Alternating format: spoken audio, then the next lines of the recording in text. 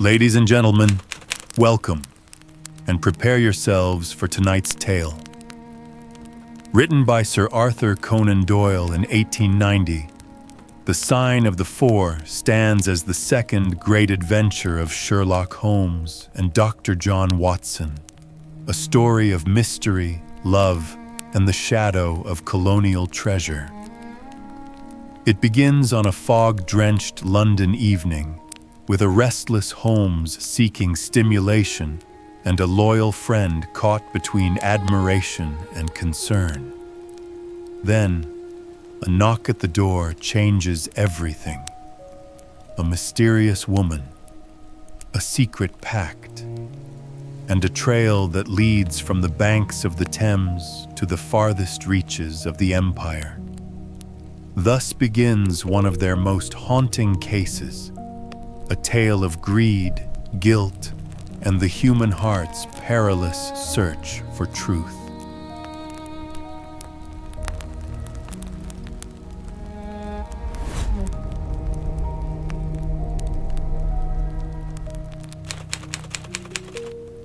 Chapter 1: The Science of Deduction. Sherlock Holmes took his bottle from the corner of the mantelpiece and his hypodermic syringe from its neat Morocco case. With his long, white, nervous fingers, he adjusted the delicate needle and rolled back his left shirt cuff. For some little time, his eyes rested thoughtfully upon the sinewy forearm and wrist, all dotted and scarred with innumerable puncture marks. Finally, he thrust the sharp point home, pressed down the tiny piston, and sank back into the velvet-lined armchair with a long sigh of satisfaction. 3 times a day for many months I had witnessed this performance, but custom had not reconciled my mind to it. On the contrary, from day to day I had become more irritable at the sight, and my conscience swelled nightly within me at the thought that I had lacked the courage to protest. Again and again I had registered a vow that I should deliver my soul upon the subject, but there was that in the cool, nonchalant air of my companion which made him the last man with whom one would care to take anything approaching to a liberty. His great powers, his masterly manner, and the experience which I had had of his many extraordinary qualities, all made me diffident and backward in crossing him. Yet upon that afternoon, whether it was the bouillon which I had taken with my lunch, or the additional exasperation produced by the extreme deliberation of his manner, I suddenly felt that I could hold out no longer. "Which is it today?" I asked. "Morphine or cocaine?" He raised his eyes languidly from the old black-letter volume which he had opened. "It is cocaine," he said, "a 7% solution. Would you care to try it?" "No, indeed," I answered brusquely. "My constitution has not got over the Afghan campaign yet. I cannot afford to throw any extra strain upon it." He smiled at my vehemence. "Perhaps you are right, Watson," he said. "I suppose that its influence is physically a bad one. I find it, however, so transcendently stimulating and clarifying to the mind that its secondary action is a matter of small moment." "But consider," I said earnestly, "count the cost. Your brain may, as you say, be roused and excited, but it is a pathological and morbid process, which involves increased tissue change, and may at last leave a permanent weakness. You know, too, what a black reaction comes upon you. Surely the game is hardly worth the candle.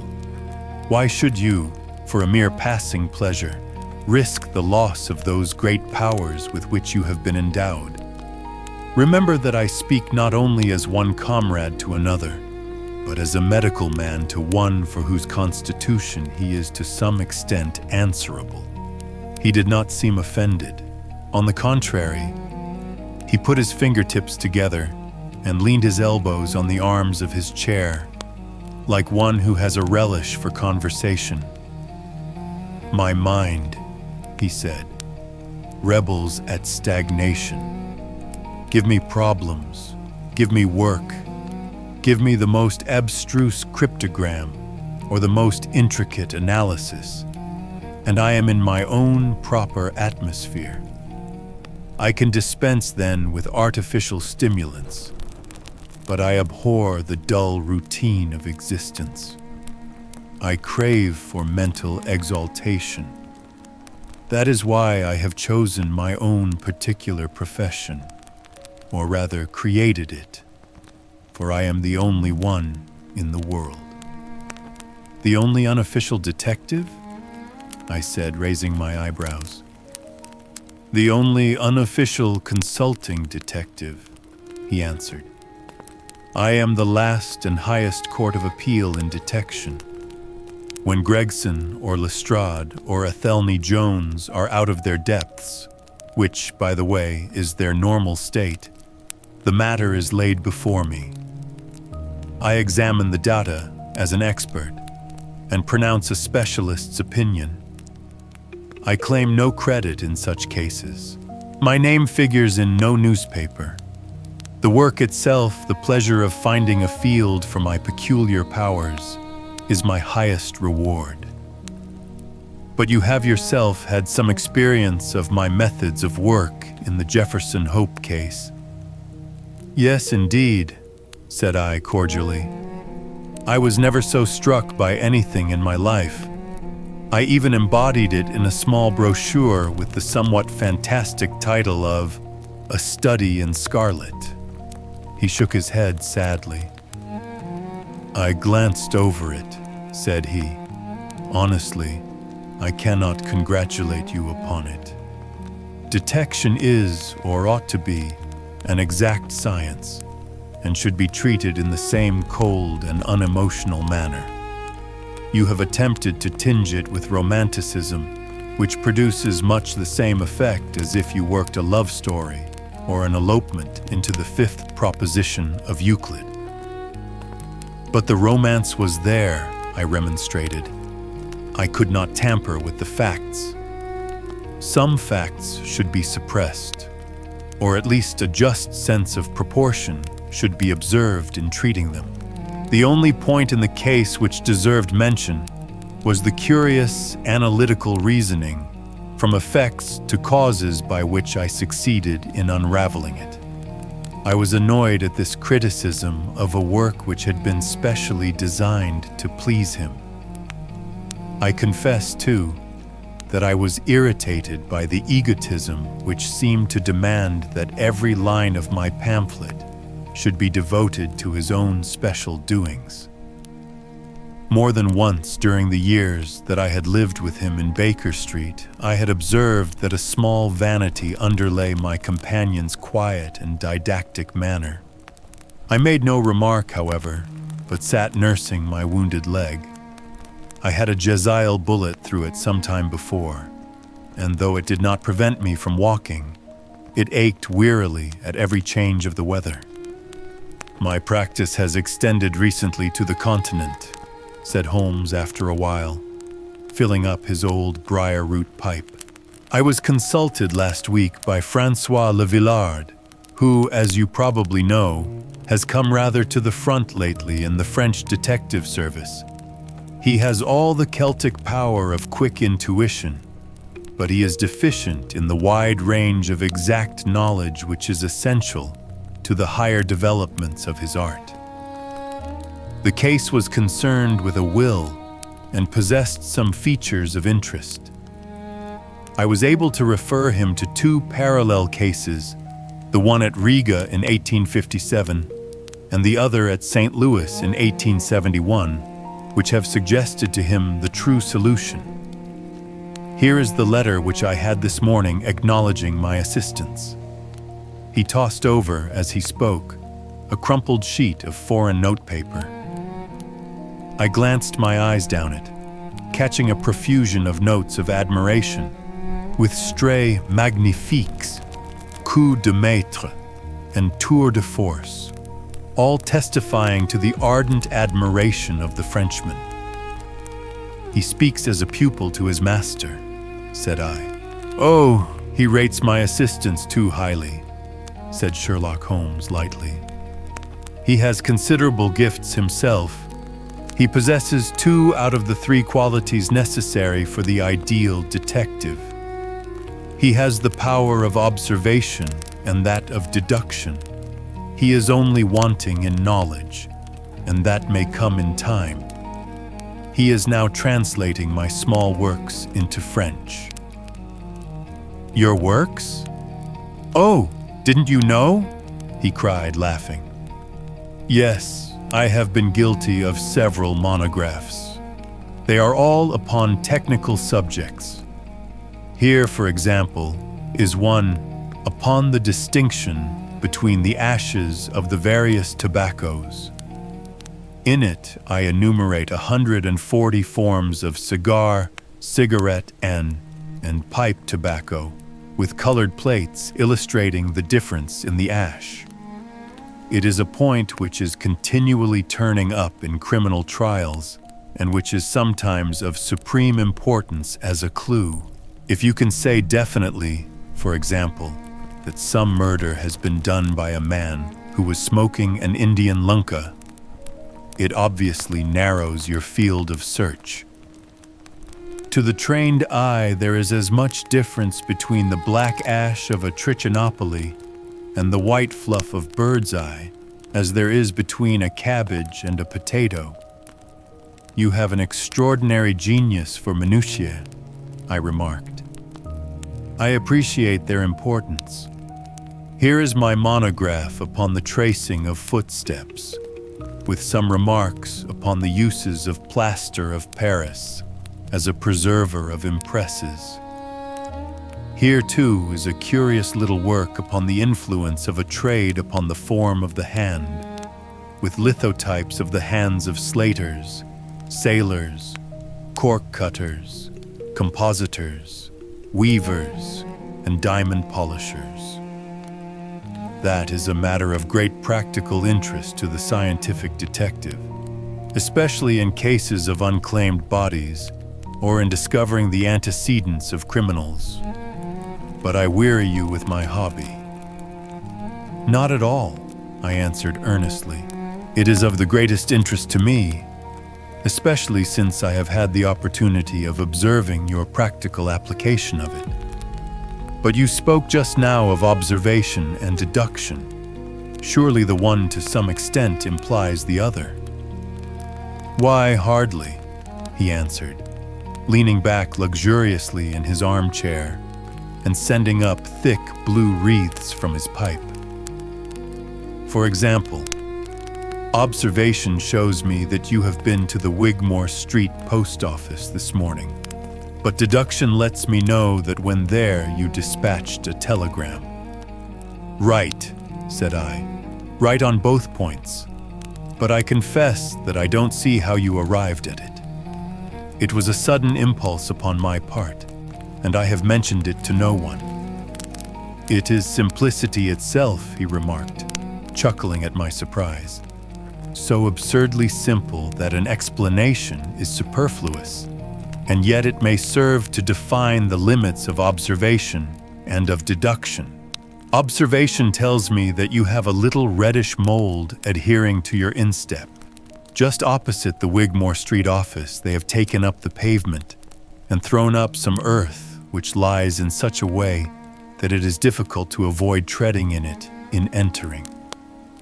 The earth is of this peculiar reddish tint which is found, as far as I know, nowhere else in the neighborhood.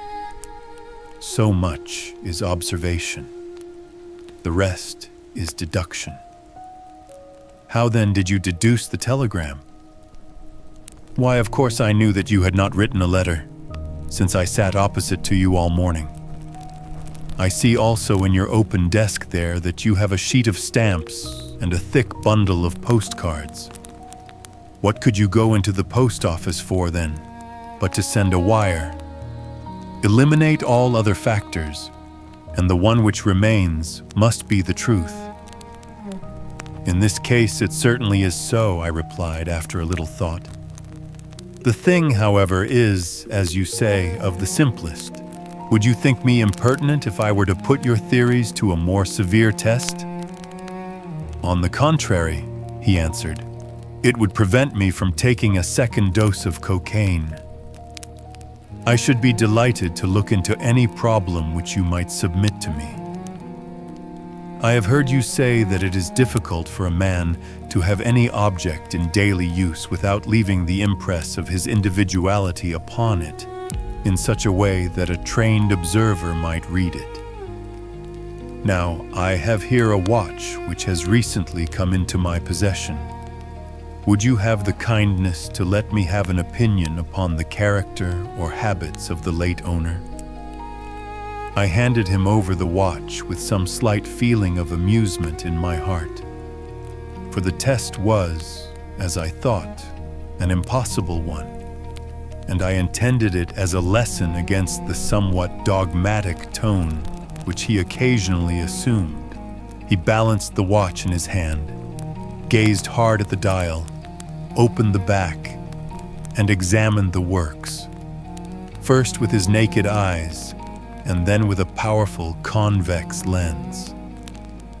I could hardly keep from smiling at his crestfallen face when finally snapped the case to and handed it back. There are hardly any data, he remarked. The watch has been recently cleaned, which robs me of my most suggestive facts. You are right, I answered. It was cleaned before being sent to me. In my heart, I accused my companion of putting forward a most lame and impotent excuse to cover his failure. What data could he expect from an uncleaned watch? Though unsatisfactory, my research has not been entirely barren, he observed, staring up at the ceiling with dreamy, lackluster eyes. Subject to your correction, I should judge that the watch belonged to your elder brother, who inherited it from your father. That you gather, no doubt, from the HW upon the back? Quite so, the W suggests your own name. The date of the watch is nearly 50 years back, and the initials are as old as the watch, so it was made for the last generation. Jewelry usually descends to the eldest son, and he is most likely to have the same name as the father. Your father has, if I remember right, been dead many years. It has, therefore, been in the hands of your eldest brother. Right, so far, said I. Anything else? He was a man of untidy habits, very untidy and careless. He was left with good prospects, but he threw away his chances, lived for some time in poverty with occasional short intervals of prosperity, and finally, taking to drink, he died. That is all I can gather. I sprang from my chair and limped impatiently about the room with considerable bitterness in my heart. This is unworthy of you, Holmes, I said. I could not have believed that you would have descended to this. You have made inquiries into the history of my unhappy brother, and you now pretend to deduce this knowledge in some fanciful way. You cannot expect me to believe that you have read all this from his old watch. It is unkind, and to speak plainly, has a touch of charlatanism in it. My dear doctor, said he kindly, pray accept my apologies. Viewing the matter as an abstract problem, I had forgotten how personal and painful a thing it might be to you. I assure you, however, that I never even knew that you had a brother until you handed me the watch. Then how in the name of all that is wonderful did you get these facts? They are absolutely correct in every particular. Ah, that is good luck. I could only say what was the balance of probability. I did not at all expect to be so accurate. But it was not mere guesswork. No, I never guess. It is a shocking habit, destructive to the logical faculty. What seems strange to you is only so because you do not follow my train of thought or observe the small facts upon which large inferences may depend. For example, I began by stating that your brother was careless. When you observe the lower part of that watch case, you notice that it is not only dinted in 2 places, but it is cut and marked all over from the habit of keeping other hard objects, such as coins or keys, in the same pocket. Surely it is no great feat to assume that a man who treats a 50-guinea watch so cavalierly must be a careless man. Neither is it a very far-fetched inference that a man who inherits one article of such value is pretty well provided for in other respects. I nodded to show that I followed his reasoning. It is very customary for pawnbrokers in England, when they take a watch, to scratch the number of the ticket with a pinpoint upon the inside of the case. It is more handy than a label, as there is no risk of the number being lost or transposed. There are no less than 4 such numbers visible to my lens on the inside of this case.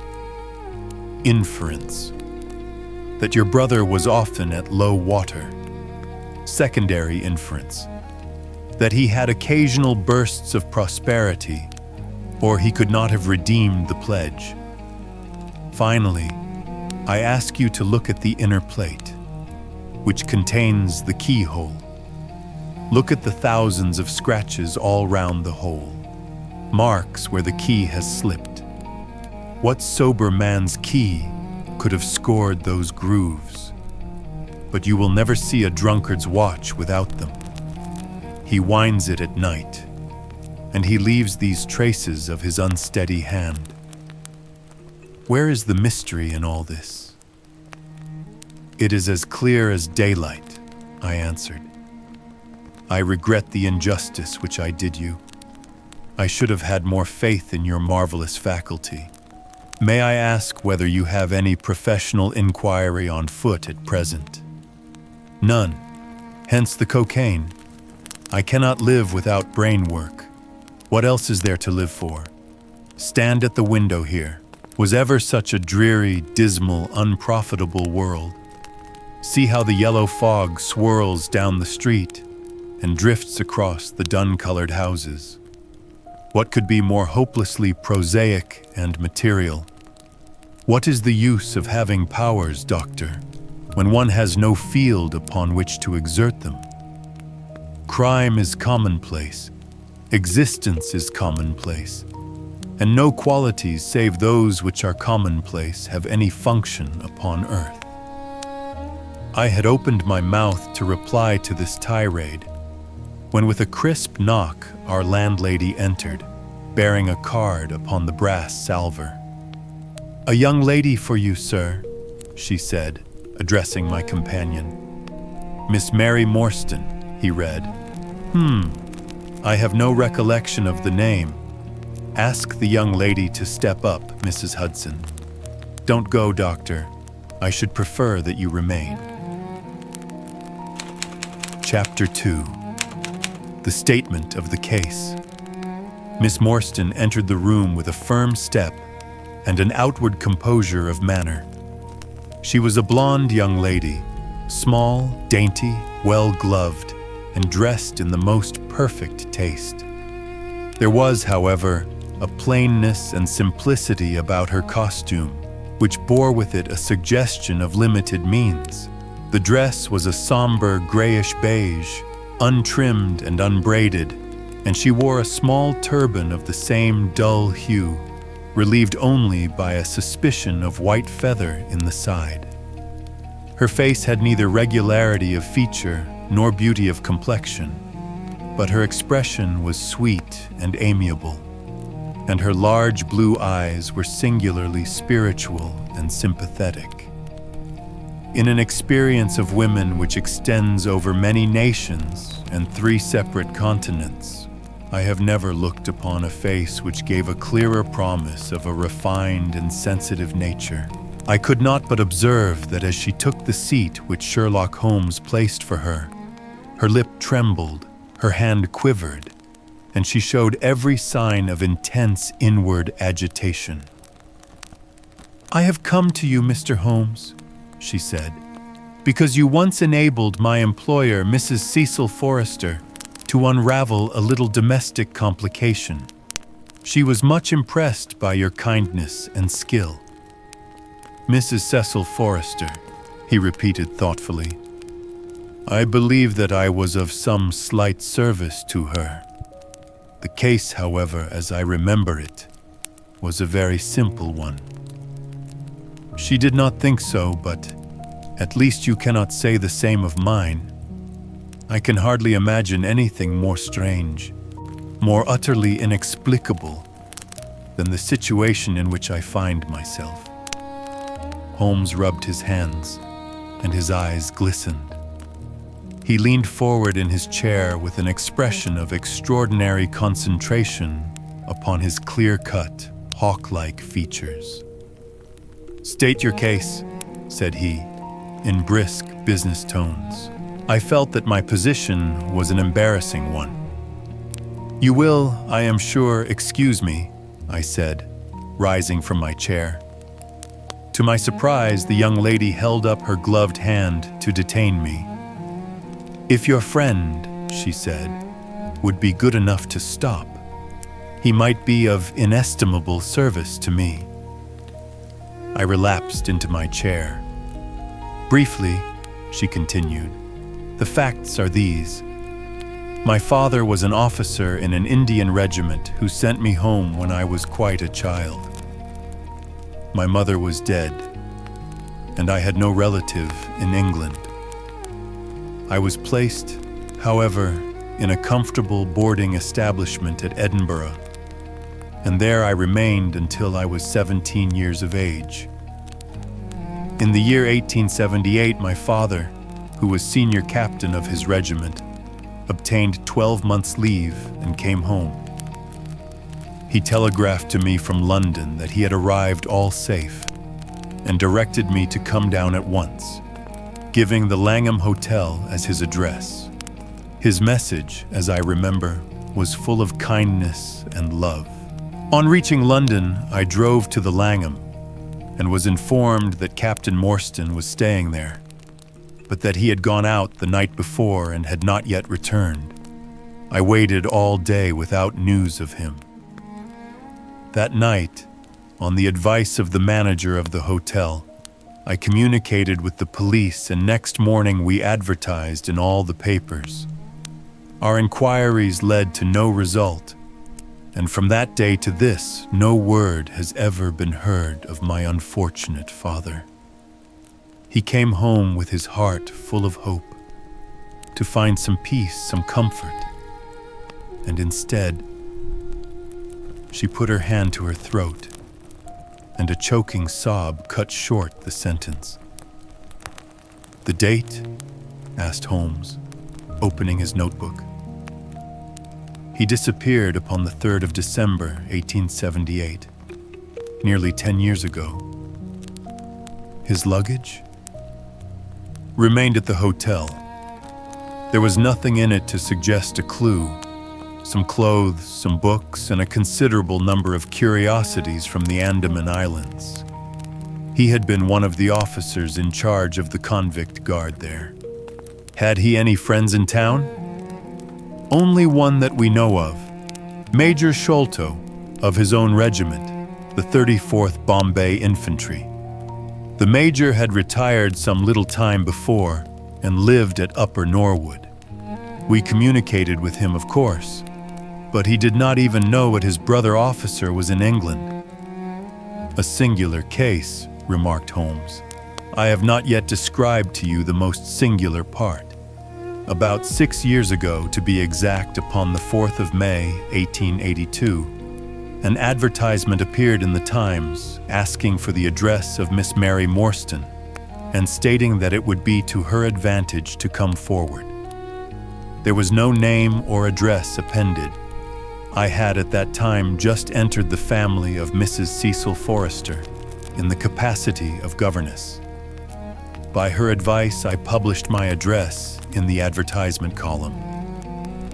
The same day, there arrived through the post a small cardboard box addressed to me, which I found to contain a very large and lustrous pearl.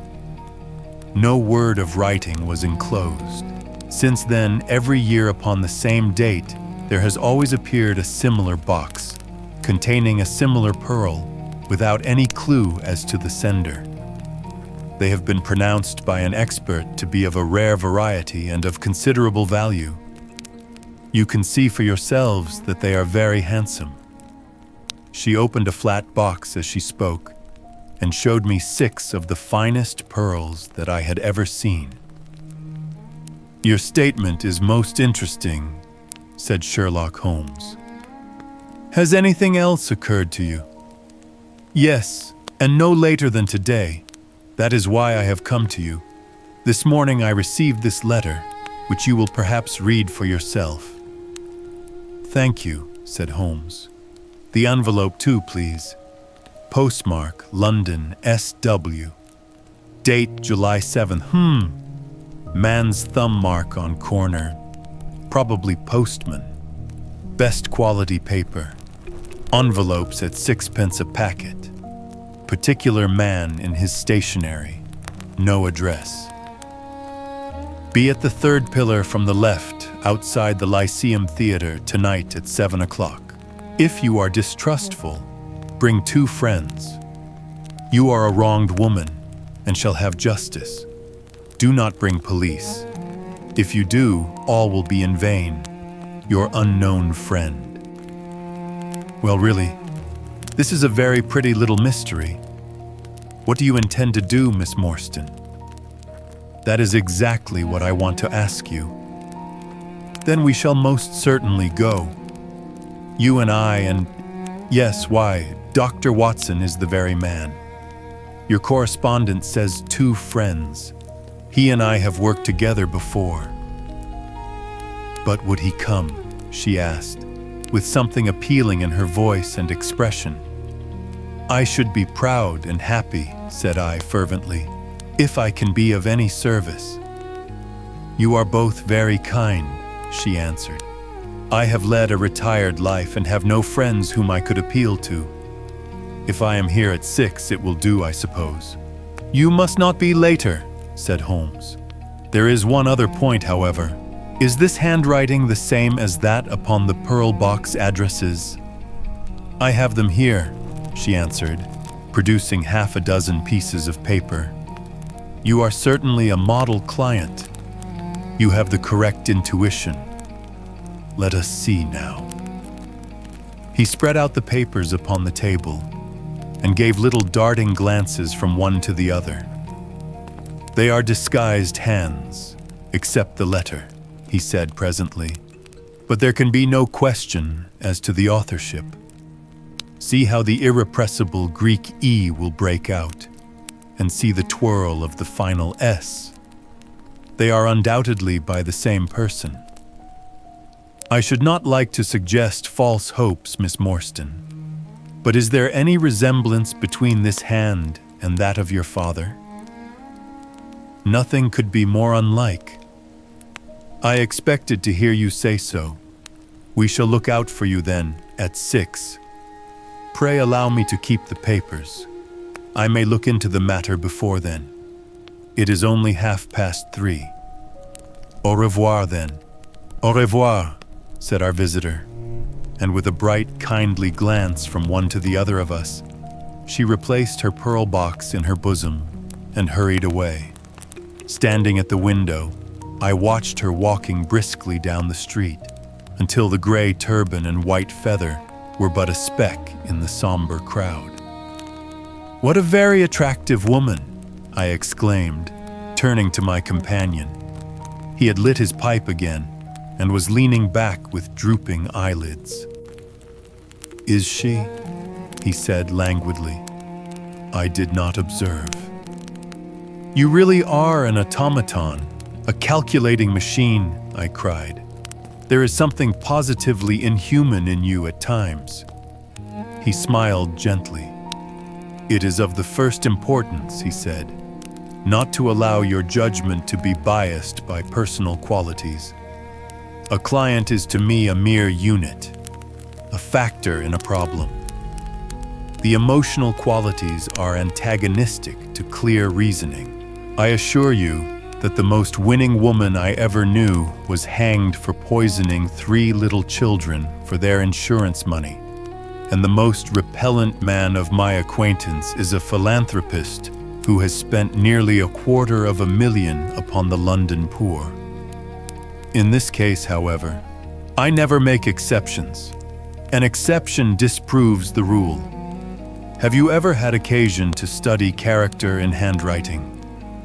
What do you make of this fellow's scribble? It is legible and regular, I answered. A man of business habits and some force of character. Holmes shook his head. Look at his long letters, he said. They hardly rise above the common herd. That D might be an A, and that L an E. Men of character always differentiate their long letters, however illegibly they may write. There is vacillation in his K's and self-esteem in his capitals. I am going out now. I have some few references to make. Let me recommend this book, one of the most remarkable ever penned. It is Winwood Reade's Martyrdom of Man. I shall be back in an hour. I sat in the window with the volume in my hand, but my thoughts were far from the daring speculations of the writer. My mind ran upon our late visitor, her smiles, the deep, rich tones of her voice, the strange mystery which overhung her life. If she were 17 at the time of her father's disappearance, she must be 27 now. A sweet age when youth has lost its self-consciousness and become a little sobered by experience. So I sat and mused until such dangerous thoughts came into my head that I hurried away to my desk and plunged furiously into the latest treatise upon pathology. What was I, an army surgeon with a weak leg and a weaker banking account, that I should dare to think of such things? She was a unit, a factor, nothing more. If my future were black, it was better surely to face it like a man than to attempt to brighten it by mere will-o'-the-wisps of the imagination. Chapter 3. In Quest of a Solution. It was 5:30 before Holmes returned. He was bright, eager, and in excellent spirits, a mood which in his case alternated with fits of the blackest depression. There is no great mystery in this matter, he said, taking the cup of tea which I had poured out for him. The facts appear to admit of only one explanation. What? You have solved it already? Well, that would be too much to say. I have discovered a suggestive fact, that is all. It is, however, very suggestive. The details are still to be added. I have just found, on consulting the back files of the Times, that Major Sholto, of Upper Norwood, late of the 34th Bombay Infantry, died upon the 28th of April, 1882. I may be very obtuse, Holmes, but I fail to see what this suggests. No? You surprise me. Look at it in this way, then. Captain Morstan disappears. The only person in London whom he could have visited is Major Sholto. Major Sholto denies having heard that he was in London. 4 years later, Sholto dies. Within a week of his death, Captain Morstan's daughter receives a valuable present, which is repeated from year to year, and now culminates in a letter which describes her as a wronged woman. What wrong can it refer to except this deprivation of her father? And why should the presents begin immediately after Sholto's death? Unless it is that Sholto's heir knows something of the mystery and desires to make compensation. Have you any alternative theory which will meet the facts? But what a strange compensation, and how strangely made. Why, too, should he write a letter now, rather than 6 years ago? Again, the letter speaks of giving her justice. What justice can she have? It is too much to suppose that her father is still alive. There is no other injustice in her case that you know of. There are difficulties. There are certainly difficulties, said Sherlock Holmes pensively, but our expedition of tonight will solve them all. Here is a four-wheeler, and Miss Morstan is inside. Are you all ready? Then we had better go down, for it is a little past the hour. I picked up my hat and my heaviest stick, but I observed that Holmes took his revolver from his drawer and slipped it into his pocket. It was clear that he thought that our night's work might be a serious one. Miss Morstan was muffled in a dark cloak, and her sensitive face was composed, but pale. She must have been more than woman if she did not feel some uneasiness at the strange enterprise upon which we were embarking. Yet her self-control was perfect, and she readily answered the few additional questions which Sherlock Holmes put to her. Major Sholto was a very particular friend of Papa's, she said. His letters were full of allusions to the Major. He and Papa were in command of the troops at the Andaman Islands, so they were thrown a great deal together. By the way, a curious paper was found in Papa's desk, which no one could understand. I don't suppose that it is of the slightest importance, but I thought you might care to see it, so I brought it with me.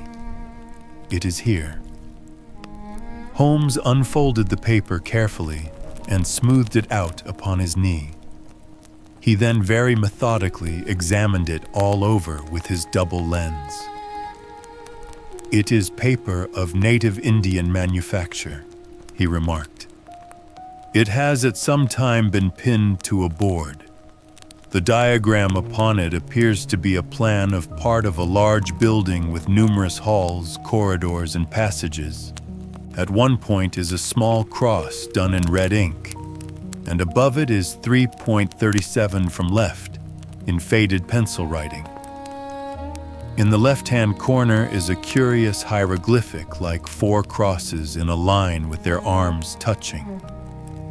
Beside it is written, in very rough and coarse characters, the sign of the 4, Jonathan Small, Muhammad Singh, Abdullah Khan, Dost Akbar. No, I confess that I do not see how this bears upon the matter, yet it is evidently a document of importance. It has been kept carefully in a pocketbook, for the one side is as clean as the other. It was in his pocketbook that we found it. Preserve it carefully then, Miss Morstan, for it may prove to be of use to us. I begin to suspect that this matter may turn out to be much deeper and more subtle than I at first supposed. I must reconsider my ideas. He leaned back in the cab, and I could see by his drawn brow and his vacant eye that he was thinking intently. Miss Morstan and I chatted in an undertone about our present expedition and its possible outcome, but our companion maintained his impenetrable reserve until the end of our journey. It was a September evening, and not yet 7 o'clock, but the day had been a dreary one, and a dense, drizzly fog lay low upon the great city. Mud-colored clouds drooped sadly over the muddy streets. Down the Strand, the lamps were but misty splotches of diffused light, which threw a feeble circular glimmer upon the slimy pavement. The yellow glare from the shop windows streamed out into the steamy, vaporous air and threw a murky, shifting radiance across the crowded thoroughfare. There was, to my mind, something eerie and ghost-like in the endless procession of faces which flitted across these narrow bars of light, sad faces and glad, haggard and merry. Like all humankind, they flitted from the gloom into the light, and so back into the gloom once more. I am not subject to impressions, but the dull, heavy evening, with the strange business upon which we were engaged, combined to make me nervous and depressed. I could see from Miss Morstan's manner that she was suffering from the same feeling.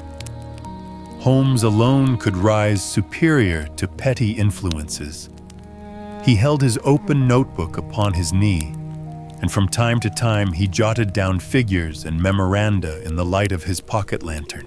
At the Lyceum Theatre, the crowds were already thick at the side entrances. In front, a continuous stream of hansoms and four-wheelers were rattling up, discharging their cargoes of shirt-fronted men and beshawled, bediamonded women. We had hardly reached the third pillar, which was our rendezvous, before a small, dark, brisk man in the dress of a coachman accosted us. "Are you the parties who come with Miss Morstan?" he asked. "I am Miss Morstan, and these two gentlemen are my friends," said she. He bent a pair of wonderfully penetrating and questioning eyes upon us.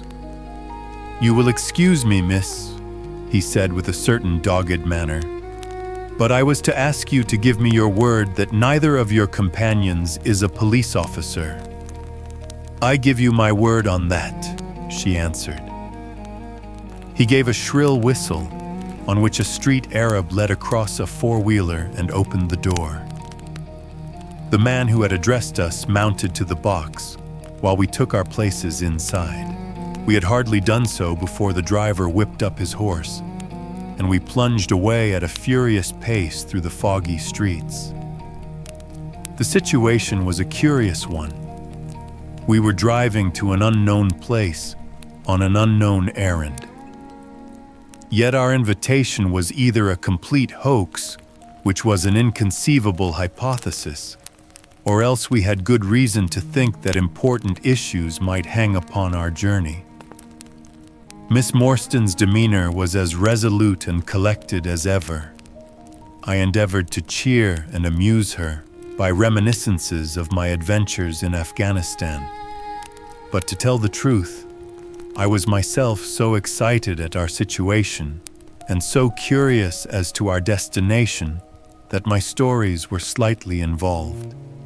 To this day, she declares that I told her one moving anecdote as to how a musket looked into my tent at the dead of night, and how I fired a double-barreled tiger cub at it.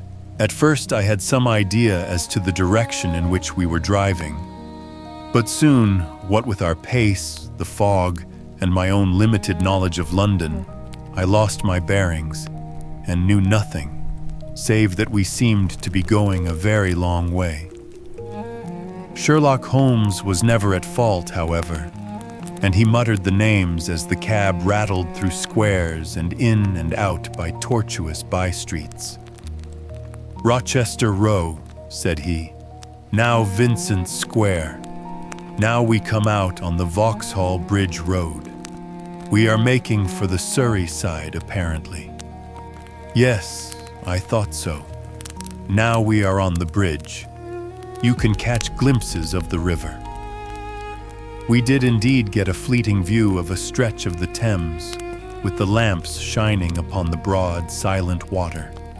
But our cab dashed on, and was soon involved in a labyrinth of streets upon the other Swan. "Wordsworth Road," said my companion. "Priory Road, Larkhall Lane, Stockwell Place, Robert Street, Cold Harbor Lane. Our quest does not appear to take us to very fashionable regions." We had indeed reached a questionable and forbidding neighborhood. Long lines of dull brick houses were only relieved by the coarse glare and tawdry brilliancy of public houses at the corner.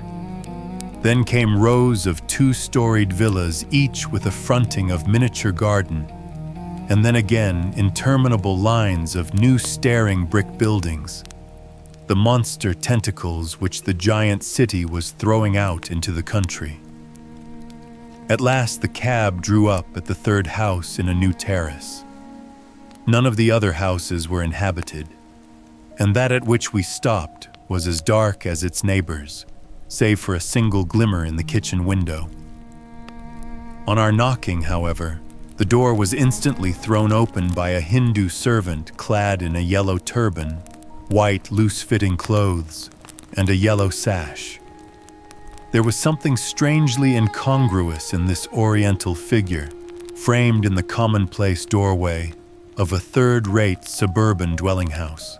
"The Sahib awaits you," said he, and even as he spoke there came a high piping voice from some inner room. "Show them in to me, Kit Mutgar," it cried. "Show them straight in to me." Chapter 4.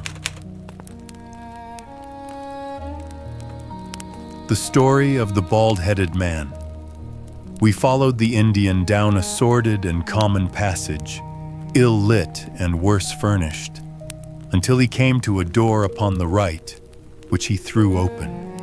A blaze of yellow light streamed out upon us, and in the center of the glare there stood a small man with a very high head, a bristle of red hair all round the fringe of it, and a bald, shining scalp which shot out from among it like a mountain peak from fir trees. He writhed his hands together as he stood, and his features were in a perpetual jerk, now smiling, now scowling, but never for an instant in repose. Nature had given him a pendulous lip and a too visible line of yellow and irregular teeth, which he strove feebly to conceal by constantly passing his hand over the lower part of his face. In spite of his obtrusive baldness, he gave the impression of youth. In point of fact, he had just turned his 30th year. "Your servant, Miss Morstan," he kept repeating in a thin, high voice. "Your servant, gentlemen. Pray step into my little sanctum. A small place, miss, but furnished to my own liking. An oasis of art in the howling desert of South London." We were all astonished by the appearance of the apartment into which he invited us. In that sorry house it looked as out of place as a diamond of the first water in a setting of brass. The richest and glossiest of curtains and tapestries draped the walls, looped back here and there to expose some richly mounted painting or oriental vase. The carpet was of amber and black, so soft and so thick that the foot sank pleasantly into it, as into a bed of moss. Two great tiger skins thrown athwart it increased the suggestion of Eastern luxury, as did a huge hookah which stood upon a mat in the corner. A lamp in the fashion of a silver dove was hung from an almost invisible golden wire in the center of the room. As it burned, it filled the air with a subtle and aromatic odor. "Miss Thaddeus Sholto," said the little man, still jerking and smiling. "That is my name. You are Miss Morstan, of course. And these gentlemen, this is Mr. Sherlock Holmes, and this is Dr. Watson." "A doctor, eh?" cried he, much excited. "Have you your stethoscope? Might I ask you, would you have the kindness? I have grave doubts as to my mitral valve, if you would be so very good. The aortic I may rely upon, but I should value your opinion upon the mitral." I listened to his heart, as requested, but was unable to find anything amiss, save indeed that he was in an ecstasy of fear, for he shivered from head to foot. "It appears to be normal," I said. "You have no cause for uneasiness." "You will excuse my anxiety, Miss Morstan," he remarked airily. "I am a great sufferer, and I have long had suspicions as to that valve. I am delighted to hear that they are unwarranted. Had your father, Miss Morstan, refrained from throwing a strain upon his heart, he might have been alive now." I could have struck the man across the face, so hot was I at this callous and offhand reference to so delicate a matter. Miss Morstan sat down, and her face grew white to the lips. "I knew in my heart that he was dead," said she. "I can give you every information," said he, "and what is more, I can do you justice, and I will too, whatever Brother Bartholomew may say. I am so glad to have your friends here, not only as an escort to you, but also as witnesses to what I am about to do and say. The three of us can show a bold front to Brother Bartholomew, but let us have no outsiders, no police or officials. We can settle everything satisfactorily among ourselves, without any interference. Nothing would annoy Brother Bartholomew more than any publicity." He sat down upon a low settee and blinked at us inquiringly with his weak, watery blue eyes. "For my part," said Holmes, "whatever you may choose to say will go no further." I nodded to show my agreement. That is well," said he. "May I offer you a glass of Chianti, Miss Morstan? Or of Tokai? I keep no other wines. Shall I open a flask? No? Well then, I trust that you have no objection to tobacco smoke, to the mild balsamic odor of the Eastern tobacco. I am a little nervous, and I find my hookah an invaluable sedative." He applied a taper to the great bowl, and the smoke bubbled merrily through the rosewater. We sat all three in a semicircle, with our heads advanced, and our chins upon our hands, while the strange, jerky little fellow, with his high, shining head, puffed uneasily in the center. "When I first determined to make this communication to you," said he, "I might have given you my address, but I feared that you might disregard my request and bring unpleasant people with you. I took the liberty, therefore, of making an appointment in such a way that my man Williams might be able to see you first. I have complete confidence in his discretion, and he had orders, if he were dissatisfied, to proceed no further in the matter. You will excuse these precautions, but I am a man of somewhat retiring, and I might even say refined, tastes, and there is nothing more unaesthetic than a policeman. I have a natural shrinking from all forms of rough materialism. I seldom come in contact with the rough crowd. I live, as you see, with some little atmosphere of elegance around me. I may call myself a patron of the arts. It is my weakness. The landscape is a genuine Corot, and though a connoisseur might perhaps throw a doubt upon that Salvator Rosa, there cannot be the least question about the Bouguereau. I am partial to the modern French school. You will excuse me, Mr. Sholto, said Miss Morstan, but I am here at your request to learn something which you desire to tell me. It is very late, and I should desire the interview to be as short as possible. At the best, it must take some time, he answered, for we shall certainly have to go to Norwood and see Brother Bartholomew. We shall all go and try if we can get the better of Brother Bartholomew. He is very angry with me for taking the course which has seemed right to me. I had quite high words with him last night.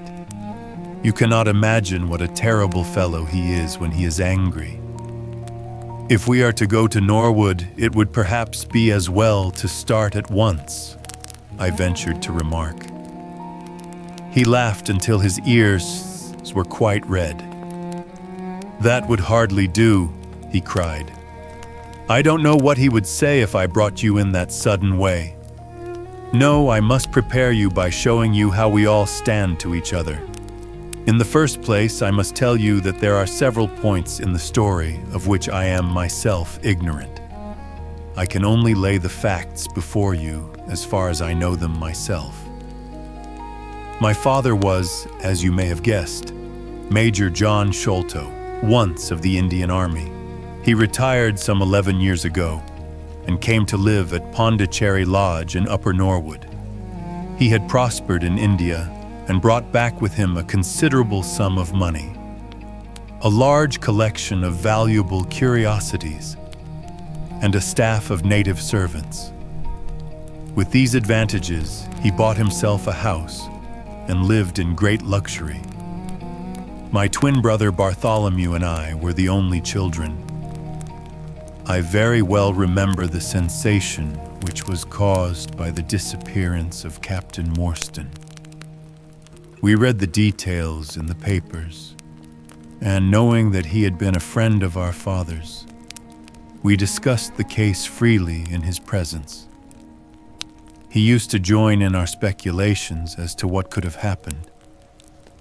Never for an instant did we suspect that he had the whole secret hidden in his own breast.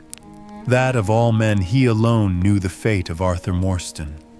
We did know, however, that some mystery, some positive danger overhung our father. He was very fearful of going out alone, and he always employed 2 prize fighters to act as porters at Pondicherry Lodge. Williams, who drove you tonight, was one of them. He was once lightweight champion of England. Our father would never tell us what it was he feared, but he had a most marked aversion to men with wooden legs. On one occasion, he actually fired his revolver at a wooden-legged man, who proved to be a harmless tradesman canvassing for orders. We had to pay a large sum to hush the matter up. My brother and I used to think this a mere whim of my father's, but events have since led us to change our opinion. Early in 1882, my father received a letter from India, which was a great shock to him. He nearly fainted at the breakfast table when he opened it, and from that day he sickened to his death. What was in the letter we could never discover, but I could see as he held it that it was short and written in a scrawling hand. He had suffered for years from an enlarged spleen, but he now became rapidly worse. And towards the end of April, we were informed that he was beyond all hope, and that he wished to make a last communication to us. When we entered his room, he was propped up with pillows and breathing heavily.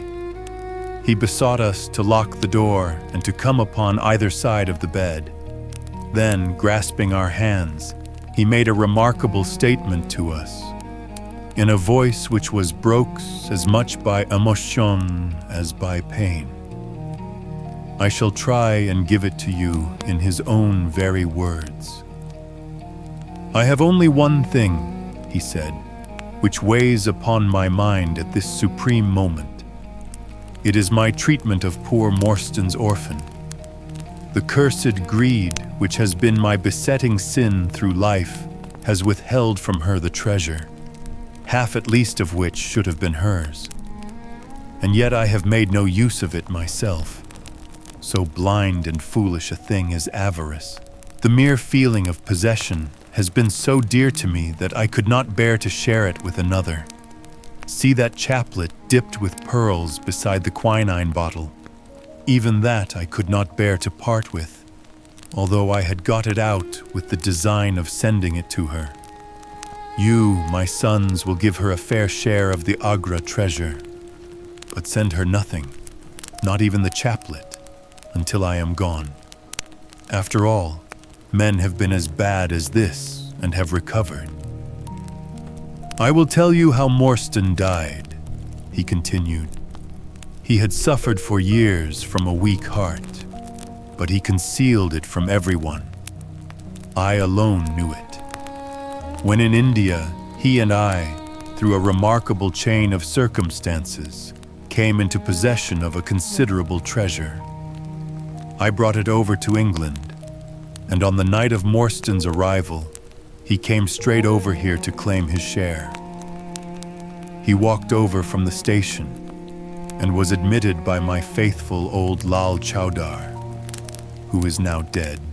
Morstan and I had a difference of opinion as to the division of the treasure, and we came to heated words. Morstan had sprung out of his chair in a paroxysm of anger when he suddenly pressed his hand to his thumb.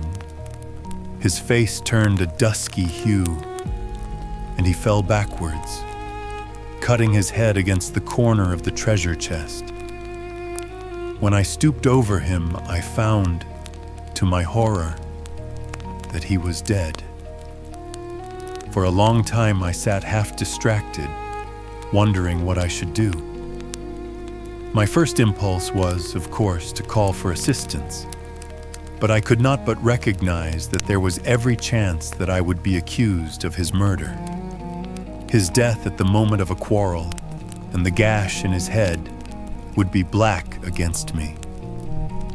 Again, an official inquiry could not be made without bringing out some facts about the treasure, which I was particularly anxious to keep secret. He had told me that no soul upon earth knew where he had gone. There seemed to be no necessity why any soul ever should know. I was still pondering over the matter, when looking up, I saw my servant, Lal Chowdar, in the doorway. He stole in and bolted the door behind him. "Do not fear, Sahib," he said. "No one need know that you have killed him. Let us hide him away, and who is the wiser?" "I did not kill him," said I. Lal Chowdar shook his head and smiled. "I heard it all, Sahib," said he. "I heard you quarrel, and I heard the blow. But my lips are sealed. All are asleep in the house. Let us put him away together." That was enough to decide me. If my own servant could not believe my innocence, how could I hope to make it good before 12 foolish tradesmen in a jury box? Lal Chowdar and I disposed of the body that night, and within a few days the London papers were full of the mysterious disappearance of Captain Morstan. You will see from what I say that I can hardly be blamed in the matter. My fault lies in the fact that we concealed not only the body, but also the treasure, and that I have clung to Morstan's share as well as to my own. I wish you, therefore, to make restitution. Put your ears down to my mouth. The treasure is hidden in... At this instant, a horrible change came over his expression. His eyes stared wildly, his jaw dropped, and he yelled, in a voice which I can never forget, "Keep him out! For Christ's sake, keep him out!" We both stared round at the window behind us, upon which his gaze was fixed. A face was looking in at us out of the darkness. We could see the whitening of the nose where it was pressed against the glass. It was a bearded, hairy face with wild, cruel eyes and an expression of concentrated malevolence. My brother and I rushed towards the window, but the man was gone. When we returned to my father, his head had dropped and his pulse had ceased to beat. We searched the garden that night, but found no sign of the intruder, save that just under the window a single footmark was visible in the flower bed. But for that one trace, we might have thought that our imaginations had conjured up that wild, fierce face. We soon, however, had another and a more striking proof that there were secret agencies at work all round us. The window of my father's room was found open in the morning. His cupboards and boxes had been rifled, and upon his chest was fixed a torn piece of paper with the words, "The sign of the four," scrawled across it. What the phrase meant, or who our secret visitor may have been, we never knew. As far as we can judge, none of my father's property had been actually stolen, though everything had been turned out. My brother and I naturally associated this peculiar incident with the fear which haunted my father during his life, but it is still a complete mystery to us. The little man stopped to relight his hookah and puffed thoughtfully for a few moments. We had all sat absorbed, listening to his extraordinary narrative. At the short account of her father's death, Miss Morstan had turned deadly white, and for a moment I feared that she was about to faint. She rallied, however, on drinking a glass of water, which I quietly poured out for her from a Venetian carafe upon the side table. Sherlock Holmes leaned back in his chair with an abstracted expression, and the lids drawn low over his glittering eyes. As I glanced at him, I could not but think how on that very day he had complained bitterly of the commonplaceness of life. Here, at least, was a problem which would tax his sagacity to the utmost. Mr. Thaddeus Sholto looked from one to the other of us with an obvious pride at the effect which his story had produced, and then continued between the puffs of his overgrown pipe. "My brother and I," said he, "were, as you may imagine, much excited as to the treasure which my father had spoken of. For weeks and for months we dug and delved in every part of the garden without discovering its whereabouts. It was maddening to think that the hiding place was on his very lips at the moment that he died. We could judge the splendor of the missing riches by the chaplet which he had taken out. Over this chaplet, my brother Bartholomew and I had some little discussion. The pearls were evidently of great value, and he was averse to part with them. For, between friends, my brother was himself a little inclined to my father's fault. He thought, too, that if we parted with the chaplet, it might give rise to gossip and finally bring us into trouble. It was all that I could do to persuade him to let me find out Miss Morstan's address and send her a detached pearl at fixed intervals, so that at least she might never feel destitute. "It was a kindly thought," said our companion earnestly.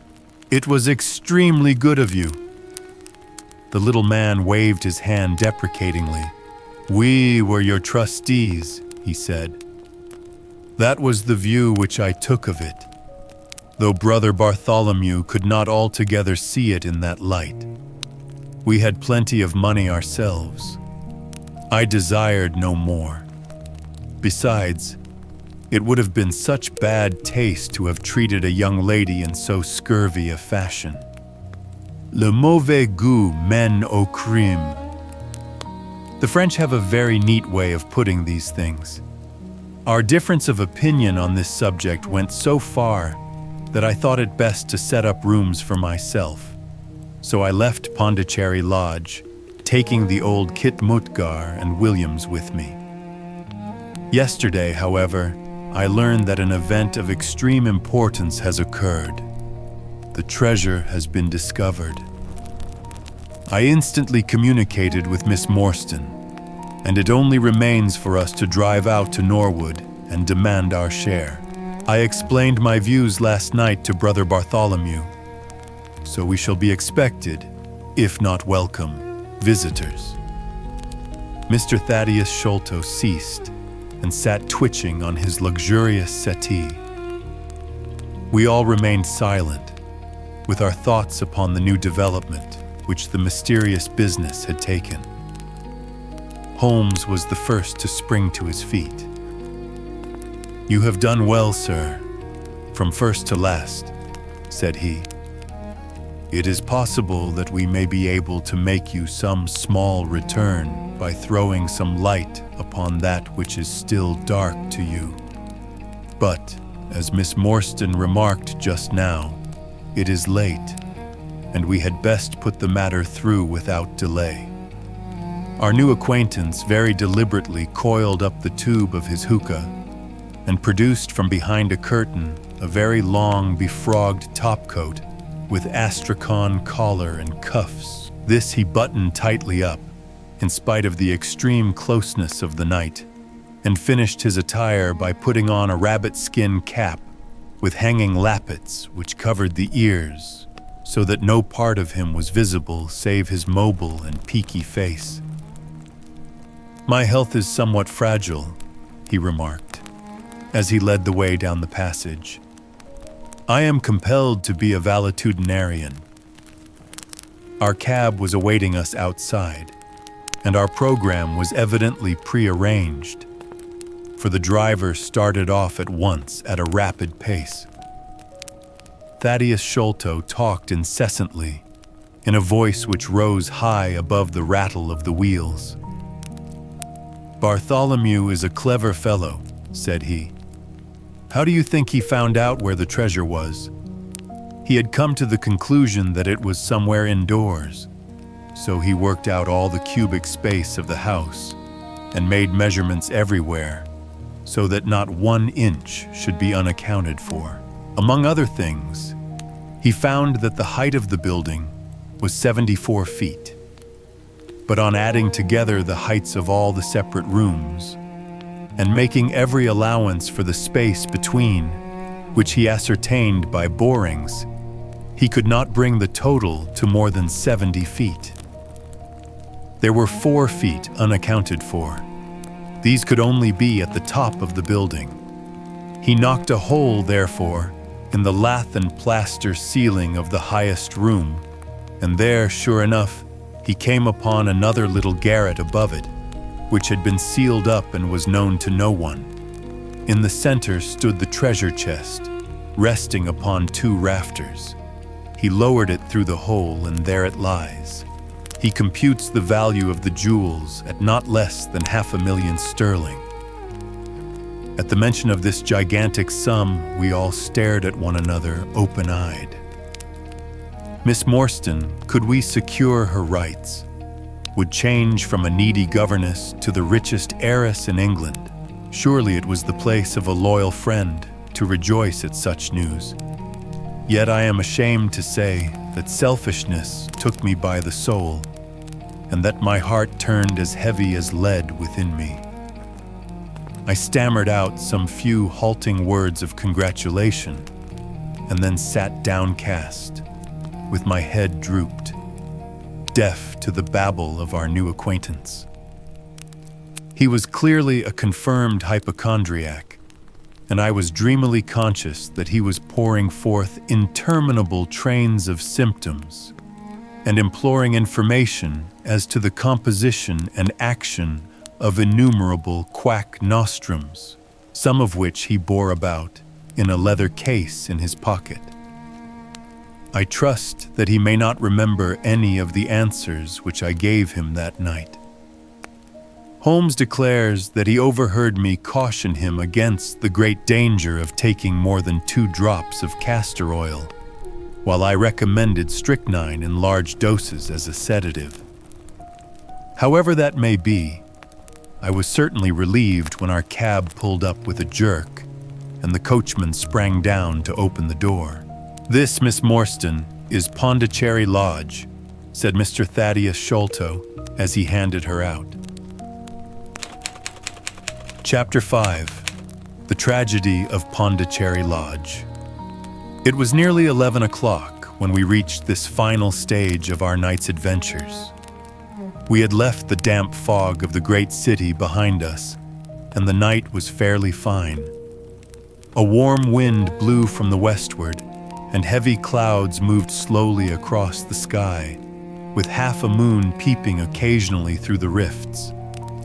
It was clear enough to see for some distance, but Thaddeus Sholto took down one of the side lamps from the carriage to give us a better light upon our way. Pondicherry Lodge stood in its own grounds and was girt round with a very high stone wall topped with broken glass. A single, narrow, iron-clamped door formed the only means of entrance.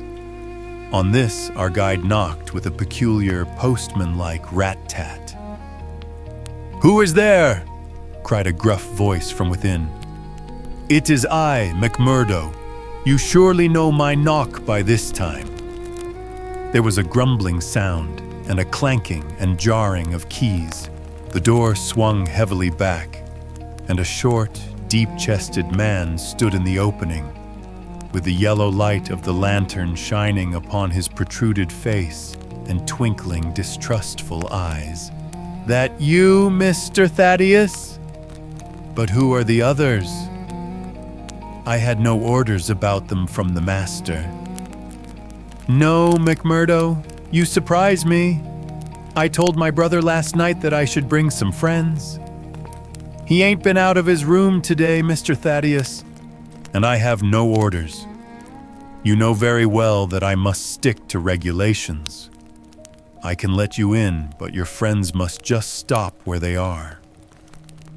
This was an unexpected obstacle. Thaddeus Sholto looked about him in a perplexed and helpless manner. "This is too bad of you, McMurdo," he said. "If I guarantee them, that is enough for you. There is the young lady, too. She cannot wait on the public road at this hour." "Very sorry, Mr. Thaddeus," said the porter inexorably. "Folk may be friends of yours, and yet no friends of the master's. He pays me well to do my duty, and my duty I'll do. I don't know none of your friends." "Oh, yes you do, McMurdo," cried Sherlock Holmes genially. "I don't think you can have forgotten me. Don't you remember the amateur who fought 3 rounds with you at Allison's rooms on the night of your benefit 4 years back?" "Not Mr. Sherlock Holmes," roared the prize fighter. "God's truth, how could I have mistook you, if instead of standing there so quiet, you had just stepped up and given me that cross hit of yours under the jaw? I'd have known you without a question. Ah, you're one that has wasted your gifts, you have. You might have aimed high if you had joined the fancy. You see, Watson, if all else fails me, I have still one of the scientific professions open to me," said Holmes, laughing. "Our friend won't keep us out in the cold now, I am sure." "In you come, sir, in you come. You and your friends," he answered. "Very sorry, Mr. Thaddeus, but orders are very strict. Had to be certain of your friends before I let them in."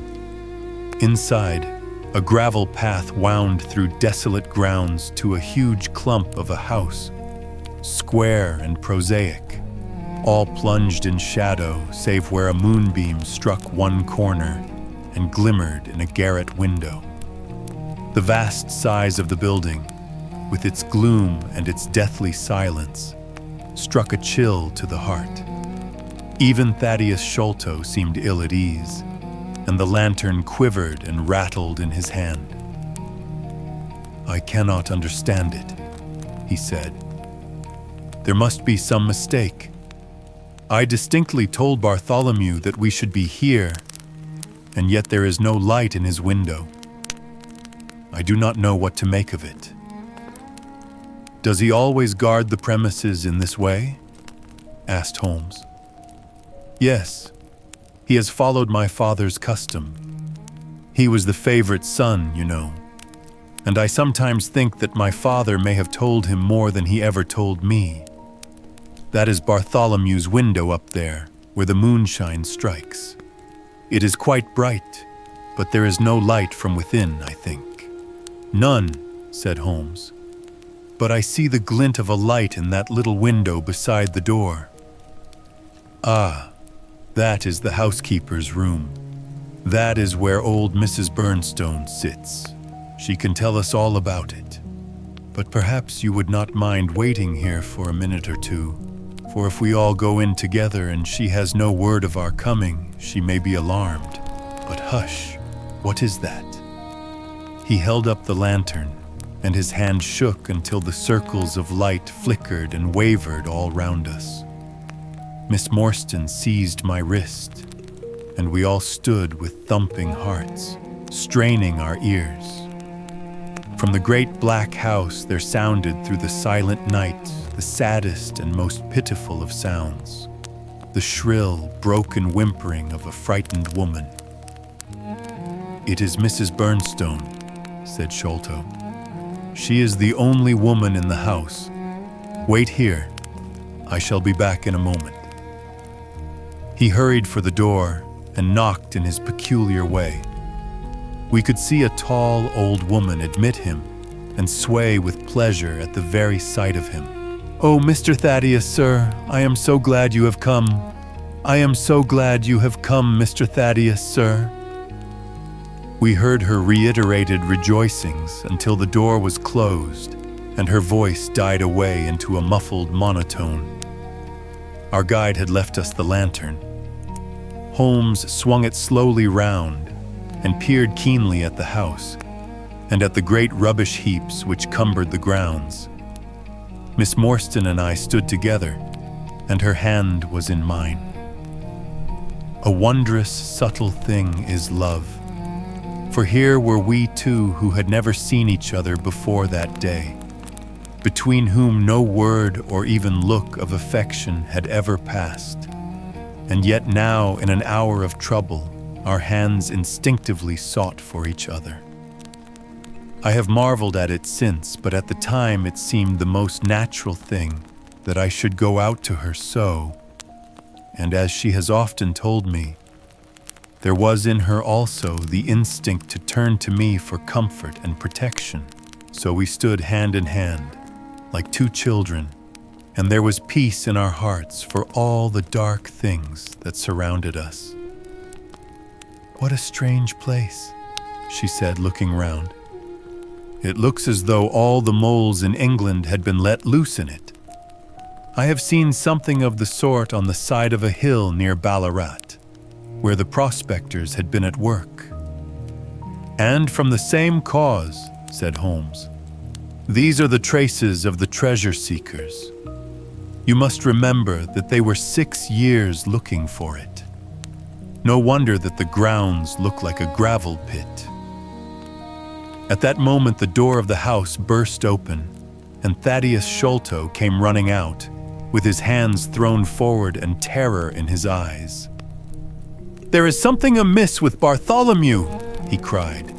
"I am frightened. My nerves cannot stand it." He was, indeed, half blubbering with fear, and his twitching, feeble face peeping out from the great astrakhan collar had the helpless, appealing expression of a terrified child.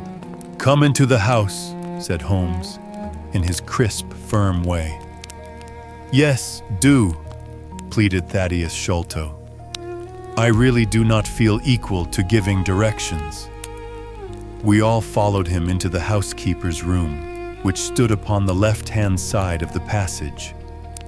The old woman was pacing up and down with a scared look and restless, picking fingers, but the sight of Miss Morstan appeared to have a soothing effect upon her.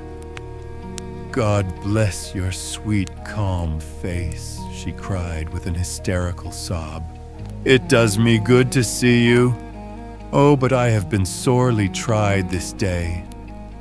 Our companion patted her thin, work-worn hand and murmured some few words of kindly, womanly comfort, which brought the color back into the other's bloodless cheeks. "Master has locked himself in and will not answer me," she explained. "All day I have waited to hear from him, for he often likes to be alone. But an hour ago I feared that something was amiss, so I went up and peeped through the keyhole. You must go up, Mr. Thaddeus. You must go up and look for yourself. I have seen Mr. Bartholomew Sholto in joy and in sorrow for 10 long years. but I never saw him with such a face on him as that. Sherlock Holmes took the lamp and led the way, for Thaddeus Sholto's teeth were chattering in his head.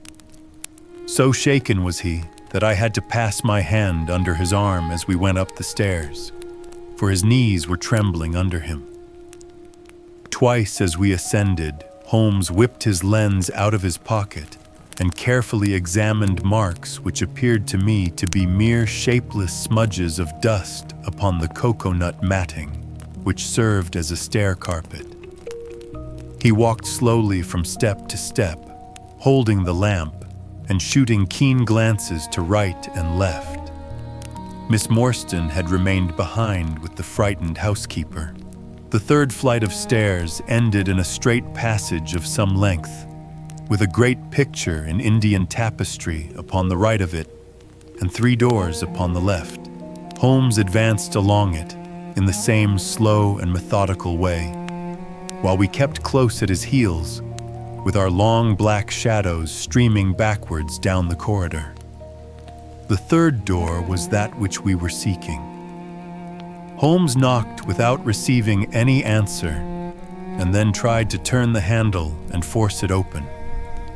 It was locked on the inside, however, and by a broad and powerful bolt, as we could see when we set our lamp up against it. The key being turned, however, the hole was not entirely closed. Sherlock Holmes bent down to it and instantly rose again with a sharp intaking of the breath. "There is something devilish in this, Watson," said he, more moved than I had ever before seen him. "What do you make of it?" I stooped to the hole and recoiled in horror. Moonlight was streaming into the room, and it was bright with a vague and shifty radiance, looking straight at me and suspended, as it were, in the air, for all beneath was in shadow. There hung a face, the very face of our companion Thaddeus. There was the same high, shining head, the same circular bristle of red hair, the same bloodless countenance. The features were set, however, in a horrible smile, a fixed and unnatural grin, which in that still and moonlit room was more jarring to the nerves than any scowl or contortion. So like was the face to that of our little friend, that I looked round at him to make sure that he was indeed with us. Then I recalled to mind that he had mentioned to us that his brother and he were twins. "This is terrible," I said to Holmes. "What is to be done?" "The door must come down," he answered, and springing against it, he put all his weight upon the lock. It creaked and groaned but did not yield. Together we flung ourselves upon it once more, and this time it gave way with a sudden snap, and we found ourselves within Bartholomew Sholto's chamber. It appeared to have been fitted up as a chemical laboratory. A double line of glass-stoppered bottles was drawn up upon the wall opposite the door, and the table was littered over with Bunsen burners, test tubes, and retorts. In the corners stood carboys of acid in wicker baskets. One of these appeared to leak or to have been broken, for a stream of dark-colored liquid had trickled out from it, and the air is heavy with a peculiarly pungent, tar-like odor. A set of steps stood at one side of the room, in the midst of a litter of lath and plaster, and above them there was an opening in the ceiling large enough for a man to pass through. At the foot of the steps, a long coil of rope was thrown carelessly together. By the table, in a wooden armchair, the master of the house was seated all in a heap, with his head sunk upon his left shoulder, and that ghastly, inscrutable smile upon his face. He was stiff and cold, and had clearly been dead many hours. It seemed to me that not only his features, but all his limbs were twisted and turned in the most fantastic fashion. By his hand upon the table there lay a peculiar instrument, a brown, close-grained stick with a stone head like a hammer, rudely lashed on with coarse twine. Beside it was a torn sheet of notepaper with some words scrawled upon it. Holmes glanced at it and then handed it to me. "You see," he said, with a significant raising of the eyebrows. In the light of the lantern, I read, with a thrill of horror, "The sign of the four." "In God's name, what does it all mean?" I asked. "It means murder," said he, stooping over the dead man. "Ah, I expected it. Look here." He pointed to what looked like a long, dark thorn stuck in the skin just above the ear. "It looks like a thorn," said I. "It is a thorn. You may pick it out, but be careful, for it is poisoned." I took it up between my finger and thumb. It came away from the skin so readily that hardly any mark was left behind. One tiny speck of blood showed where the puncture had been. "This is all an insoluble mystery to me," said I. "It grows darker instead of clearer." "On the contrary," he answered, "it clears every instant. I only require a few missing links to have an entirely connected case." We had almost forgotten our companion's presence since we entered the chamber. He was still standing in the doorway, the very picture of terror, wringing his hands and moaning to himself. Suddenly, however, he broke out into a sharp, querulous cry. "The treasure is gone," he said. "They have robbed him of the treasure. There is the hole through which we lowered it. I helped him to do it. I was the last person who saw him. I left him here last night, and I heard him lock the door as I came downstairs." "What time was that?" "It was 10 o'clock, and now he is dead, and the police will be called in, and I shall be suspected of having had a hand in it." "Oh yes, I am sure I shall. But you don't think so, gentlemen? Surely you don't think that it was I? Is it likely that I would have brought you here if it were I?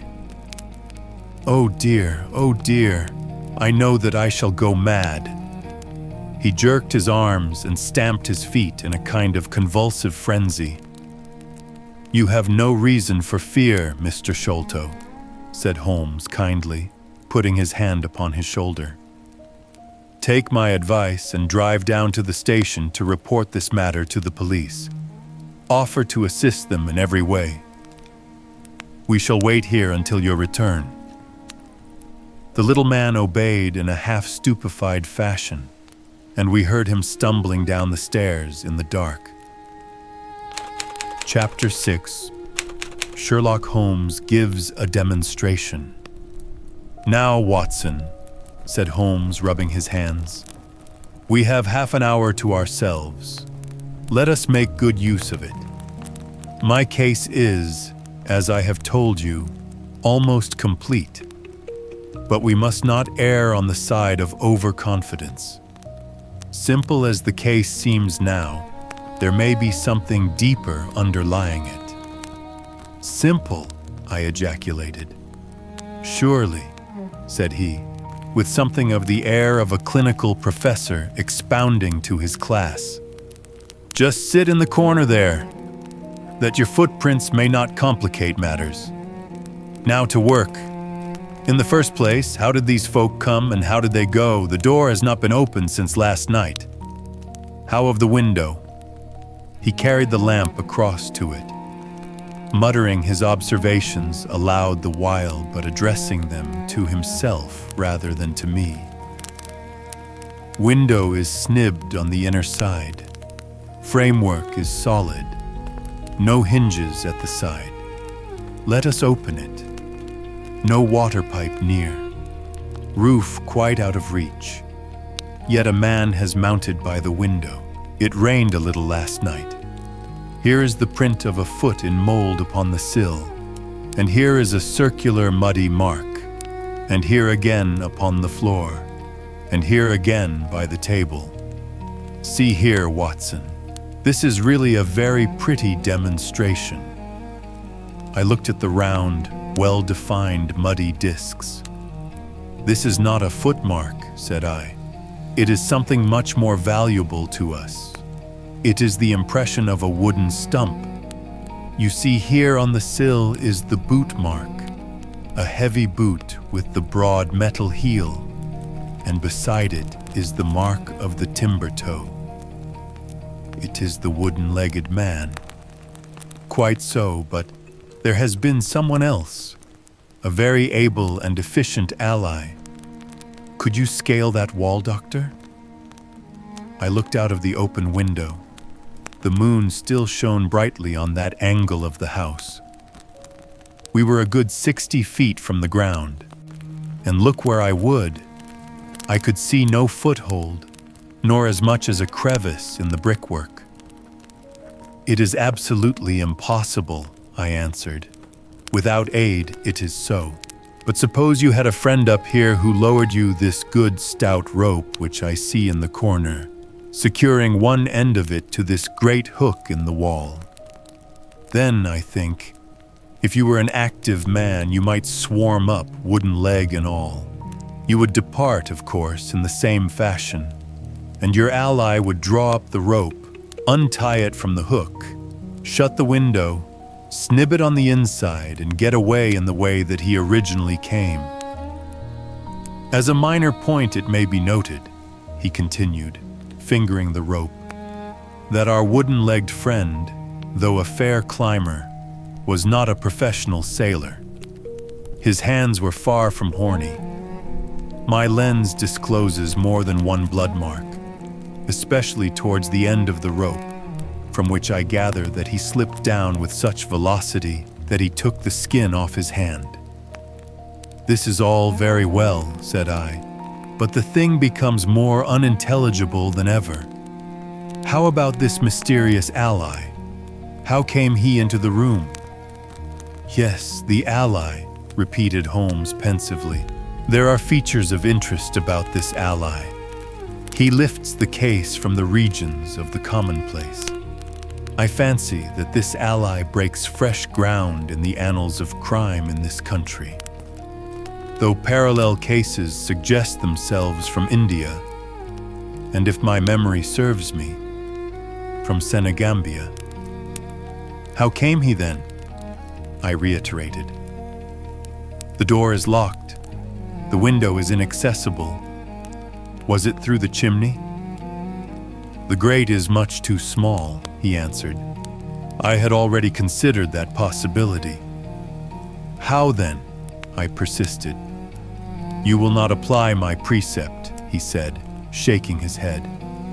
How often have I said to you that when you have eliminated the impossible, whatever remains, however improbable, must be the truth. We know that he did not come through the door, the window, or the chimney. We also know that he could not have been concealed in the room, as there is no concealment possible. Whence, then, did he come? He came through the hole in the roof, I cried. Of course he did. He must have done so. If you will have the kindness to hold the lamp for me, we shall now extend our researches to the room above, the secret room in which the treasure was found. He mounted the steps, and seizing a rafter with either hand, he swung himself up into the garret.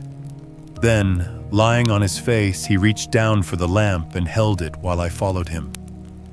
The chamber in which we found ourselves was about 10 feet one way and 6 the other. The floor was formed by the rafters, with thin lath and plaster between, so that in walking one had to step from beam to beam. The roof ran up to an apex and was evidently the inner shell of the true roof of the house. There was no furniture of any sort, and the accumulated dust of years lay thick upon the floor. "Here you are, you see," said Sherlock Holmes, putting his hand against the sloping wall. "This is a trapdoor which leads out onto the roof. I can press it back, and here is the roof itself, sloping at a gentle angle.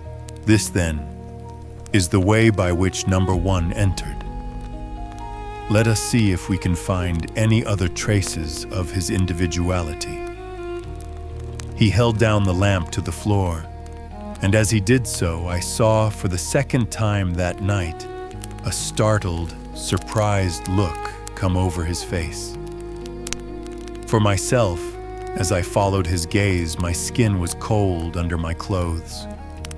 The floor was covered thickly with the prints of a naked foot, clear, well-defined, perfectly formed, but scarce half the size of those of an ordinary man. "Holmes," I said in a whisper, "a child has done the horrid thing." He had recovered his self-possession in an instant. "I was staggered for the moment," he said, "but the thing is quite natural. My memory failed me, or I should have been able to foretell it. There is nothing more to be learned here. Let us go down." "What is your theory, then, as to those footmarks?" I asked eagerly when we had regained the lower room once more. "My dear Watson, try a little analysis yourself," said he with a touch of impatience. "You know my methods. Apply them, and it will be instructive to compare results." "I cannot conceive anything which will cover the facts," I answered. "It will be clear enough to you soon," he said, in an offhand way. "I think that there is nothing else of importance here, but I will look." He whipped out his lens and a tape measure, and hurried about the room on his knees, measuring, comparing, examining, with his long, thin nose only a few inches from the planks, and his beady eyes gleaming and deep-set like those of a bird.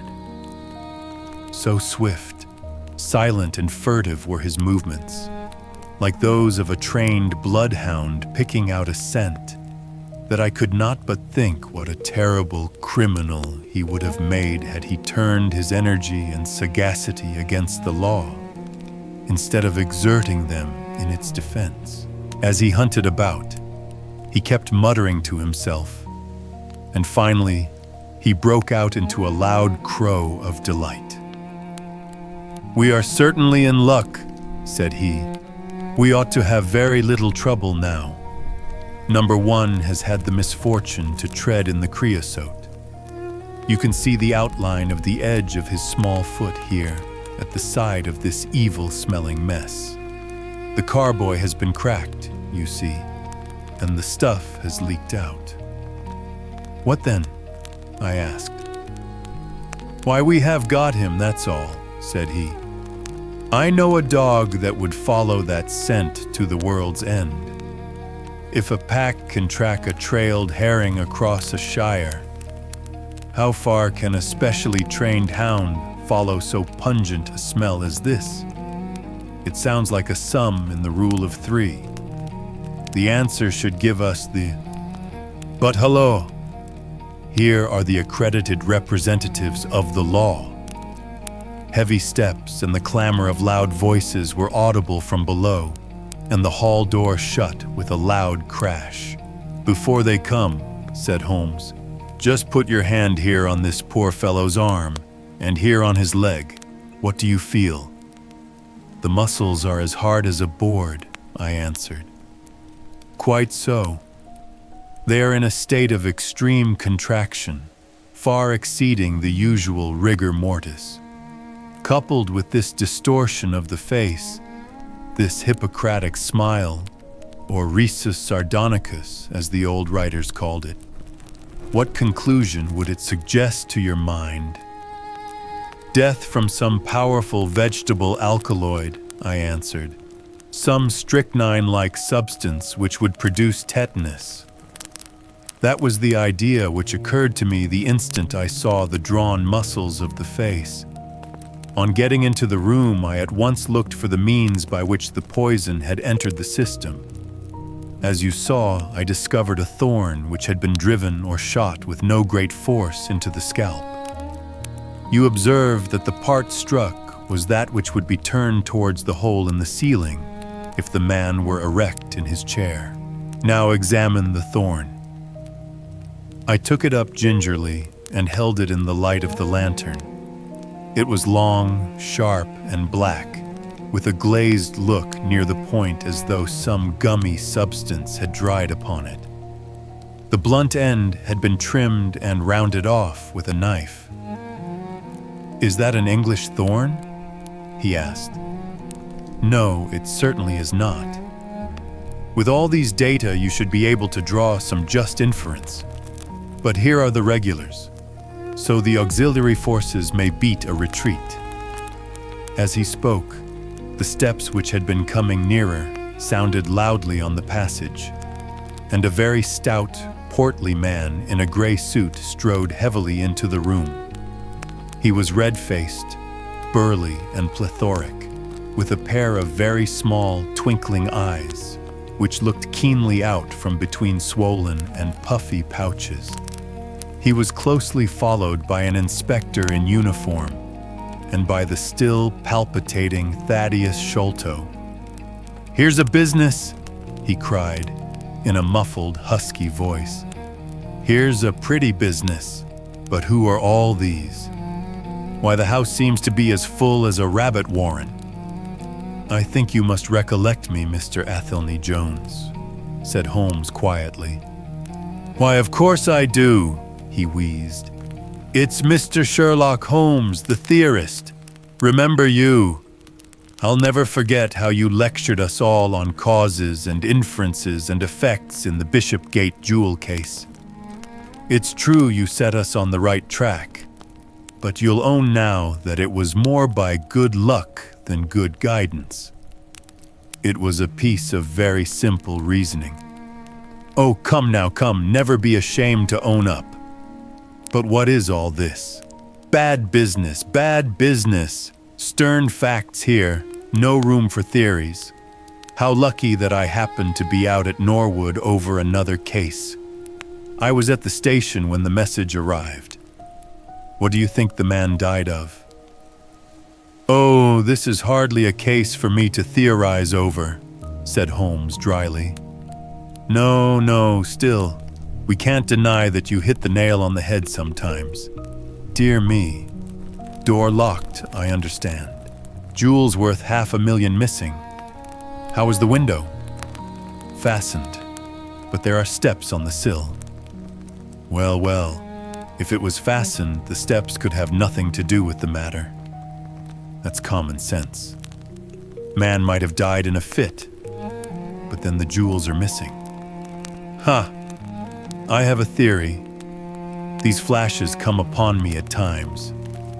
Just step outside, Sergeant. And you, Mr. Sholto, your friend can remain. What do you think of this, Holmes? Sholto was, on his own confession, with his brother last night. The brother died in a fit, on which Sholto walked off with the treasure. How's that? On which the dead man very considerately got up and locked the door on the inside. There's a flaw there. Let us apply common sense to the matter. This Thaddeus Sholto was with his brother. There was a quarrel. So much we know. The brother is dead and the jewels are gone. So much also we know. No one saw the brother from the time Thaddeus left him. His bed had not been slept in. Thaddeus is evidently in a most disturbed state of mind. His appearance is, well, not attractive. You see that I am weaving my web round Thaddeus. The net begins to close upon him. You are not quite in possession of the facts yet, said Holmes. This splinter of wood, which I have every reason to believe to be poisoned, was in the man's scalp where you still see the mark. This card, inscribed as you see it, was on the table, and beside it lay this rather curious stone-headed instrument. How does all that fit into your theory? Confirms it in every respect, said the fat detective pompously. House is full of Indian curiosities.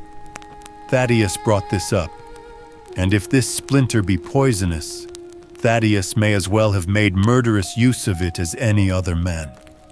The card is some hocus-pocus, a blind as like as not. The only question is, how did he depart? Of course, here is a hole in the roof. With great activity, considering his bulk, he sprang up the steps and squeezed through into the garret. And immediately afterwards, we heard his exulting voice proclaiming that he had found the trap door. He can find something, remarked Holmes, shrugging his shoulders. He has occasional glimmerings of reason. Il n'y a pas de sots si incommodes que ceux qui ont de l'esprit. You see? Said Athelney Jones, reappearing down the steps again. Facts are better than mere theories, after all. My view of the case is confirmed. There is a trap door communicating with the roof, and it is partly open. It was I who opened it. Oh, indeed. You did notice it then? He seemed a little crestfallen at the discovery. Well, whoever noticed it, it shows how our gentleman got away. Inspector. Yes, sir, from the passage. Ask Mr. Sholto to step this way. Mr. Sholto, it is my duty to inform you that anything which you may say will be used against you. I arrest you in the Queen's name as being concerned in the death of your brother. There now, didn't I tell you? Cried the poor little man, throwing out his hands and looking from one to the other of us. Don't trouble yourself about it, Mr. Sholto, said Holmes. I think that I can engage to clear you of the charge. Don't promise too much, Mr. Theorist. Don't promise too much, snapped the detective. You may find it a harder matter than you think. Not only will I clear him, Mr. Jones, but I will make you a free present of the name and description of one of the two people who were in this room last night. His name, I have every reason to believe, is Jonathan Small. He is a poorly educated man, small, active, with his right leg off, and wearing a wooden stump which is worn away upon the inner side. His left boot has a coarse, square-toed sole, with an iron band round the heel. He is a middle-aged man, much sunburned, and has been a convict. These few indications may be of some assistance to you, coupled with the fact that there is a good deal of skin missing from the palm of his hand. The other man, asked Athelney Jones in a sneering voice, but impressed nonetheless, as I could easily see, by the precision of the other's manner. Is a rather curious person, said Sherlock Holmes, turning upon his heel. I hope before very long to be able to introduce you to the pair of them. A word with you, Watson. He led me out to the head of the stair. This unexpected occurrence, he said, has caused us rather to lose sight of the original purpose of our journey. I have just been thinking so, I answered. It is not right that Miss Morstan should remain in this stricken house. No, you must escort her home. She lives with Mrs. Cecil Forrester in Lower Camberwell, so it is not very far. I will wait for you here if you will drive out again. Or perhaps you are too tired. By no means. I don't think I could rest until I know more of this fantastic business. I have seen something of the rough side of life, but I give you my word that this quick succession of strange surprises tonight has shaken my nerve completely. I should like, however, to see the matter through with you now that I have got so far. Your presence will be of great service to me, he answered. We shall work the case out independently and leave this fellow Jones to exult over any mare's nest which he may choose to construct. When you have dropped Miss Morstan, I wish you to go on to number 3 Pinchin Lane, down near the water's edge at Lambeth. The third house on the right-hand side is a bird stuffer's. Sherman is the name. You will see a weasel holding a young rabbit in the window. Knock old Sherman up and tell him, with my compliments, that I want Toby at once. You will bring Toby back in the cab with you. A dog, I suppose. Yes, a queer mongrel with a most amazing power of scent. I would rather have Toby's help than that of the whole detective force of London. I shall bring him then, said I. It is 1 now. I ought to be back before 3 if I can get a fresh horse. And I, said Holmes, shall see what I can learn from Mrs. Burnstone and from the Indian servant, who, Mr. Thaddeus tell me, sleeps in the next garret. Then I shall study the great Jones's methods and listen to his not too delicate sarcasms. Wir sind gewohnt, dass die Menschen verhöhnen, was sie nicht verstehen. Goethe is always pithy. Chapter 7. The episode of the barrel. The police had brought a cab with them, and in this I escorted Miss Morstan back to her home. After the angelic fashion of women, she had borne trouble with a calm face as long as there was someone weaker than herself to support, and I had found her bright and placid by the side of the frightened housekeeper. In the cab, however, she first turned faint and then burst into a passion of weeping.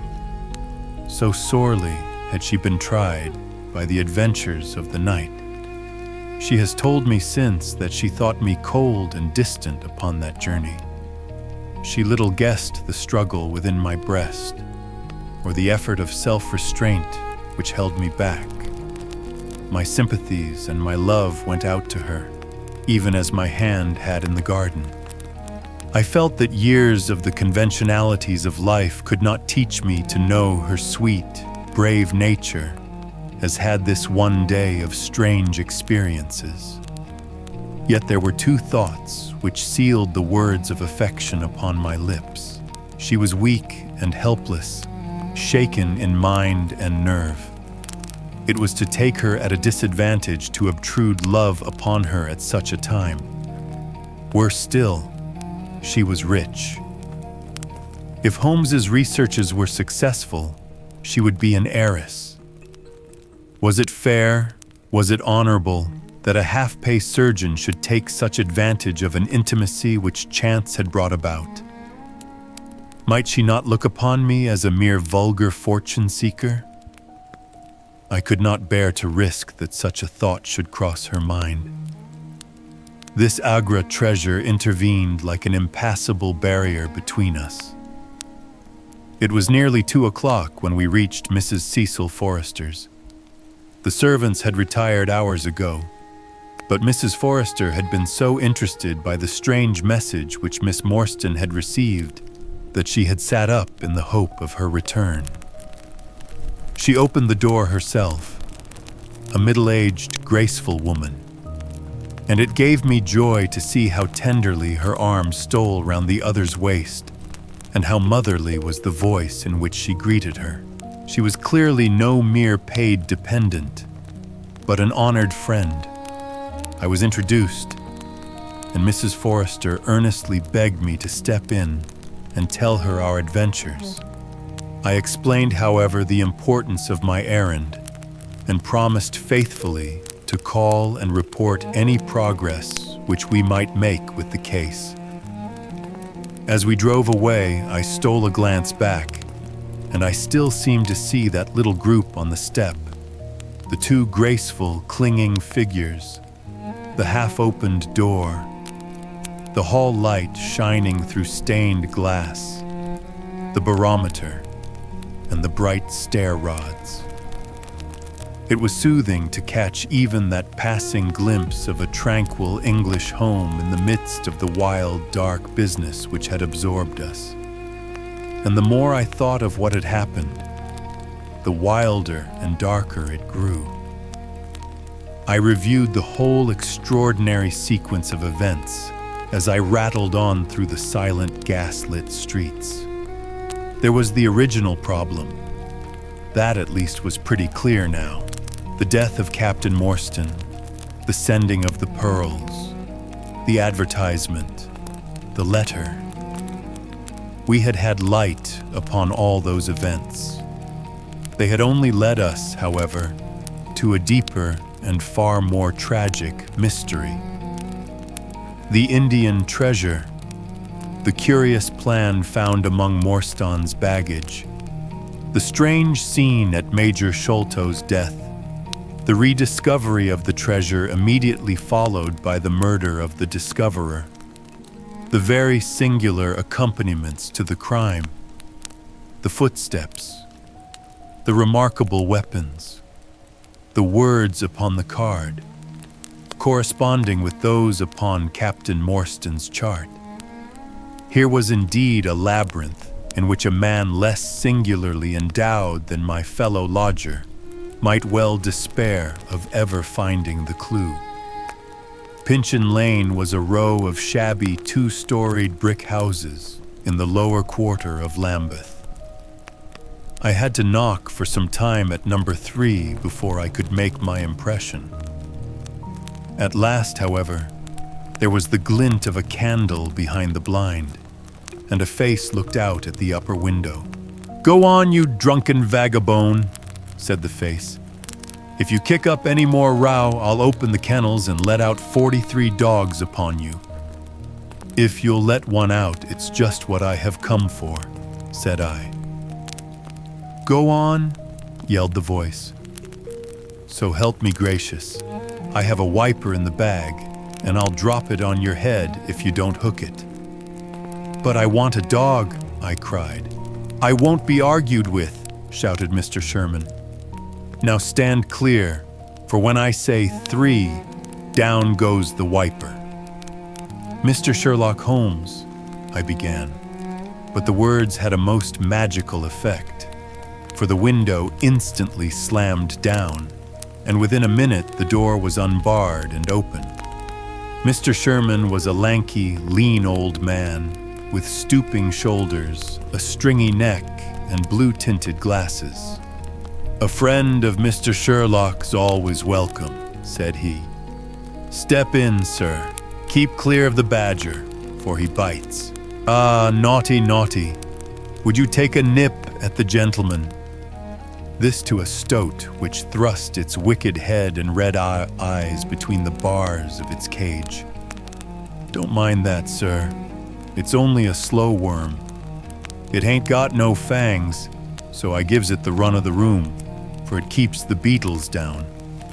You must not mind my being just a little short wi' you at first, for I'm guyed at by the children, and there's many a one just comes down this lane to knock me up."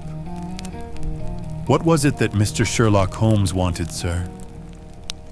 "He wanted a dog of yours." "Ah, that would be Toby." "Yes, Toby was the name. Toby lives at number 7 on the left here."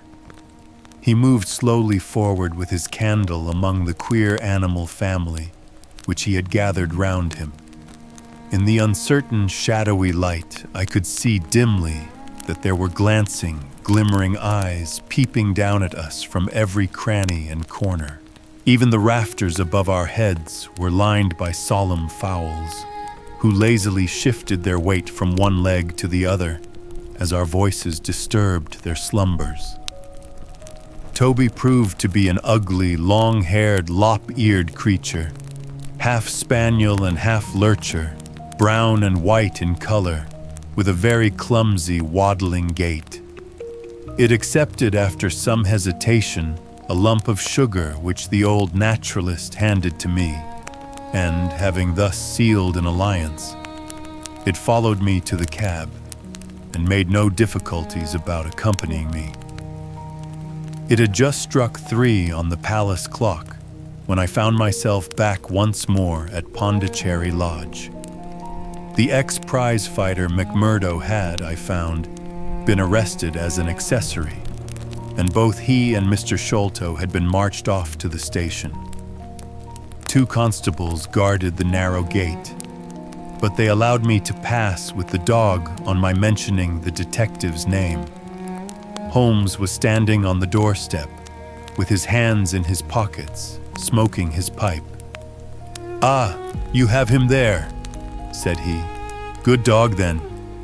Athelney Jones has gone. We have had an immense display of energy since you left. He has arrested not only friend Thaddeus, but the gatekeeper, the housekeeper, and the Indian servant. We have the place to ourselves, but for a sergeant upstairs. Leave the dog here and come up." We tied Toby to the hall table and reascended the stairs. The room was as he had left it, save that a sheet had been draped over the central figure. A weary-looking police sergeant reclined in the corner. "Lend me your bullseye, Sergeant," said my companion. "Now tie this bit of card round my neck, so as to hang it in front of me, thank you. Now I must kick off my boots and stockings. Just you carry them down with you, Watson. I am going to do a little climbing, and dip my handkerchief into the creosote. That will do. Now come up into the garret with me for a moment." We clambered up through the hole.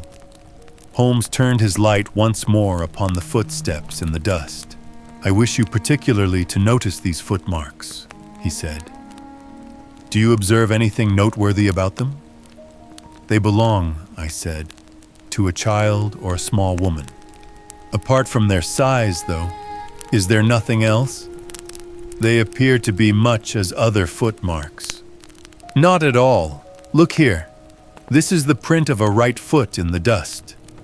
Now I make one with my naked foot beside it. What is the chief difference? Your toes are all cramped together. The other print has each toe distinctly divided." "Quite so. That is the point. Bear that in mind. Now, would you kindly step over to that flap window and smell the edge of the woodwork? I shall stay here as I have this handkerchief in my hand."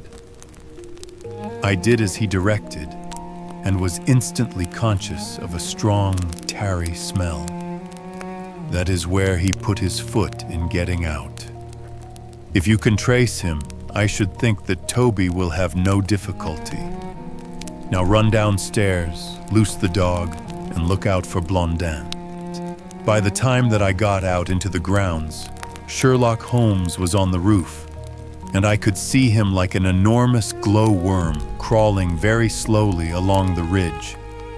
I lost sight of him behind a stack of chimneys, but he presently reappeared, and then vanished once more upon the opposite side. When I made my way round there, I found him seated at one of the corner eaves. "That you, Watson?" he cried. "Yes." "This is the place. What is that black thing down there?" "A water barrel." "Top on it?" "Yes." "No sign of a ladder?" "No." "Confound the fellow. It's a most breakneck place. I ought to be able to come down where he could climb up. The water pipe feels pretty firm. Here goes anyhow." There was a scuffling of feet, and the lantern began to come steadily down the side of the wall. Then, with a light spring, he came onto the barrel, and from there to the earth. It was easy to follow him, he said, drawing on his stockings and boots. Tiles were loosened the whole way along, and in his hurry, he had dropped this. It confirms my diagnosis, as you doctors express it. The object which he held up to me was a small pocket or pouch, woven out of colored grasses, and with a few tawdry beads strung round it. In shape and size, it was not unlike a cigarette case. Inside were half a dozen spines of dark wood, sharp at one end and rounded at the other, like that which had struck Bartholomew Sholto. "They are hellish things," said he. "Look out that you don't prick yourself. I'm delighted to have them, for the chances are that they are all he has. There is the less fear of you or me finding one in our skin before long. I would sooner face a martini bullet myself. Are you game for a 6-mile trudge, Watson?" "Certainly," I answered. "Your leg will stand it?" "Oh, yes." "Here you are, doggy. Good old Toby. Smell it, Toby, smell it." He pushed the creosote handkerchief under the dog's nose, while the creature stood with its fluffy legs separated and with a most comical cock to its head, like a connoisseur sniffing the bouquet of a famous vintage. Holmes then threw the handkerchief to a distance, fastened a stout cord to the mongrel's collar, and led him to the foot of the water barrel. The creature instantly broke into a succession of high, tremulous yelps, and with his nose on the ground and his tail in the air, pattered off upon the trail at a pace which strained his leash and kept us at the top of our speed. The east had been gradually whitening, and we could now see some distance in the cold gray light. The square, massive house with its black, empty windows and high, bare walls towered up, sad and forlorn, behind us. Our course led right across the grounds, in and out among the trenches and pits with which they were scarred and intersected. The whole place, with its scattered dirt heaps and ill-grown shrubs, had a blighted, ill-omened look, which harmonized with the black tragedy which hung over it. On reaching the boundary wall, Toby ran along, whining eagerly underneath its shadow, and stopped finally in a corner screened by a young beech. Where the two walls joined, several bricks had been loosened, and the crevices left were worn down and rounded upon the lower side, as though they had frequently been used as a ladder. Holmes clambered up, and taking the dog from me, he dropped it over upon the other side. "There's the print of Wooden Leg's hand," he remarked, as I mounted up beside him. "You see the slight smudge of blood upon the white plaster. What a lucky thing it is that we have had no very heavy rain since yesterday. The scent will lie upon the road in spite of their 28 hours' start." I confess that I had my doubts myself when I reflected upon the great traffic which had passed along the London road in the interval. My fears were soon appeased, however. Toby never hesitated or swerved, but waddled on in his peculiar rolling fashion. Clearly, the pungent smell of the creosote rose high above all other contending scents. "Do not imagine," said Holmes, "that I depend for my success in this case upon the mere chance of one of these fellows having put his foot in the chemical. I have knowledge now which would enable me to trace them in many different ways. This, however, is the readiest, and since fortune has put it into our hands, I should be culpable if I neglected it. It has, however, prevented the case from becoming the pretty little intellectual problem which it at one time promised to be. There might have been some credit to be gained out of it, but for this too palpable clue. "There is credit, and to spare," said I. "I assure you, Holmes, that I marvel at the means by which you obtain your results in this case, even more than I did in the Jefferson Hope murder. The thing seems to me to be deeper and more inexplicable. How, for example, could you describe with such confidence the wooden-legged man?" "Pshaw, my dear boy, it was simplicity itself. I don't wish to be theatrical. It is all patent and above board. Two officers who are in command of a convict guard learn an important secret as to buried treasure. A map is drawn for them by an Englishman named Jonathan Small. You remember that we saw the name upon the chart in Captain Morstan's possession. He had signed it in behalf of himself and his associates, the sign of the four, as he somewhat dramatically called it. Aided by this chart, the officers, or one of them, gets the treasure and brings it to England, leaving, we will suppose, some condition under which he received it unfulfilled. Now then, why did not Jonathan Small get the treasure himself? The answer is obvious. The chart is dated at a time when Morstan was brought into close association with convicts. Jonathan Small did not get the treasure because he and his associates were themselves convicts and could not get away. But that is mere speculation, said I. It is more than that. It is the only hypothesis which covers the facts. Let us see how it fits in with the sequel. Major Sholto remains at peace for some years, happy in the possession of his treasure. Then he receives a letter from India, which gives him a great fright. What was that? A letter to say that the men whom he had wronged had been set free, or had escaped. That is much more likely, for he would have known what their term of imprisonment was. It would not have been a surprise to him. What does he do then? He guards himself against a wooden-legged man. A white man, mark you, for he mistakes a white tradesman for him and actually fires a pistol at him. Now, only one white man's name is on the chart. The others are Hindus or Mohammedans. There is no other white man.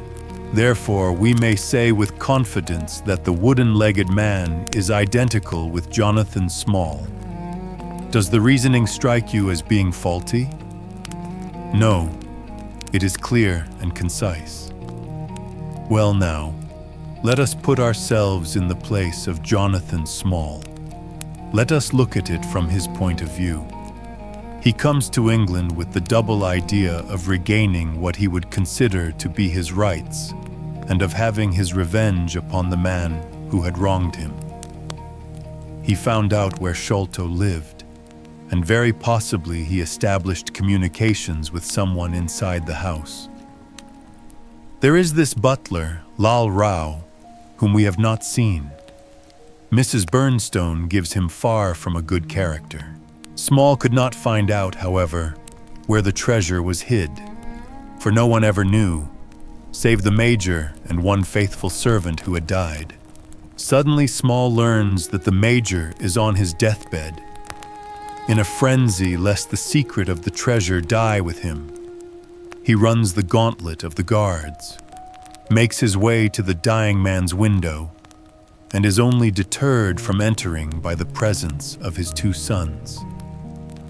Mad with hate, however, against the dead man, he enters the room that night, searches his private papers in the hope of discovering a memorandum relating to the treasure, and finally leaves a memento of his visit in the short inscription upon the card. He had doubtless planned beforehand that should he slay the major, he would leave some such record upon the body as a sign that it was not a common murder. But, from the point of view of the four associates, something in the nature of an act of justice. Whimsical and bizarre conceits of this kind are common enough in the annals of crime, and usually afford valuable indications as to the criminal.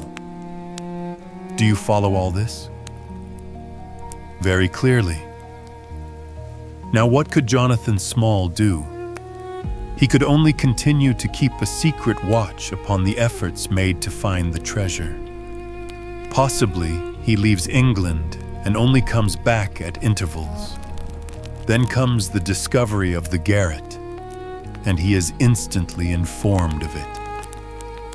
We again trace the presence of some confederate in the household. Jonathan, with his wooden leg, is utterly unable to reach the lofty room of Bartholomew Sholto.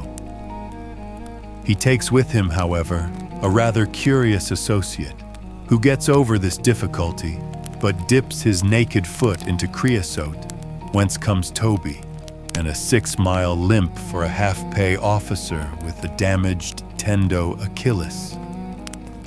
But it was the associate, and not Jonathan, who committed the crime. Quite so, and rather to Jonathan's disgust, to judge by the way he stamped about when he got into the room. He bore no grudge against Bartholomew Sholto, and would have preferred if he could have been simply bound and gagged. He did not wish to put his head in a halter. There was no help for it, however. The savage instincts of his companion had broken out, and the poison had done its work. So Jonathan Small left his record, lowered the treasure box to the ground, and followed it himself. That was the train of events as far as I can decipher them. Of course, as to his personal appearance, he must be middle-aged, and must be sunburned after serving his time in such an oven as the Andamans. His height is readily calculated from the length of his stride, and we know that he was bearded. His hairiness was the one point which impressed itself upon Thaddeus Sholto when he saw him at the window. I don't know that there is anything else. The associate? Well, there is no great mystery in that, but you will know all about it soon enough. How sweet the morning air is. See how that one little cloud floats like a pink feather from some gigantic flamingo. Now the red rim of the sun pushes itself over the London cloud bank. It shines on a good many folk, but on none, I dare bet, who are on a stranger errand than you and I. How small we feel with our petty ambitions and strivings in the presence of the great elemental forces of nature. Are you well up in your Jean-Paul? Fairly so. I worked back to him through Carlisle. That was like following the brook to the parent lake. He makes one curious but profound remark. It is that the chief proof of man's real greatness lies in his perception of his own smallness. It argues, you see, a power of comparison and of appreciation, which is in itself a proof of nobility. There is much food for thought in Richter. You have not a pistol, have you?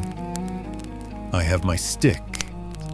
It is just possible that we may need something of the sort if we get to their lair. Jonathan, I shall leave to you, but if the other turns nasty, I shall shoot him dead. He took out his revolver as he spoke, and having loaded 2 of the chambers, he put it back into the right-hand pocket of his jacket. We had during this time been following the guidance of Toby down the half-rural villa-lined roads which lead to the metropolis. Now, however, we were beginning to come among continuous streets, where laborers and dockmen were already astir, and slatternly women were taking down shutters and brushing doorsteps.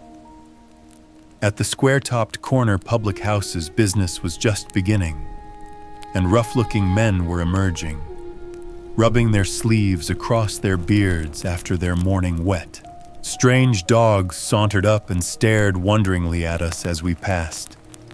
But our inimitable Toby looked neither to the right nor to the left, but trotted onwards with his nose to the ground, and an occasional eager whine which spoke of a hot scent. We had traversed Streatham, Brixton, Camberwell, and now found ourselves in Kennington Lane, having borne away through the side streets to the east of the Oval. The men whom we pursued seemed to have taken a curiously zigzag road, with the idea probably of escaping observation. They had never kept to the main road if a parallel side street would serve their turn. At the foot of Kennington Lane, they had edged away to the left through Bond Street and Miles Street. Where the latter street turns into Knight's Place, Toby ceased to advance, but began to run backwards and forwards with one ear cocked and the other drooping, the very picture of canine indecision. Then he waddled round in circles, looking up to us from time to time, as if to ask for sympathy in his embarrassment. "What the deuce is the matter with the dog?" growled Holmes. "They surely would not take a cab or go off in a balloon." "Perhaps they stood here for some time," I suggested. "Ah, it's all right.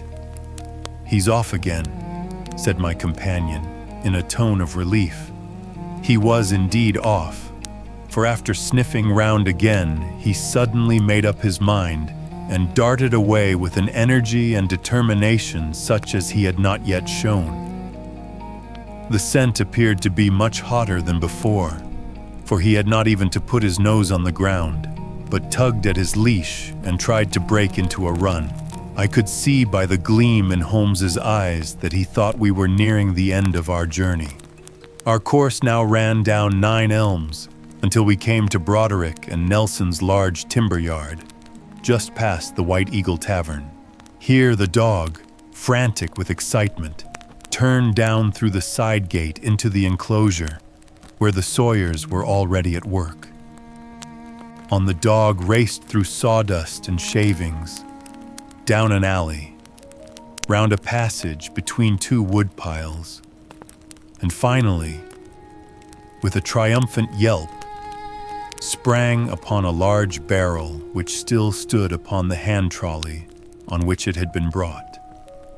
With lolling tongue and blinking eyes, Toby stood upon the cask, looking from one to the other of us for some sign of appreciation. The staves of the barrel and the wheels of the trolley were smeared with a dark liquid, and the whole air was heavy with the smell of creosote. Sherlock Holmes and I looked blankly at each other, and then burst simultaneously into an uncontrollable fit of laughter. Chapter 9. A break in the chain. It was late in the afternoon before I woke, strengthened and refreshed.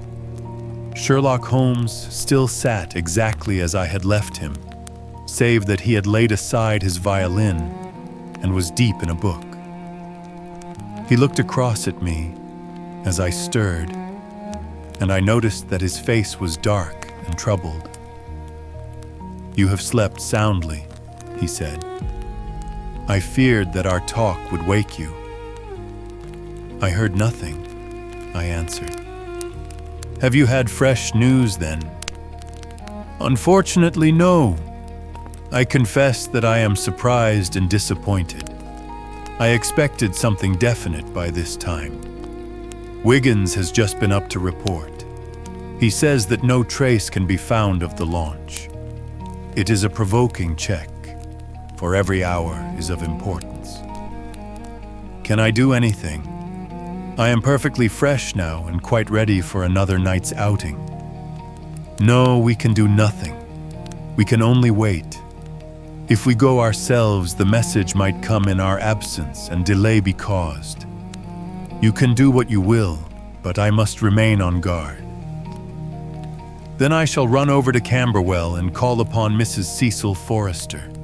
She asked me to yesterday." "On Mrs. Cecil Forrester?" asked Holmes, with the twinkle of a smile in his eyes. "Well, of course Miss Morstan too. They were anxious to hear what happened." "I would not tell them too much," said Holmes.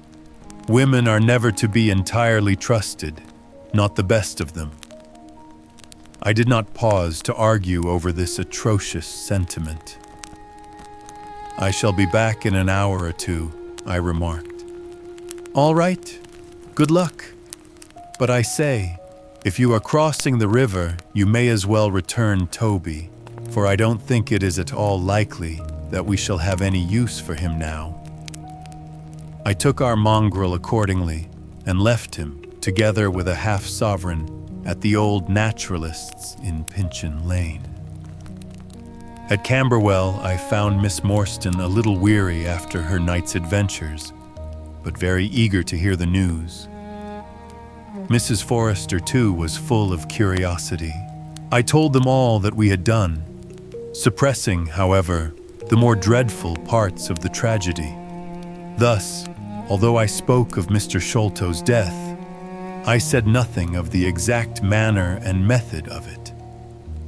With all my omissions, however, there was enough to startle and amaze them. "It is a romance," cried Mrs. Forrester. "An injured lady, 500,000 in treasure, a black cannibal, and a wooden-legged ruffian. They take the place of the conventional dragon or wicked earl. And 2 knight-errants to the rescue," added Miss Morstan, with a bright glance at me. "Why, Mary, your fortune depends upon the issue of this search. I don't think that you are nearly excited enough. Just imagine what it must be to be so rich and to have the world at your feet." It sent a little thrill of joy to my heart to notice that she showed no sign of elation at the prospect. On the contrary, she gave a toss of her proud head, as though the matter were one in which she took small interest. "It is for Mr. Thaddeus Sholto that I am anxious," she said. "Nothing else is of any consequence, but I think that he has behaved most kindly and honorably throughout. It is our duty to clear him of this dreadful and unfounded charge." It was evening before I left Camberwell, and quite dark by the time I reached home. My companion's book and pipe lay by his chair, but he had disappeared. I looked about in the hope of seeing a note, but there was none. "I suppose that Mr. Sherlock Holmes has gone out," I said to Mrs. Hudson as she came up to lower the blinds. "No, sir. He has gone to his room, sir. Do you know, sir," sinking her voice into an impressive whisper, "I am afraid for his health." "Why so, Mrs. Hudson?" "Well, he's that strange, sir. After you was gone, he walked and he walked up and down until I was weary of the sound of his footstep. Then I heard him talking to himself and muttering. And every time the bell rang out, he came on the stairhead with, 'What is that, Mrs. Hudson?' And now he has slammed off to his room, but I can hear him walking away the same as ever. I hope he's not going to be ill, sir." I ventured to say something to him about cooling medicine, but he turned on me, sir, with such a look that I don't know how ever I got out of the room. "I don't think that you have any cause to be uneasy, Mrs. Hudson," I answered. "I have seen him like this before. He has some small matter upon his mind which makes him restless." I tried to speak lightly to our worthy landlady, but I was myself somewhat uneasy when through the long night I still from time to time heard the dull sound of his tread, and knew how his keen spirit was chafing against this involuntary inaction. At breakfast time he looked worn and haggard, with a little fleck of feverish color upon either cheek. "You are knocking yourself up, old man," I remarked. "I heard you marching about in the night." "No, I could not sleep," he answered. "This infernal problem is consuming me. It is too much to be balked by so petty an obstacle, when all else had been overcome. I know the men, the launch, everything, and yet I can get no news. I have set other agencies at work, and used every means at my disposal. The whole river has been searched on either side, but there is no news. Nor has Mrs. Smith heard of her husband. I shall come to the conclusion soon that they have scuttled the craft. But there are objections to that. Or that Mrs. Smith has put us on a wrong scent. No, I think that may be dismissed. I had inquiries made, and there is a launch of that description. Could it have gone up the river? I have considered that possibility too, and there is a search party who will work up as far as Richmond. If no news comes today, I shall start off myself tomorrow and go for the men rather than the boat. But surely, we shall hear something. We did not, however. Not a word came to us either from Wiggins or from the other agencies. There were articles in most of the papers upon the Norwood tragedy. They all appeared to be rather hostile to the unfortunate Thaddeus Sholto. No fresh details were to be found, however, in any of them, save that an inquest was to be held upon the following day. I walked over to Camberwell in the evening to report our ill success to the ladies, and on my return I found Holmes dejected and somewhat morose. He would hardly reply to my questions, and busied himself all evening in an abstruse chemical analysis which involved much heating of retorts and distilling of vapors, ending at last in a smell which fairly drove me out of the apartment. Up to the small hours of the morning, I could hear the clinking of his test tubes, which told me that he was still engaged in his malodorous experiment. In the early dawn, I woke with a start and was surprised to find him standing by my bedside, clad in a rude sailor dress with a pea jacket and a coarse red scarf round his neck. "I am off down the river, Watson," said he. "I have been turning it over in my mind, and I can see only one way out of it. It is worth trying, at all events." "Surely I can come with you then," said I. "No. You can be much more useful if you will remain here as my representative. I am loath to go, for it is quite on the cards that some message may come during the day, though Wiggins was despondent about it last night. I want you to open all notes and telegrams, and to act on your own judgment if any news should come. Can I rely upon you?" "Most certainly." "I am afraid that you will not be able to wire to me, for I can hardly tell yet where I may find myself. If I am in luck, however, I may not be gone so very long. I shall have news of some sort or other before I get back." I had heard nothing of him by breakfast time. On opening the Standard, however, I found that there was a fresh allusion to the business. "With reference to the Upper Norwood tragedy," it remarked, "we have reason to believe that the matter promises to be even more complex and mysterious than was originally supposed. Fresh evidence has shown that it is quite impossible that Mr. Thaddeus Sholto could have been in any way concerned in the matter. He and the housekeeper, Mrs. Burnstone, were both released yesterday evening. It is believed, however, that the police have a clue as to the real culprits, and that it is being prosecuted by Mr. Athelney Jones of Scotland Yard with all his well-known energy and sagacity. Further arrests may be expected at any moment." That is satisfactory so far as it goes, thought I. Friend Sholto is safe at any rate. I wonder what the fresh clue may be, though it seems to be a stereotyped form whenever the police have made a blunder. I tossed the paper down upon the table, but at that moment my eye caught an advertisement in the agony column. It ran in this way: "Lost. Whereas Mordecai Smith, boatman, and his son Jim left Smith's Wharf at or about 3 o'clock last Tuesday morning in the steam launch Aurora, black with 2 red stripes, funnel black with a white band. The sum of £5 will be paid to anyone who can give information to Mrs. Smith at Smith's Wharf or at 221B Baker Street, as to the whereabouts of the said Mordecai Smith and the launch Aurora. This was clearly Holmes's doing. The Baker Street address was enough to prove that.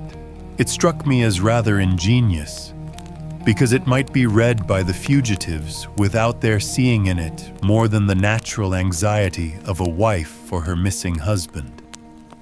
It was a long day. Every time that a knock came to the door, or a sharp step passed in the street, I imagined that it was either Holmes returning or an answer to his advertisement. I tried to read, but my thoughts would wander off to our strange quest and to the ill-assorted and villainous pair whom we were pursuing. Could there be, I wondered, some radical flaw in my companion's reasoning? Might he be suffering from some huge self-deception? Was it not possible that his nimble and speculative mind had built up this wild theory upon faulty premises? I had never known him to be wrong, and yet the keenest reasoner may occasionally be deceived. He was likely, I thought, to fall into error through the over-refinement of his logic, his preference for a subtle and bizarre explanation when a plainer and more commonplace one lay ready to his hand. Yet, on the other hand, I had myself seen the evidence, and I had heard the reasons for his deductions. When I looked back on the long chain of curious circumstances, many of them trivial in themselves, but all tending in the same direction, I could not disguise from myself that even if Holmes's explanation were incorrect, the true theory must be equally outré and startling. At 3 o'clock in the afternoon, there was a loud peal at the bell, an authoritative voice in the hall, and, to my surprise, no less a person than Mr. Athelney Jones was shown up to me. Very different was he, however, from the brusque and masterful professor of common sense who had taken over the case so confidently at Upper Norwood. His expression was downcast, and his bearing meek and even apologetic. "Good day, sir." "Good day," said he. "Mr. Sherlock Holmes is out, I understand." "Yes, and I cannot be sure when he will be back, but perhaps you would care to wait. Take that chair and try one of these cigars." "Thank you. I don't mind if I do," said he, mopping his face with a red bandana handkerchief. "And a whiskey and soda?" "Well, half a glass. It is very hot for the time of year, and I have had a good deal to worry and try me. You know my theory about this Norwood case? I remember that you expressed one. Well, I have been obliged to reconsider it. I had my net drawn tightly round Mr. Sholto, sir. When he went through a hole in the middle of it. He was able to prove an alibi which could not be shaken. From the time that he left his brother's room, he was never out of sight of someone or other. So it could not be he who climbed over roofs and through trapdoors. It's a very dark case, and my professional credit is at stake. I should be very glad of a little assistance." "We all need help sometimes," said I. "Your friend Mr. Sherlock Holmes is a wonderful man, sir," said he, in a husky and confidential voice. "He's a man who is not to be beat. I have known that young man go into a good many cases, but I never saw the case yet that he could not throw a light upon. He is irregular in his methods, and a little quick perhaps in jumping at theories, but on the whole I think he would have made a most promising officer, and I don't care who knows it. I have had a wire from him this morning, by which I understand that he has got some clue to this Sholto business. Here's the message." He took the telegram out of his pocket and handed it to me. It was dated from Poplar at 12 o'clock. "Go to Baker Street at once," it said. "If I have not returned, wait for me. I am close on the track of the Sholto gang. You can come with us tonight if you want to be in at the finish." "This sounds well. He has evidently picked up the scent again," said I. "Ah, then he has been at fault too," exclaimed Jones, with evident satisfaction. "Even the best of us are thrown off sometimes. Of course, this may prove to be a false alarm, but it is my duty as an officer of the law to allow no chance to slip. But there is someone at the door. Perhaps this is he." A heavy step was heard ascending the stair, with a great wheezing and rattling, as from a man who was sorely put to it for breath. Once or twice he stopped, as though the climb were too much for him, but at last he made his way to our door and entered. His appearance corresponded to the sounds which we had heard.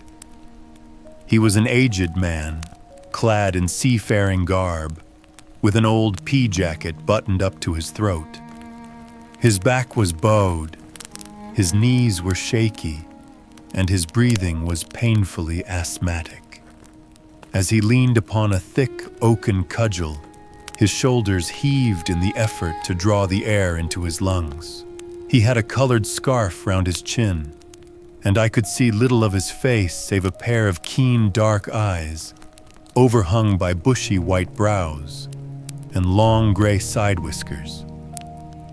Altogether, he gave me the impression of a respectable master mariner who had fallen into years and poverty.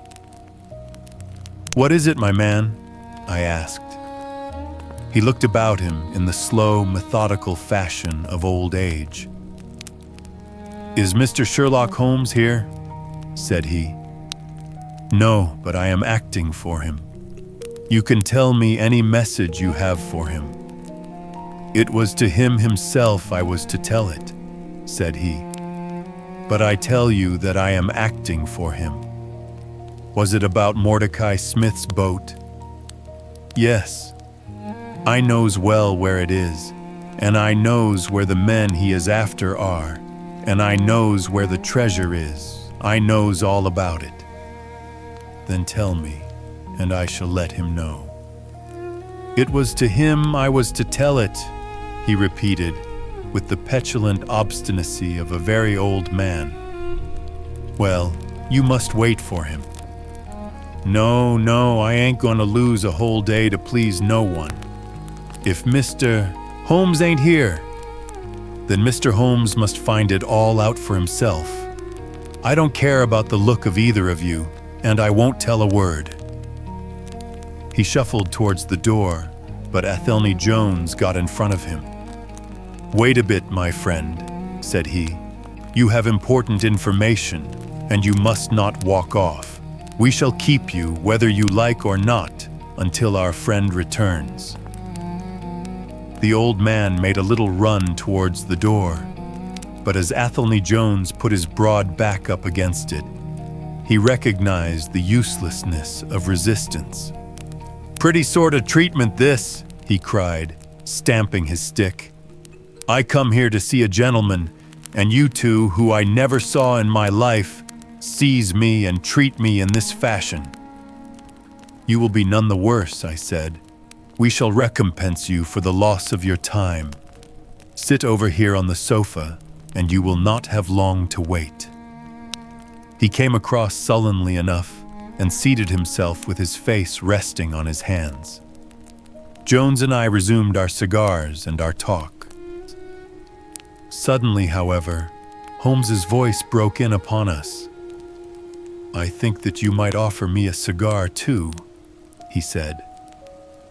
We both started in our chairs. There was Holmes sitting close to us with an air of quiet amusement. "Holmes," I exclaimed, "you here? But where is the old man?" "Here is the old man," said he, holding out a heap of white hair. "Here he is, wig, whiskers, eyebrows, and all. I thought my disguise was pretty good, but I hardly expected that it would stand that test." "Ah, you rogue," cried Jones, highly delighted. "You would have made an actor, and a rare one. You had the proper workhouse cough, and those weak legs of yours are worth 10 pounds a week. I thought I knew the glint of your eye, though. You didn't get away from us so easily, you see." "I have been working in that get-up all day," said he, lighting his cigar. "You see, a good many of the criminal classes begin to know me, especially since our friend here took to publishing some of my cases. So I can only go on the warpath under some simple disguise like this. You got my wire?" "Yes, that was what brought me here." "How has your case prospered?" "It has all come to nothing. I have had to release 2 of my prisoners, and there is no evidence against the other 2.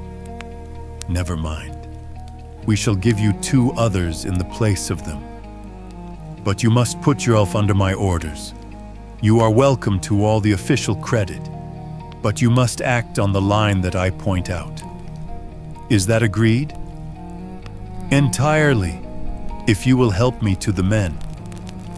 "Well then, in the first place I shall want a fast police boat, a steam launch, to be at the Westminster Stairs at 7 o'clock. "That is easily managed. There is always one about there, but I can step across the road and telephone to make sure. Then I shall want 2 staunch men in case of resistance. There will be 2 or 3 in the boat. What else? When we secure the men, we shall get the treasure. I think that it would be a pleasure to my friend here to take the box round to the young lady to whom half of it rightfully belongs. Let her be the first to open it. Watson. It would be a great pleasure to me."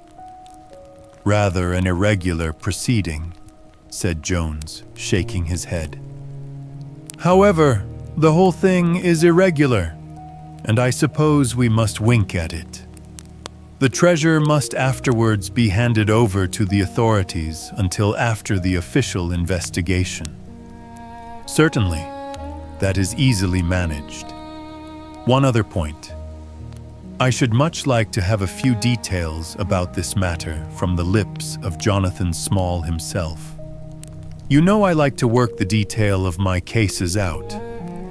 There is no objection to my having an unofficial interview with him, either here in my rooms or elsewhere, as long as he is efficiently guarded." "Well, you are master of the situation. I have had no proof yet of the existence of this Jonathan Small. However, if you can catch him, I don't see how I can refuse you an interview with him." "That is understood then." "Perfectly. Is there anything else?" "Only that I insist upon your dining with us. It will be ready in half an hour. I have oysters and a brace of grouse, with something a little choice in white wines. Watson, you have never yet recognized my merits as a housekeeper." Chapter 9. A break in the chain. It was late in the afternoon before I woke, strengthened and refreshed. Sherlock Holmes still sat exactly as I had left him, save that he had laid aside his violin and was deep in a book. He looked across at me as I stirred, and I noticed that his face was dark and troubled. "You have slept soundly," he said. "I feared that our talk would wake you." "I heard nothing," I answered. "Have you had fresh news then?" "Unfortunately, no. I confess that I am surprised and disappointed. I expected something definite by this time. Wiggins has just been up to report. He says that no trace can be found of the launch. It is a provoking check, for every hour is of importance." "Can I do anything? I am perfectly fresh now and quite ready for another night's outing." "No, we can do nothing. We can only wait. If we go ourselves, the message might come in our absence and delay be caused. You can do what you will, but I must remain on guard. Then I shall run over to Camberwell and call upon Mrs. Cecil Forrester. She asked me to yesterday." "On Mrs. Cecil Forrester?" asked Holmes, with the twinkle of a smile in his eyes. "Well, of course, Miss Morstan, too. They were anxious to hear what happened." "I would not tell them too much," said Holmes. "Women are never to be entirely trusted, not the best of them." I did not pause to argue over this atrocious sentiment. "I shall be back in an hour or two," I remarked. "All right, good luck. But I say, if you are crossing the river, you may as well return Toby, for I don't think it is at all likely that we shall have any use for him now." I took our mongrel accordingly and left him, together with a half-sovereign, at the old naturalist's in Pinchin Lane. At Camberwell, I found Miss Morstan a little weary after her night's adventures, but very eager to hear the news. Mrs. Forrester, too, was full of curiosity. I told them all that we had done, suppressing, however, the more dreadful parts of the tragedy. Thus, although I spoke of Mr. Sholto's death, I said nothing of the exact manner and method of it. With all my omissions, however, there was enough to startle and amaze them. "It is a romance!" cried Mrs. Forrester. "An injured lady, 500,000 in treasure, a black cannibal, and a wooden-legged ruffian. They take the place of the conventional dragon or wicked earl." "And 2 knight-errants to the rescue," added Miss Morstan, with a bright glance at me. "Why, Mary, your fortune depends upon the issue of this search. I don't think that you are nearly excited enough. Just imagine what it must be to be so rich and to have the world at your feet." It sent a little thrill of joy to my heart to notice that she showed no sign of elation at the prospect. On the contrary, she gave a toss of her proud head, as though the matter were one in which she took small interest. "It is for Mr. Thaddeus Sholto that I am anxious," she said. "Nothing else is of any consequence, but I think that he has behaved most kindly and honorably throughout. It is our duty to clear him of this dreadful and unfounded charge." It was evening before I left Camberwell, and quite dark by the time I reached home.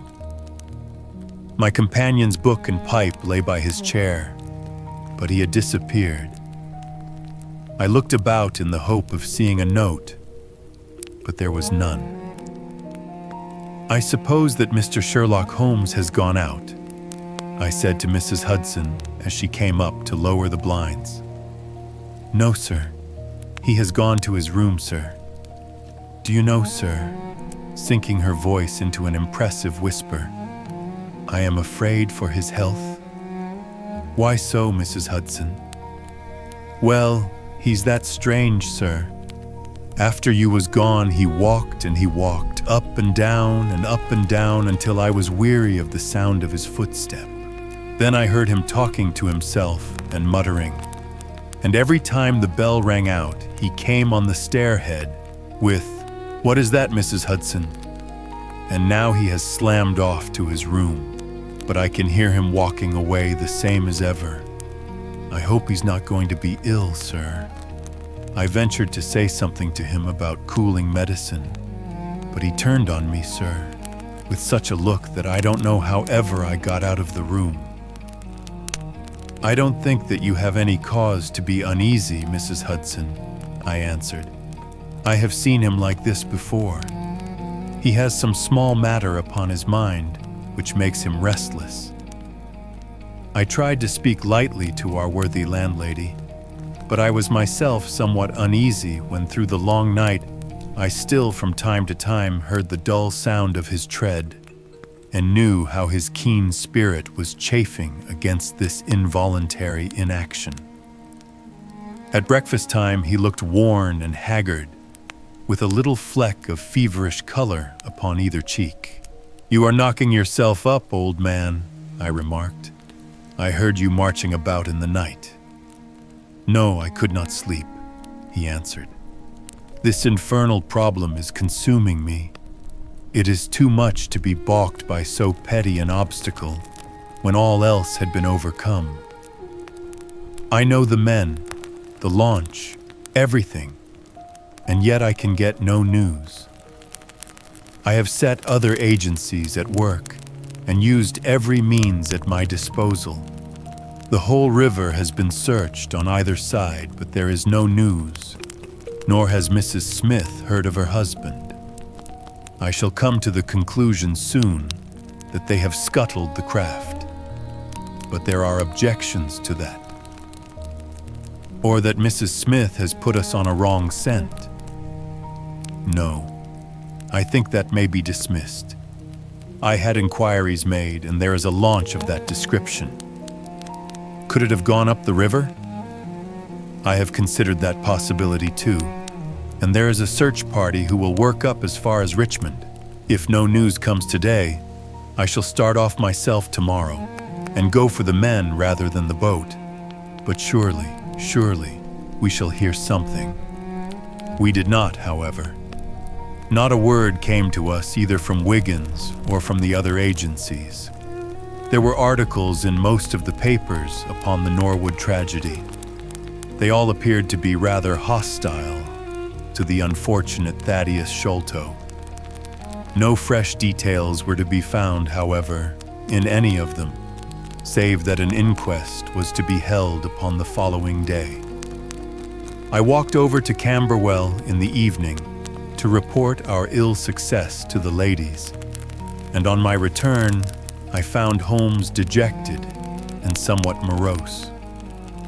He would hardly reply to my questions and busied himself all evening in an abstruse chemical analysis, which involved much heating of retorts and distilling of vapors, ending at last in a smell which fairly drove me out of the apartment. Up to the small hours of the morning, I could hear the clinking of his test tubes, which told me that he was still engaged in his malodorous experiment. In the early dawn, I woke with a start and was surprised to find him standing by my bedside, clad in a rude sailor dress with a pea jacket and a coarse red scarf round his neck. "I am off down the river, Watson," said he. "I have been turning it over in my mind, and I can see only one way out of it. It is worth trying, at all events." "Surely I can come with you then," said I. "No, you can be much more useful if you will remain here as my representative. I am loath to go, for it is quite on the cards that some message may come during the day, though Wiggins was despondent about it last night. I want you to open all notes and telegrams and to act on your own judgment if any news should come. Can I rely upon you?" "Most certainly." "I am afraid that you will not be able to wire to me, for I can hardly tell yet where I may find myself. If I am in luck, however, I may not be gone so very long. I shall have news of some sort or other before I get back." I had heard nothing of him by breakfast time. On opening the Standard, however, I found that there was a fresh allusion to the business. With reference to the Upper Norwood tragedy, it remarked, "We have reason to believe that the matter promises to be even more complex and mysterious than was originally supposed.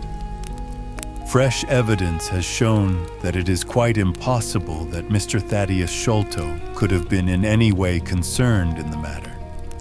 He and the housekeeper, Mrs. Burnstone, were both released yesterday evening.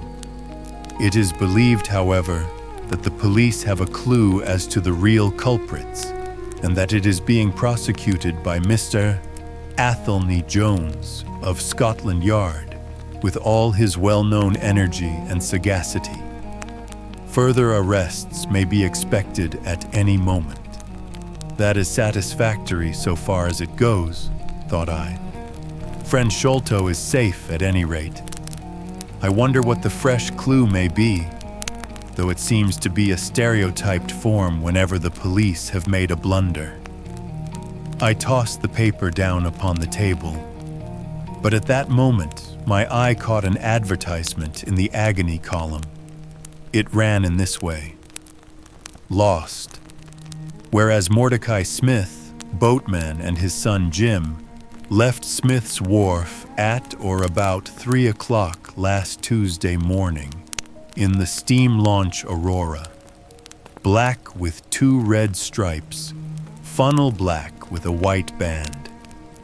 The sum of £5 will be paid to anyone who can give information to Mrs. Smith at Smith's Wharf or at 221B Baker Street as to the whereabouts of the said Mordecai Smith and the launch Aurora. This was clearly Holmes's doing. The Baker Street address was enough to prove that.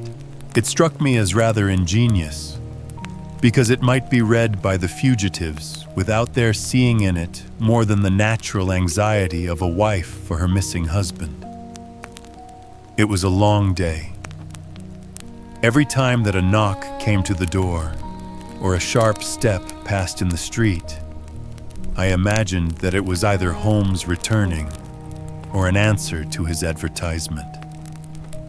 I tried to read, but my thoughts would wander off to our strange quest and to the ill-assorted and villainous pair whom we were pursuing. Could there be, I wondered, some radical flaw in my companion's reasoning? Might he be suffering from some huge self-deception? Was it not possible that his nimble and speculative mind had built up this wild theory upon faulty premises? I had never known him to be wrong, and yet the keenest reasoner may occasionally be deceived. He was likely, I thought, to fall into error through the over-refinement of his logic, his preference for a subtle and bizarre explanation when a plainer and more commonplace one lay ready to his hand. Yet, on the other hand, I had myself seen the evidence, and I had heard the reasons for his deductions.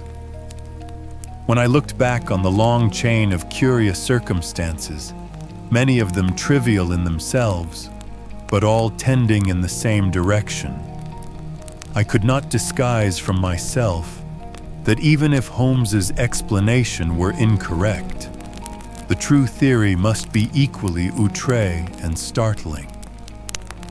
At 3 o'clock in the afternoon, there was a loud peal at the bell, an authoritative voice in the hall, and to my surprise, no less a person than Mr. Athelney Jones was shown up to me.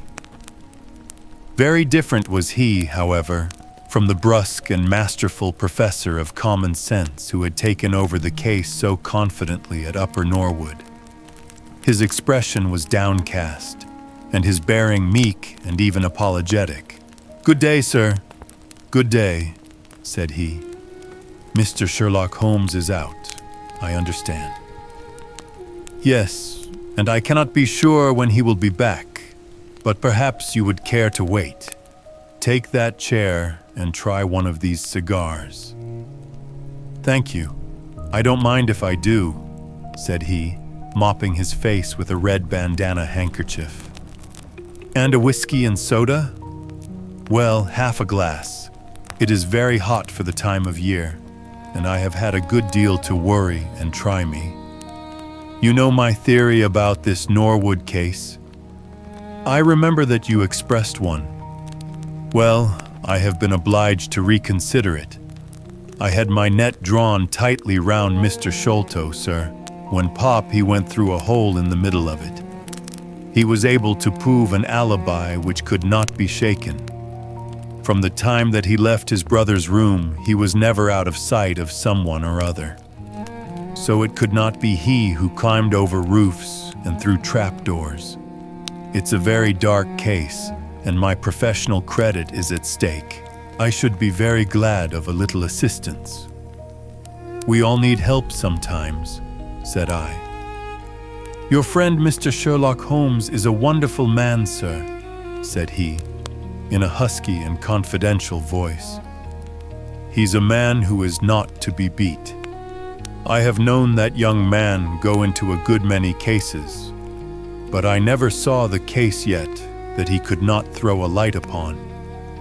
He is irregular in his methods, and a little quick perhaps in jumping at theories, but on the whole I think he would have made a most promising officer, and I don't care who knows it. I have had a wire from him this morning, by which I understand that he has got some clue to this Sholto business. Here's the message." He took the telegram out of his pocket and handed it to me. It was dated from Poplar at 12 o'clock. "Go to Baker Street at once," it said. "If I have not returned, wait for me. I am close on the track of the Sholto gang. You can come with us tonight if you want to be in at the finish." "This sounds well. He has evidently picked up the scent again," said I. "Ah, then he has been at fault too," exclaimed Jones, with evident satisfaction. "Even the best of us are thrown off sometimes. Of course, this may prove to be a false alarm, but it is my duty as an officer of the law to allow no chance to slip. But there is someone at the door. Perhaps this is he." A heavy step was heard ascending the stair, with a great wheezing and rattling, as from a man who was sorely put to it for breath. Once or twice he stopped, as though the climb were too much for him. But at last he made his way to our door and entered.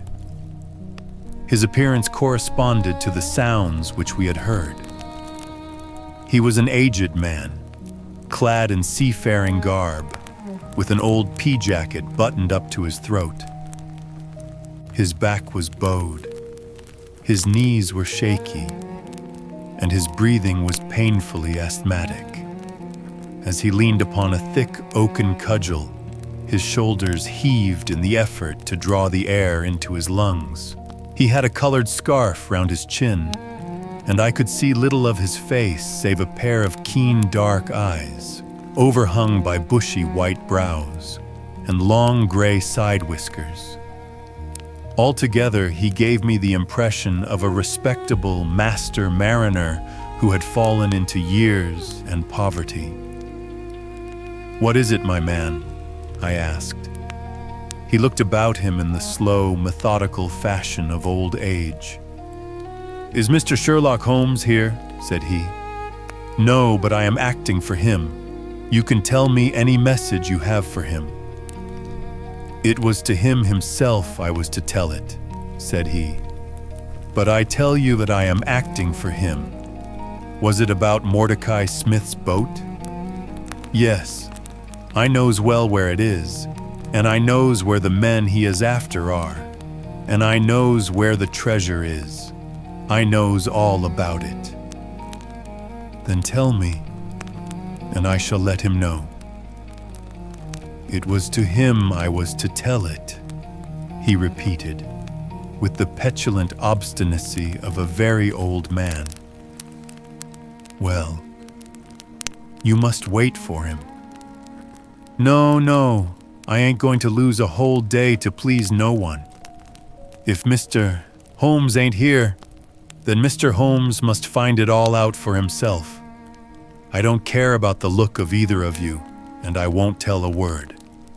He shuffled towards the door, but Athelney Jones got in front of him. "Wait a bit, my friend," said he. "You have important information, and you must not walk off. We shall keep you, whether you like or not, until our friend returns." The old man made a little run towards the door, but as Athelney Jones put his broad back up against it, he recognized the uselessness of resistance. "Pretty sort of treatment this," he cried, stamping his stick. "I come here to see a gentleman, and you two, who I never saw in my life, seize me and treat me in this fashion."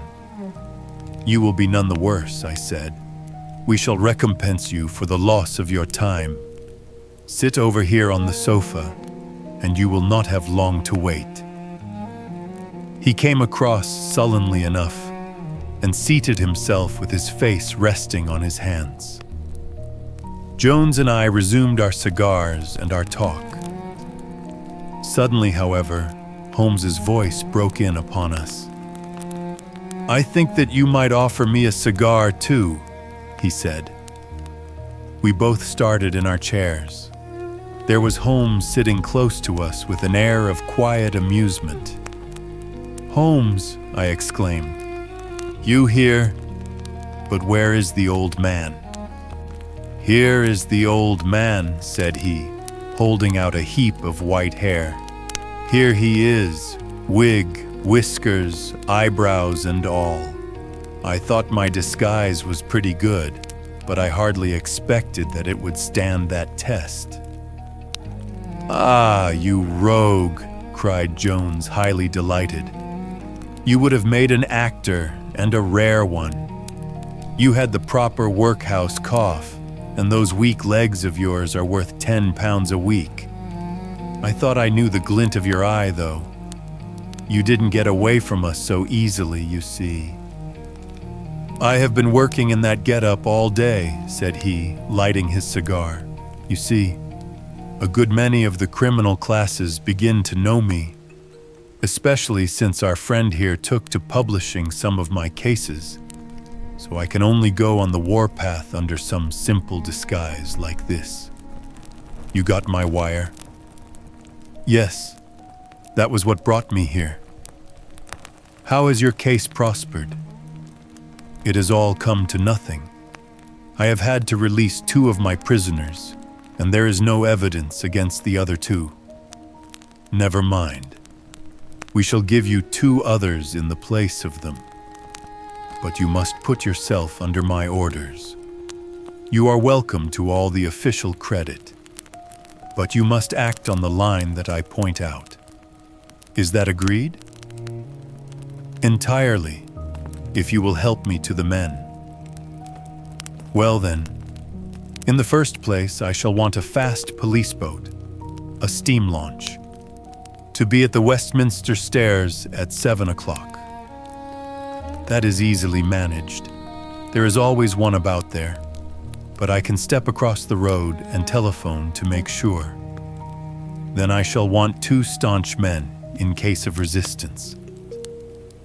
There will be 2 or 3 in the boat. What else? When we secure the men, we shall get the treasure. I think that it would be a pleasure to my friend here to take the box round to the young lady to whom half of it rightfully belongs. Let her be the first to open it. Watson?" "It would be a great pleasure to me." "Rather an irregular proceeding," said Jones, shaking his head. "However, the whole thing is irregular, and I suppose we must wink at it. The treasure must afterwards be handed over to the authorities until after the official investigation." "Certainly, that is easily managed. One other point. I should much like to have a few details about this matter from the lips of Jonathan Small himself. You know I like to work the detail of my cases out. There is no objection to my having an unofficial interview with him, either here in my rooms or elsewhere, as long as he is efficiently guarded. Well, you are master of the situation. I have had no proof yet of the existence of this Jonathan Small. However, if you can catch him, I don't see how I can refuse you an interview with him." "That is understood, then?" "Perfectly. Is there anything else?" "Only that I insist upon your dining with us. It will be ready in half an hour. I have oysters and a brace of grouse, with something a little choice in white wines. Watson, you have never yet recognized my merits as a housekeeper." Chapter 10. The End of the Islander. Our meal was a merry one. Holmes could talk exceedingly well when he chose, And that night he did choose. He appeared to be in a state of nervous exaltation. I have never known him so brilliant. He spoke on a quick succession of subjects, on miracle plays, on medieval pottery, on Stradivarius violins, on the Buddhism of Ceylon, and on the warships of the future, handling each as though he had made a special study of it. His bright humor marked the reaction from his black depression of the preceding days. Athelney Jones proved to be a sociable soul in his hours of relaxation, and faced his dinner with the air of a bon vivant. For myself, I felt elated at the thought that we were nearing the end of our task, and I caught something of Holmes's gaiety. None of us alluded during dinner to the cause which had brought us together. When the cloth was cleared, Holmes glanced at his watch and filled up 3 glasses with port. "One bumper," said he, "to the success of our little expedition. And now it is high time we were off. Have you a pistol, Watson?" "I have my old service revolver in my desk." "You had best take it then. It is well to be prepared. I see that the cab is at the door. I ordered it for 6:30. It was a little past 7 before we reached the Westminster Wharf and found our launch awaiting us. Holmes eyed it critically. "Is there anything to mark it as a police boat?" "Yes, that green lamp at the side." "Then take it off."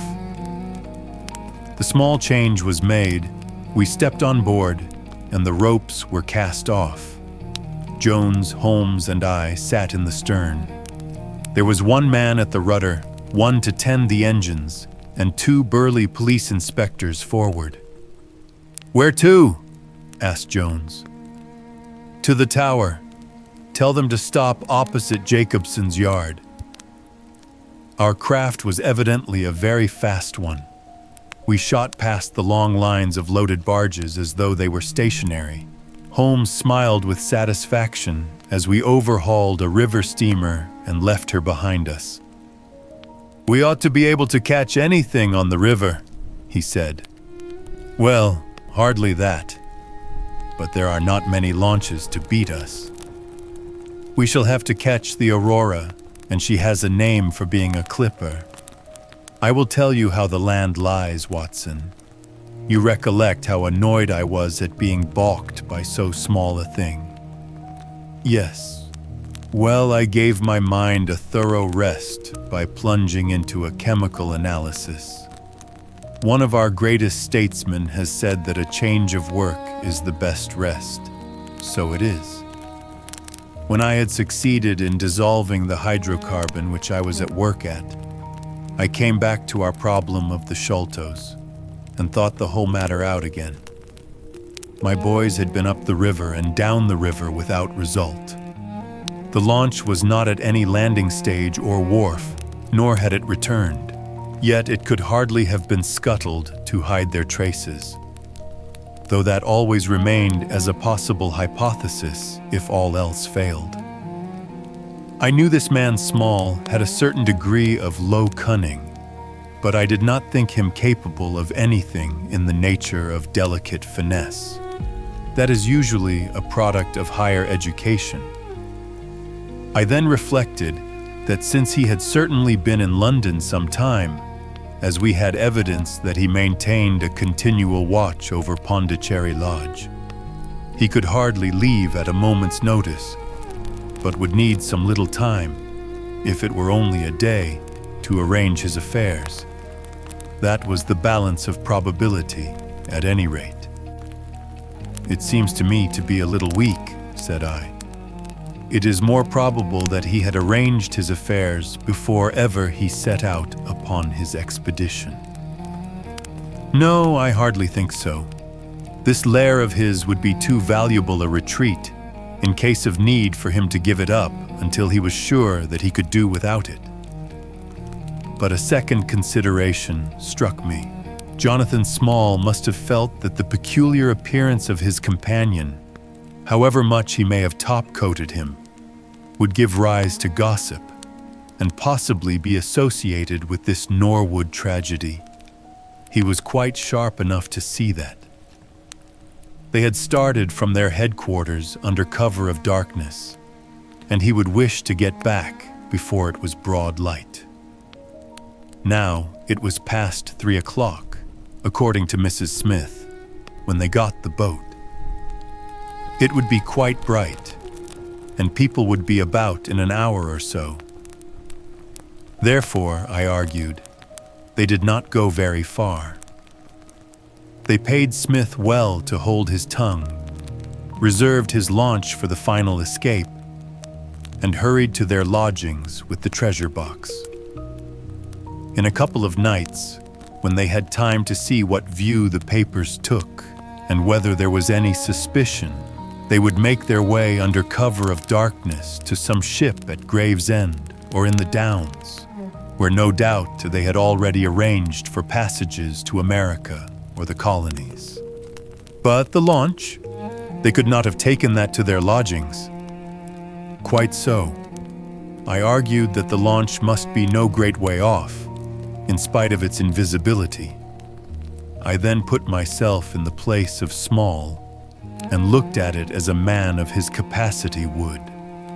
He would probably consider that to send back the launch or to keep it at a wharf would make pursuit easy if the police did happen to get on his track.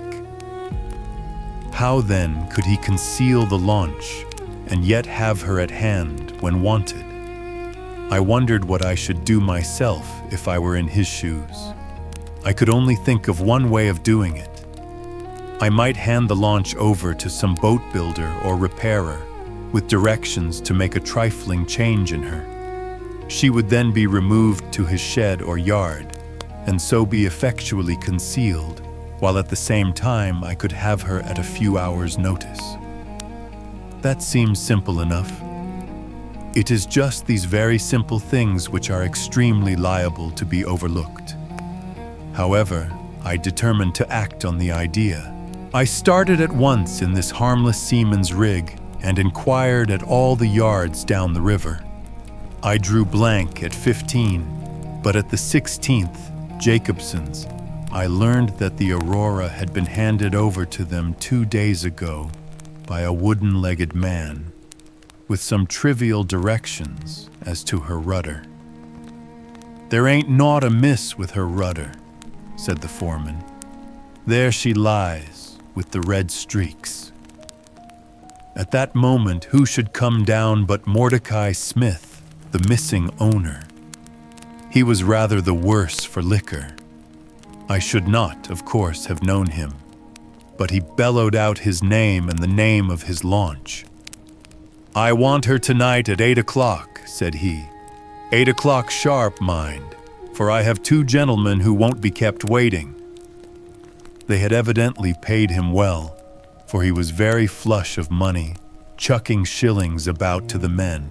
I followed him some distance, but he subsided into an alehouse, so I went back to the yard, and happening to pick up one of my boys on the way, I stationed him as a sentry over the launch.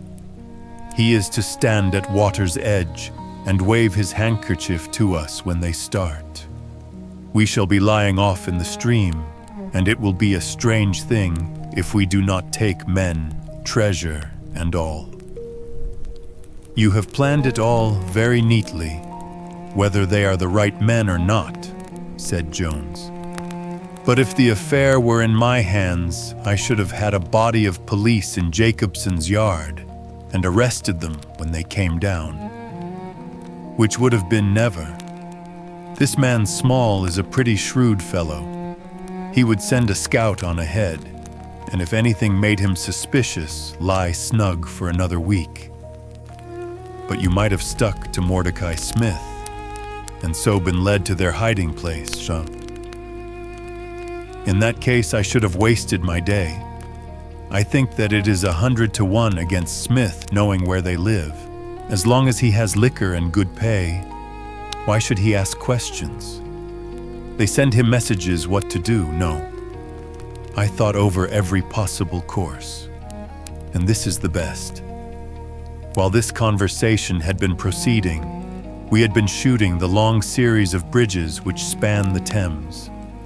As we passed the city, the last rays of the sun were gilding the cross upon the summit of St. Paul's. It was twilight before we reached the tower. "That is Jacobson's yard," said Holmes, pointing to a bristle of masts and rigging on the Surrey side. "Cruise gently up and down here under cover of this string of lighters." He took a pair of night glasses from his pocket and gazed some time at the shore.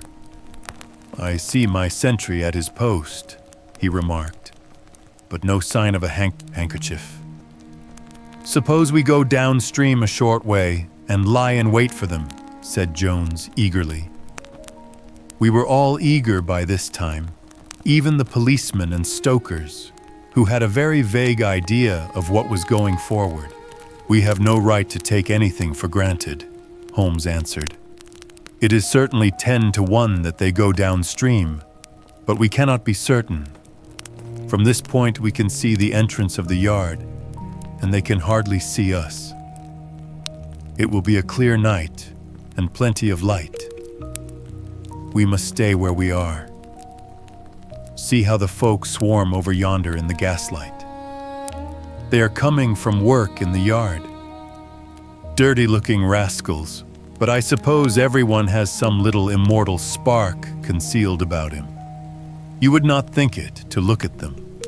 There is no a priori probability about it. A strange enigma is man. Someone calls him a soul concealed in an animal," I suggested. "Winwood Reade is good upon the subject," said Holmes. "He remarks that, while the individual man is an insoluble puzzle, in the aggregate he becomes a mathematical certainty. You can, for example, never foretell what any one man will do, but you can say with precision what an average number will be up to. Individuals vary, but percentages remain constant. So says the statistician. But do I see a handkerchief? Surely there is a white flutter over yonder." "Yes, it is your boy," I cried. "I can see him plainly." "And there is the Aurora," exclaimed Holmes. "And going like the devil. Full speed ahead, engineer. Make after that launch with the yellow light. By heaven, I shall never forgive myself if she proves to have the heels of us." She had slipped unseen through the yard entrance and passed behind 2 or 3 small craft, so that she had fairly got her speed up before we saw her. Now she was flying down the stream, near into the shore, going at a tremendous rate. Jones looked gravely at her and shook his head. "She is very fast," he said. "I doubt if we shall catch her." "We must catch her," cried Holmes between his teeth.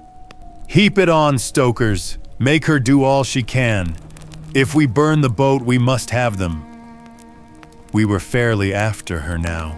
The furnaces roared, and the powerful engines whizzed and clanked like a great metallic heart. Her sharp, steep prow cut through the river water and sent 2 rolling waves to right and to left of us. With every throb of the engines, we sprang and quivered like a living thing. One great yellow lantern in our bows threw a long, flickering funnel of light in front of us. Right ahead, a dark blur upon the water showed where the Aurora lay, and the swirl of white foam behind her spoke of the pace at which she was going. We flashed past barges, steamers, merchant vessels, in and out, behind this one and round the other.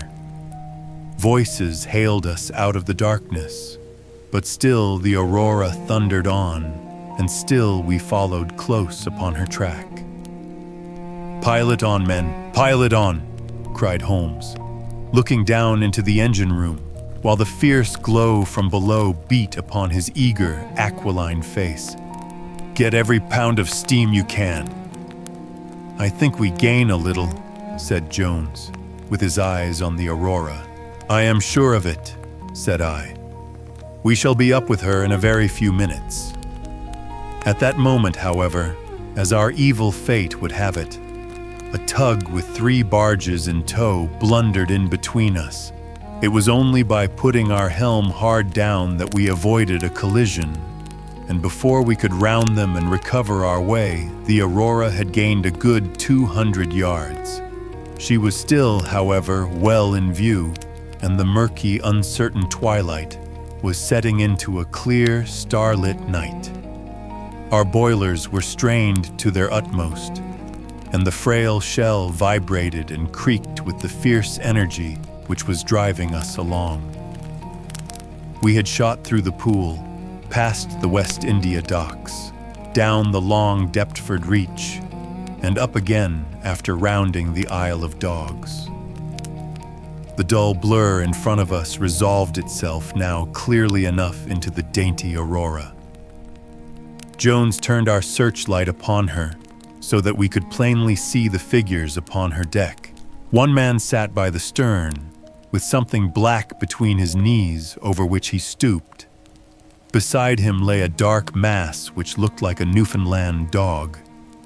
The boy held the tiller, while against the red glare of the furnace I could see old Smith, stripped to the waist and shoveling coals for dear life. They may have had some doubt at first as to whether we were really pursuing them, but now as we followed every winding and turning which they took, there could no longer be any question about it. At Greenwich, we were about 300 paces behind them.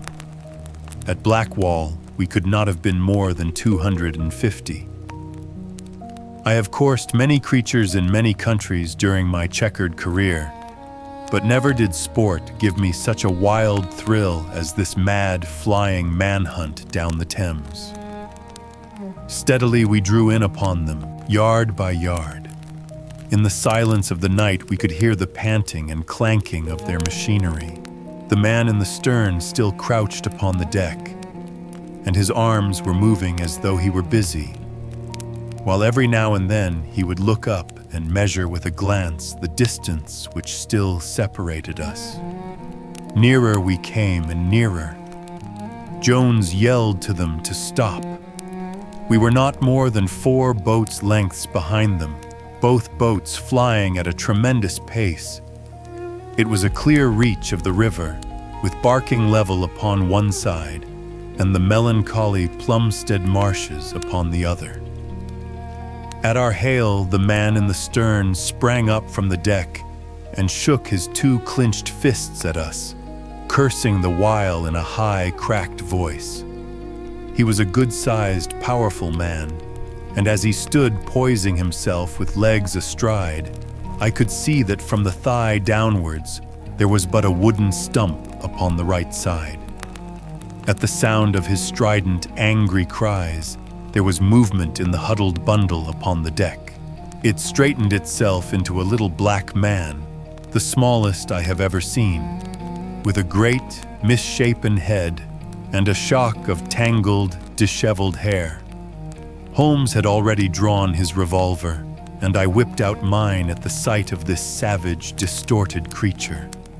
He was wrapped in some sort of dark ulster or blanket, which left only his face exposed, but that face was enough to give a man a sleepless night. Never have I seen features so deeply marked with all bestiality and cruelty. His small eyes glowed and burned with a somber light, and his thick lips were writhed back from his teeth, which grinned and chattered at us with a half-animal fury. "Fire if he raises his hand," said Holmes quietly. We were within a boat's length by this time, and almost within touch of our quarry. I can see the 2 of them now as they stood, the white man with his legs far apart, shrieking out curses, and the unhallowed dwarf with his hideous face and his strong yellow teeth gnashing at us in the light of our lantern. It was well that we had so clear a view of him. Even as we looked, he plucked out from under his covering a short, round piece of wood, like a school ruler, and clapped it to his lips. Our pistols rang out together. He whirled round, threw up his arms, and with a kind of choking cough, fell sideways into the stream. I caught one glimpse of his venomous, menacing eyes amid the white swirl of the waters. At the same moment, the wooden-legged man threw himself upon the rudder and put it hard down, so that his boat made straight in for the southern bank, while we shot past her stern, only clearing her by a few feet. We were round after her in an instant, but she was already nearly at the bank. It was a wild and desolate place, where the moon glimmered upon a wide expanse of marshland, with pools of stagnant water and beds of decaying vegetation. The launch, with a dull thud, ran up upon the mudbank, with her bow in the air and her stern flush with the water. The fugitive sprang out, but his stump instantly sank its whole length into the sodden soil. In vain he struggled and writhed. Not one step could he possibly take, either forwards or backwards. He yelled in impotent rage and kicked frantically into the mud with his other foot, but his struggles only bored his wooden pin the deeper into the sticky bank. When we brought our launch alongside, he was so firmly anchored that it was only by throwing the end of a rope over his shoulders that we were able to haul him out and to drag him, like some evil fish, over our side. The two Smiths, father and son, sat sullenly in their launch, but came aboard meekly enough when commanded. The Aurora herself we hauled off and made fast to our stern. A solid iron chest of Indian workmanship stood upon the deck. This, there could be no question, was the same that had contained the ill-omened treasure of the Sholtos. There was no key, but it was of considerable weight, so we transferred it carefully to our own little cabin. As we steamed slowly upstream again, we flashed our searchlight in every direction, but there was no sign of the islander. Somewhere in the dark ooze at the bottom of the Thames lie the bones of that strange visitor to our shores. "See here," said Holmes, pointing to the wooden hatchway. We were hardly quick enough with our pistols. There, sure enough, just behind where we had been standing, stuck one of those murderous darts which we knew so well. It must have whizzed between us at the instant that we fired. Holmes smiled at it and shrugged his shoulders in his easy fashion, but I confess that it turned me sick to think of the horrible death which had passed so close to us that night. Chapter 11. The Great Agra Treasure. Our captive sat in the cabin opposite to the iron box which he had done so much and waited so long to gain. He was a sunburned, reckless-eyed fellow, with a network of lines and wrinkles all over his mahogany features, which told of a hard, open-air life. There was a singular prominence about his bearded chin, which marked a man who was not to be easily turned from his purpose. His age may have been 50 or thereabouts, for his black, curly hair was thickly shot with gray. His face in repose was not an unpleasing one, though his heavy brows and aggressive chin gave him, as I had lately seen, a terrible expression when moved to anger. He sat now with his handcuffed hands upon his lap and his head sunk upon his breast, while he looked with his keen, twinkling eyes at the box which had been the cause of his ill-doings. It seemed to me that there was more sorrow than anger in his rigid and contained countenance.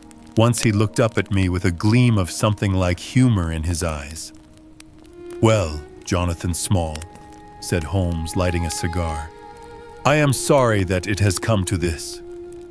"And so am I, sir," he answered frankly. "I don't believe that I can swing over the job.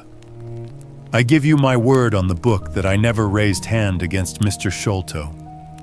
It was that little hellhound Tonga who shot one of his cursed darts into him. I had no part in it, sir. I was as grieved as if it had been my blood relation. I welted the little devil with the slack end of the rope for it.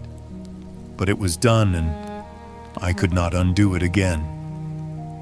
"Have a cigar," said Holmes, "and you had best take a pull out of my flask, for you are very wet.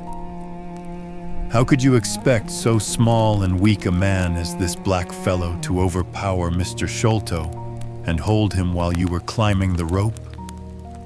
You seem to know as much about it as if you were there, sir. The truth is that I hoped to find the room clear. I knew the habits of the house pretty well, and it was the time when Mr. Sholto usually went down to his supper. I shall make no secret of the business. The best defense that I can make is just the simple truth. Now, if it had been the old Major, I would have swung for him with a light heart. I would have thought no more of knifing him than of smoking this cigar. But it's cursed hard that I should be lagged over this young Sholto, with whom I had no quarrel whatever. You are under the charge of Mr. Athelney Jones of Scotland Yard. He is going to bring you up to my rooms, and I shall ask you for a true account of the matter. You must make a clean breast of it, for if you do, I hope that I may be of use to you. I think I can prove that the poison acts so quickly that the man was dead before ever you reached the room." "That he was, sir.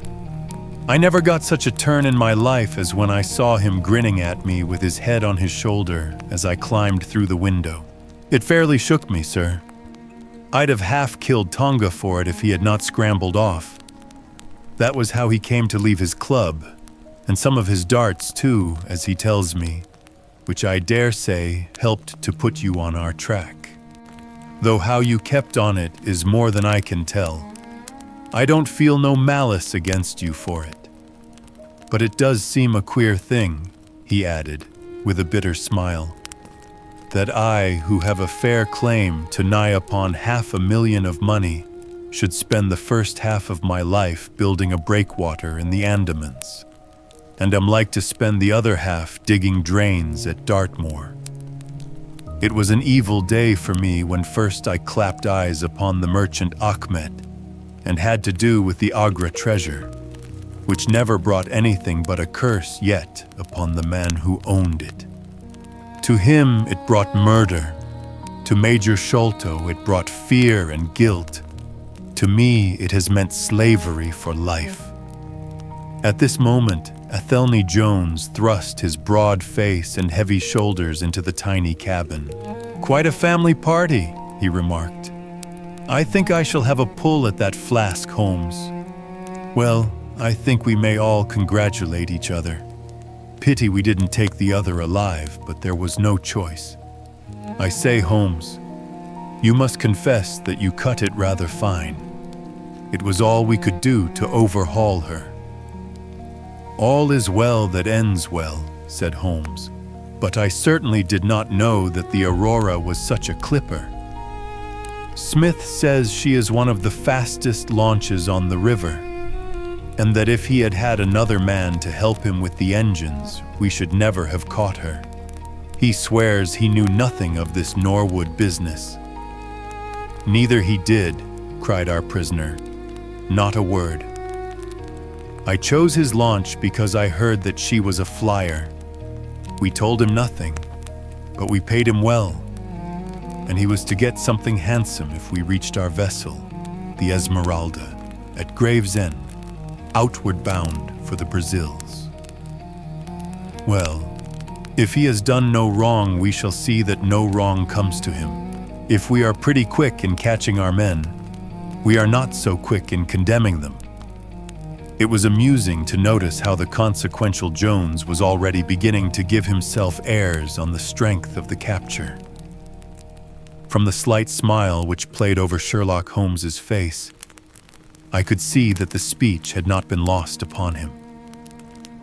"We will be at Vauxhall Bridge presently," said Jones, "and shall land you, Dr. Watson, with the treasure box. I need hardly tell you that I am taking a very grave responsibility upon myself in doing this. It is most irregular, but of course an agreement is an agreement.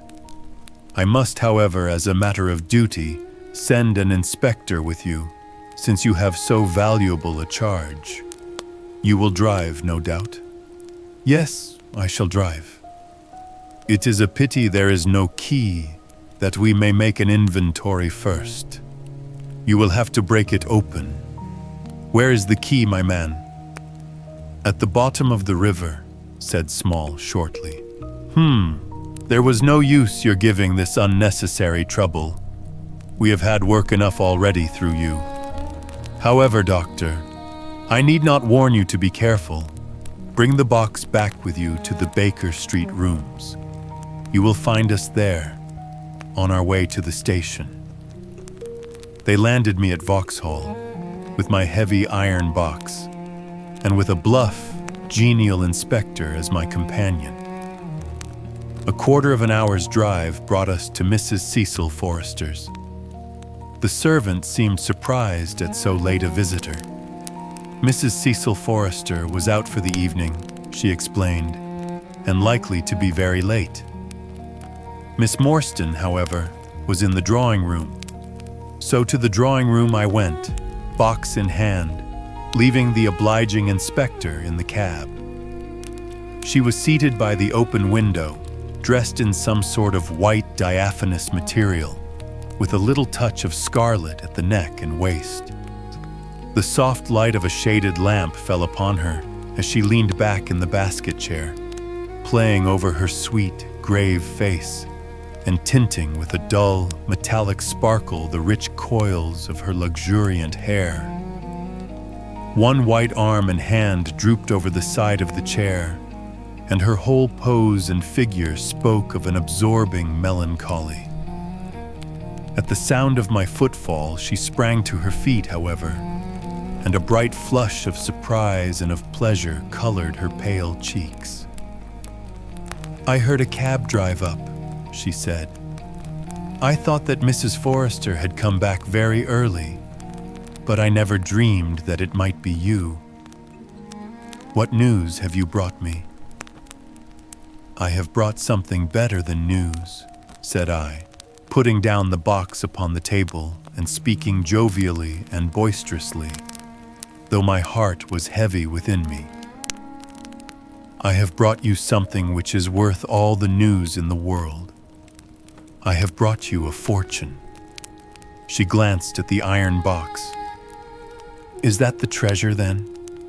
she asked, coolly enough. "Yes, this is the great Agra treasure. Half of it is yours, and half is Thaddeus Sholto's. You will have a couple of 100,000 each. Think of that. An annuity of £10,000. There will be few richer young ladies in England. Is it not glorious? I think that I must have been rather overacting my delight, and that she detected a hollow ring in my congratulations, for I saw her eyebrows rise a little, and she glanced at me curiously. "If I have it," said she, "I owe it to you." "No, no," I answered. "Not to me, but to my friend Sherlock Holmes.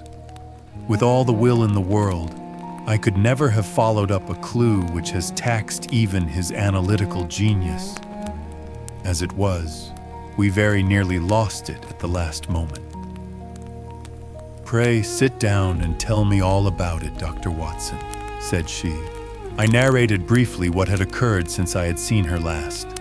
Holmes's new method of search, the discovery of the aurora, the appearance of Athelney Jones, our expedition in the evening, and the wild chase down the Thames. She listened with parted lips and shining eyes to my recital of our adventures. When I spoke of the dart which had so narrowly missed us, she turned so white that I feared that she was about to faint. "It is nothing," she said, as I hastened to pour her out some water. "I am all right again.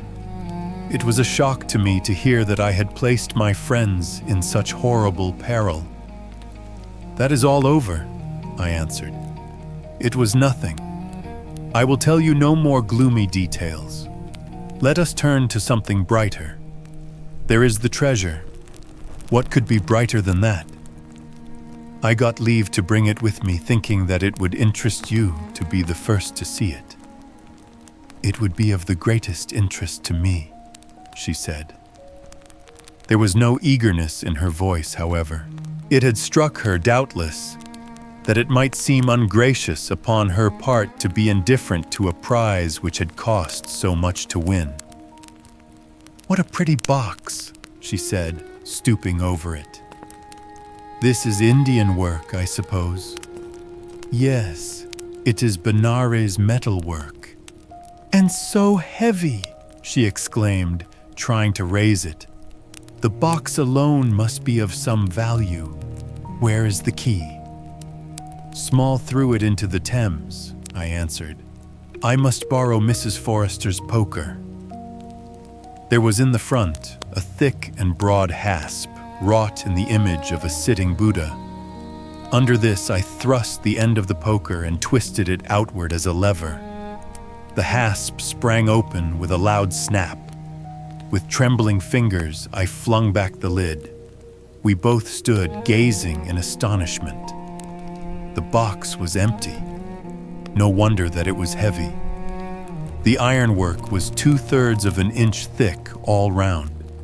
It was massive, well made, and solid, like a chest constructed to carry things of great price. But not one shred or crumb of metal or jewelry lay within it. It was absolutely and completely empty. "The treasure is lost," said Miss Morstan calmly. As I listened to the words and realized what they meant, a great shadow seemed to pass from my soul. I did not know how this Agra treasure had weighed me down, until now that it was finally removed. It was selfish, no doubt, disloyal, wrong, but I could realize nothing save that the golden barrier was gone from between us. "Thank God," I ejaculated from my very heart. She looked at me with a quick, questioning smile. "Why do you say that?" she asked.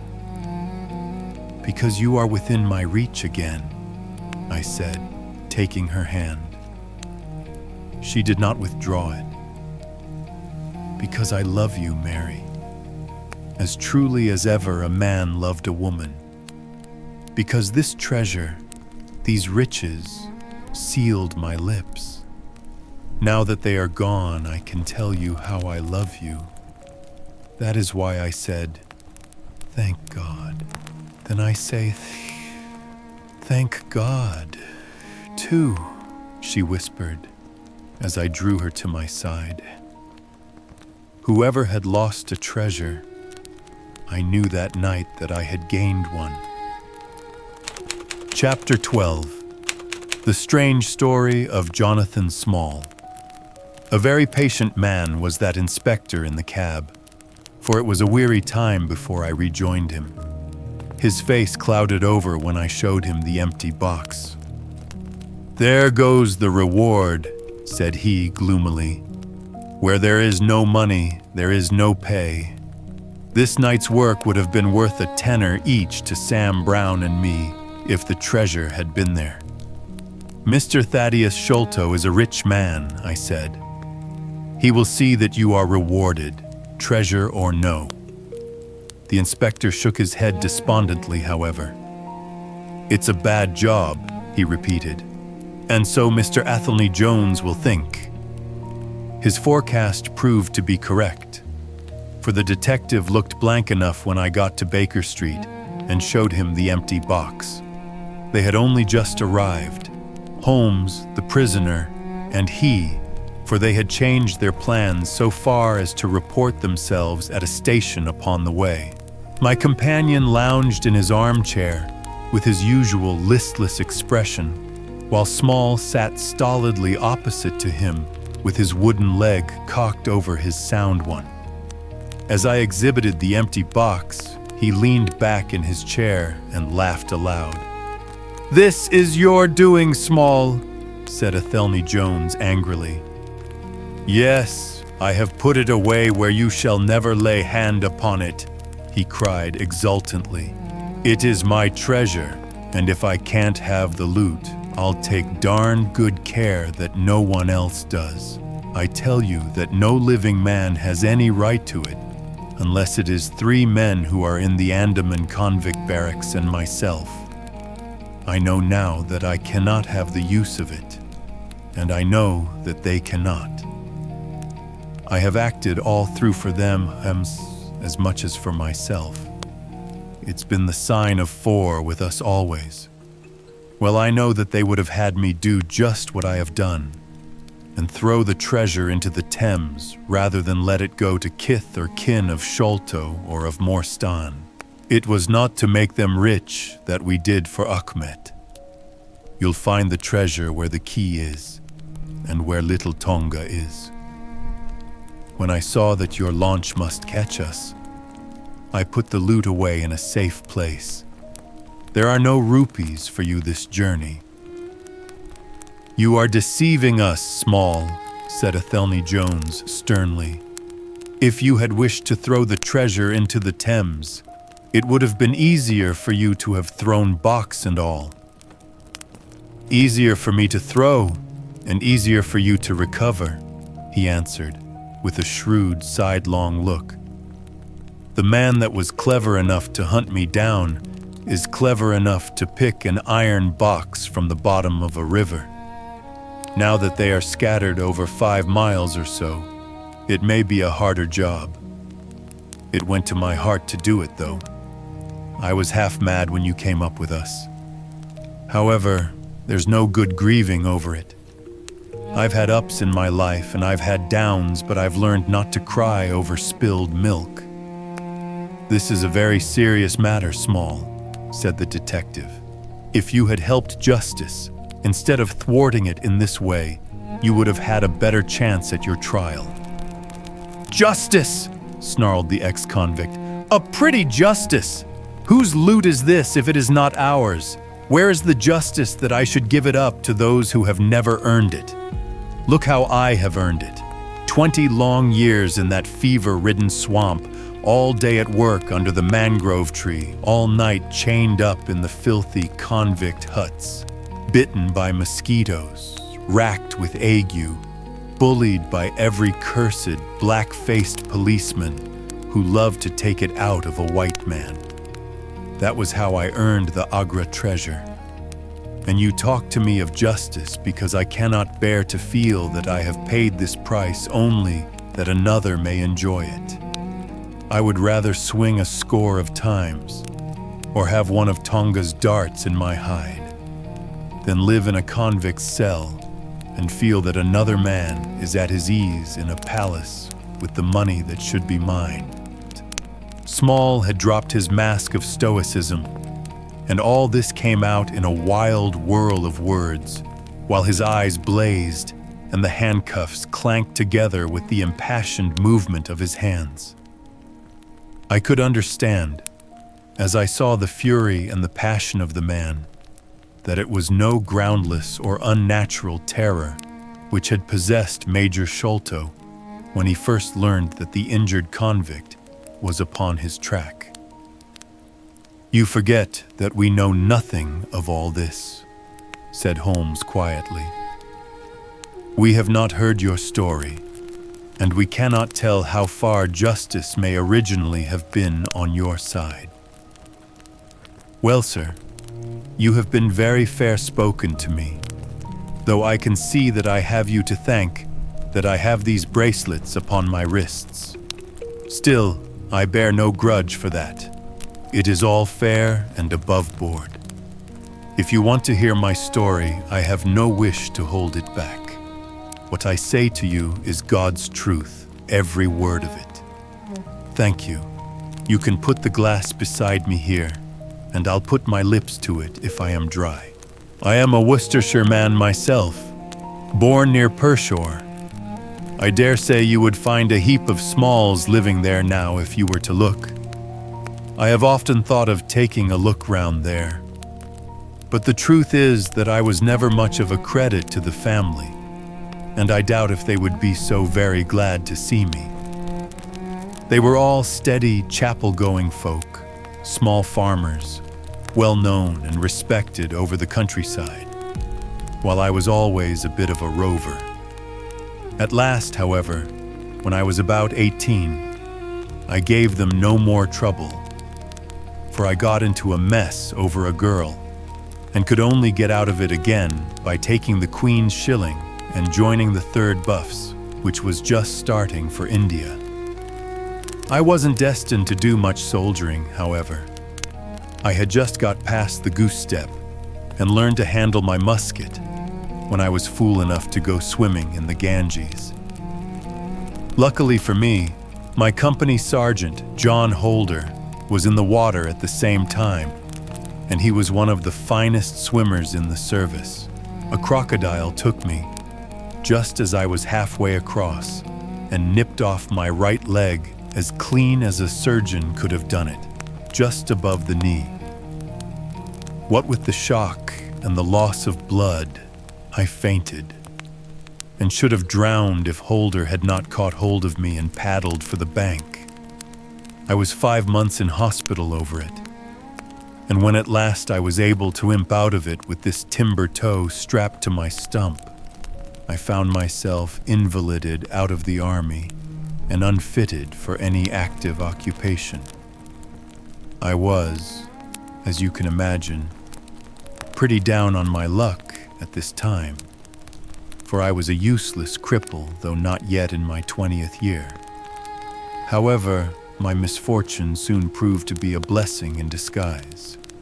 A man named Abel White, who had come out there as an indigo planter, wanted an overseer to look after his coolies and keep them up to their work. He happened to be a friend of our colonel's, who had taken an interest in me since the accident. To make a long story short, the colonel recommended me strongly for the post, and as the work was mostly to be done on horseback, my leg was no great obstacle, for I had enough knee left to keep good grip on the saddle. What I had to do was to ride over the plantation, to keep an eye on the men as they worked, and to report the idlers. The pay was fair. I had comfortable quarters, and altogether I was contented to spend the remainder of my life in indigo planting. Mr. Abel White was a kind man, and he would often drop into my little shanty and smoke a pipe with me. For white folk out there feel their hearts warm to each other, as they never do here at home. Well, I was never in luck's way long. Suddenly, without a note of warning, the Great Mutiny broke upon us. 1 month India lay as still and peaceful, to all appearance, as Surrey or Kent. The next, there were 200,000 black devils let loose, and the country was a perfect hell. Of course you know all about it, gentlemen. A deal more than I do, very like, since reading is not in my line. I only know what I saw with my own eyes. Our plantation was at a place called Mutra, near the border of the northwest provinces. Night after night, the whole sky was alight with the burning bungalows, and day after day, we had small companies of Europeans passing through our estate with their wives and children on their way to Agra, where were the nearest troops. Mr. Abel White was an obstinate man. He had it in his head that the affair had been exaggerated and that it would blow over as suddenly as it had sprung up. There he sat on his veranda, drinking whiskey pegs and smoking cheroots, while the country was in a blaze about him. Of course, we stuck by him, I and Dawson, who, with his wife, used to do the bookwork and the managing. Well, one fine day the crash came. I had been away on a distant plantation and was riding slowly home in the evening when my eye fell upon something all huddled together at the bottom of a steep nullah. I rode down to see what it was, and the cold struck through my heart when I found it was Dawson's wife, all cut into ribbons and half-eaten by jackals and native dogs. A little further up the road, Dawson himself was lying on his face, quite dead, with an empty revolver in his hand and 4 sepoys lying across each other in front of him. I reined up my horse, wondering which way I should turn, but at that moment I saw thick smoke curling up from Abel White's bungalow and the flames beginning to burst through the roof. I knew then that I could do my employer no good, but would only throw my own life away if I meddled in the matter. From where I stood, I could see hundreds of the black fiends, with their red coats still on their backs, dancing and howling round the burning house. Some of them pointed at me, and a couple of bullets sang past my head. So I broke away across the paddy fields and found myself late at night safe within the walls at Agra. As it proved, however, there was no great safety there either. The whole country was up like a swarm of bees. Wherever the English could collect in little bands, they held just the ground that their guns commanded. Everywhere else, they were helpless fugitives. It was a fight of the millions against the hundreds. And the cruelest part of it was that these men that we fought against, foot, horse, and gunners, were our own picked troops, whom we had taught and trained, handling our own weapons and blowing our own bugle calls. At Agra, there were the 3rd Bengal Fusiliers, some Sikhs, 2 troops of horse, and a battery of artillery. A volunteer corps of clerks and merchants had been formed, and this I joined, wooden leg and all.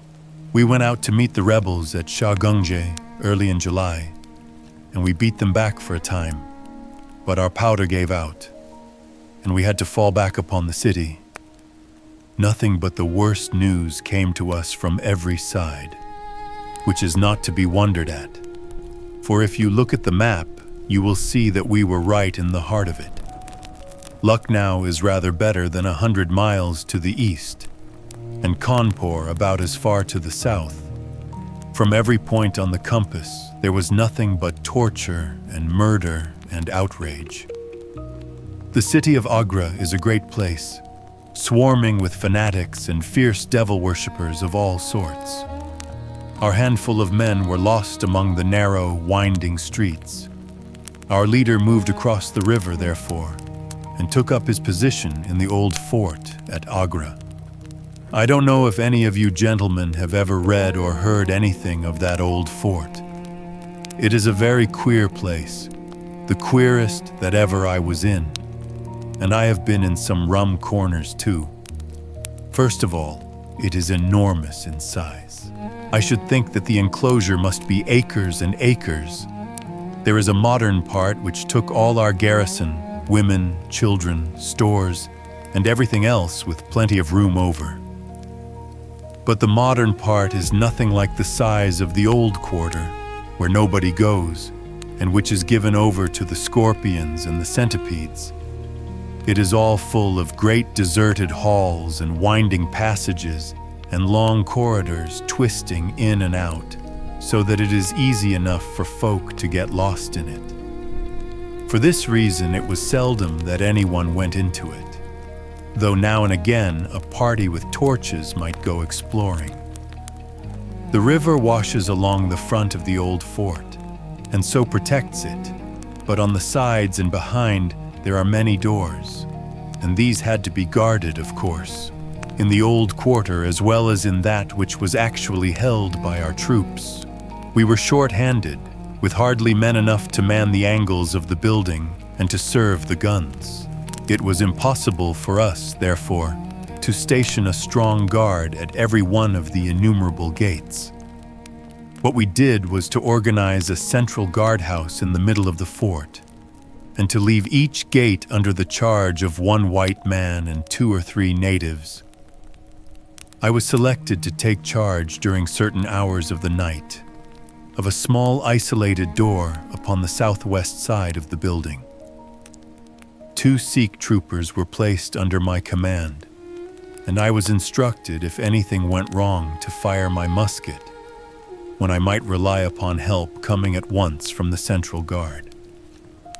As the guard was a good 200 paces away, however, and as the space between was cut up into a labyrinth of passages and corridors, I had great doubts as to whether they could arrive in time to be of any use in case of an actual attack.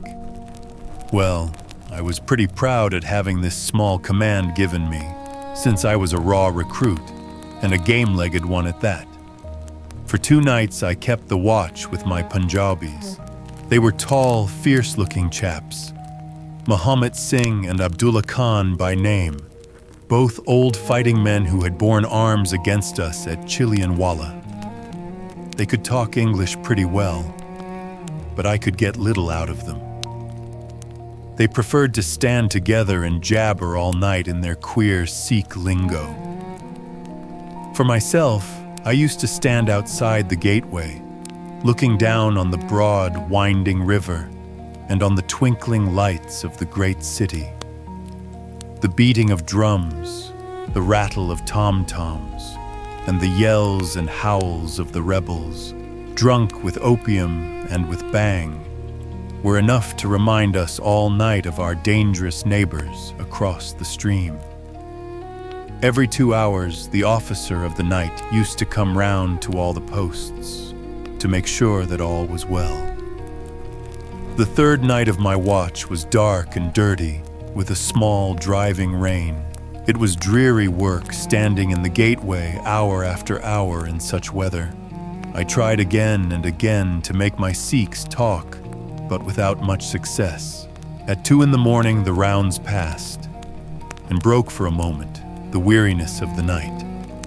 Finding that my companions would not be led into conversation, I took out my pipe and laid down my musket to strike the match.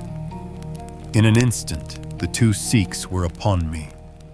One of them snatched my firelock up and leveled it at my head, while the other held a great knife to my throat and swore between his teeth that he would plunge it into me if I moved a step. My first thought was that these fellows were in league with the rebels, and that this was the beginning of an assault. If our door were in the hands of the sepoys, the place must fall, and the women and children be treated as they were in Cawnpore. Maybe you gentlemen think that I am just making out a case for myself, but I give you my word that when I thought of that, though I felt the point of the knife at my throat, I opened my mouth with the intention of giving a scream, if it was my last one, which might alarm the main guard. The man who held me seemed to know my thoughts, for even as I braced myself to it, he whispered, "Don't make a noise. The fort is safe enough. There are no rebel dogs on this side of the river." There was the ring of truth in what he said, and I knew that if I raised my voice, I was a dead man. I could read it in the fellow's brown eyes. I waited, therefore, in silence to see what it was that they wanted from me. "Listen to me, Sahib," said the taller and fiercer of the pair, the one whom they called Abdullah Khan. "You must either be with us now, or you must be silenced forever." The thing is too great a one for us to hesitate. Either you are heart and soul with us on your oath on the cross of the Christians, or your body this night shall be thrown into the ditch, and we shall pass over to our brothers in the rebel army. There is no middle way. Which is it to be? Death or life? We can only give you 3 minutes to decide, for the time is passing, and all must be done before the rounds come again. How can I decide? Said I. You have not told me what you want of me, but I tell you now that if it is anything against the safety of the fort, I will have no truck with it, so you can drive home your knife and welcome. It is nothing against the fort, said he. We only ask you to do that which your countrymen come to this land for. We ask you to rich. If you will be one of us this night, we will swear to you upon the naked knife, and by the threefold oath which no Sikh was ever known to break, that you shall have your fair share of the loot. A quarter of the treasure shall be yours. We can say no fairer. But what is the treasure then? I asked. I am as ready to be rich as you can be, if you will but show me how it can be done. You will swear then, said he, by the bones of your father, by the honor of your mother, by the cross of your faith, to raise no hand and speak no word against us, either now or afterwards. I will swear it, I answered, provided that the fort is not endangered. Then my comrade and I will swear that you shall have a quarter of the treasure, which shall be equally divided among the 4 of us. There are but 3, said I. No, Dust Akbar must have his share. We can tell the tale to you while we await them. Do you stand at the gate, Muhammad Singh, and give notice of their coming. The thing stands thus, Sahib, and I tell it to you because I know that an oath is binding upon a Ferengi, and that we may trust you. Had you been a lying Hindu, though you had sworn by all the gods in their false temples, your blood would have been upon the knife, and your body in the water. But the Sikh knows the Englishman, and the Englishman knows the Sikh. Hearken then to what I have to say. There is a Raja in the northern provinces who has much wealth, though his lands are small. Much has come to him from his father, and more still he has set by himself, for he is of a low nature and hoards his gold rather than spend it. When the troubles broke out, he would be friends both with the lion and the tiger, with the sepoy and with the company's Raj. Soon, however, it seemed to him that the white men's day was come, for through all the land he could hear of nothing but of their death and their overthrow. Yet, being a careful man, he made such plans that come what might, half at least of his treasure should be left to him. That which was in gold and silver he kept by him in the vaults of his palace. But the most precious stones and the choicest pearls that he had, he put in an iron box and sent it by a trusty servant who, under the guise of a merchant, should take it to the fort at Agra, there to lie until the land is at peace. Thus, if the rebels won, he would have his money, but if the company conquered, his jewels would be saved to him. Having thus divided his hoard, he threw himself into the cause of the sepoys, since they were strong upon his borders. By doing this, mark you, Sahib, his property becomes the due of those who have been true to their salt. This pretended merchant, who travels under the name of Achmet, is now in the city of Agra and desires to gain his way into the fort. He has with him as traveling companion my foster brother, Dost Akbar, who knows his secret. Dost Akbar has promised this night to lead him to a side postern of the fort, and has chosen this one for his purpose. Here he will come presently, and here he will find Muhammad Singh and myself awaiting him. The place is lonely, and none shall know of his coming. The world shall know of the merchant Achmet no more, but the great treasure of the Raja shall be divided among us. What say you to it, Sahib? In Worcestershire, the life of a man seems a great and a sacred thing, but it is very different when there is fire and blood all round you, and you have been used to meeting death at every turn. Whether Achmet the merchant lived or died was a thing as light as air to me, but at the talk about the treasure my heart turned to it, and I thought of what I might do in the old country with it, and how my folk would stare when they saw their ne'er-do-well coming back with his pockets full of gold moidoras. I had, therefore, already made up my mind. Abdullah Khan, however, thinking that I hesitated, pressed the matter more closely. "Consider, Sahib," said he, "that if this man is taken by the commandant, he will be hung or shot, and his jewels taken by the government, so that no man will be a rupee the better for them.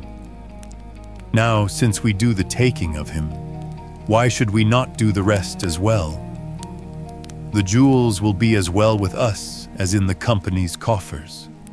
There will be enough to make every one of us rich men and great chiefs. No one can know about the matter, for here we are cut off from all men. What could be better for the purpose? Say again, then, Sahib, whether you are with us, or if we must look upon you as an enemy." "I am with you heart and soul," said I. "It is well," he answered, handing me back my firelock. "You see that we trust you, for your word, like ours, is not to be broken. We have now only to wait for my brother and the merchant." "Does your brother know, then, of what you will do?" I asked. "The plan is his. He has devised it. We will go to the gate and share the watch with Muhammad Singh." The rain was still falling steadily, for it was just the beginning of the wet season. Brown, heavy clouds were drifting across the sky, and it was hard to see more than a stone cast. A deep moat lay in front of our door, but the water was in places nearly dried up, and it could easily be crossed. It was strange to me to be standing there with those two wild Punjabis waiting for the man who was coming to his death.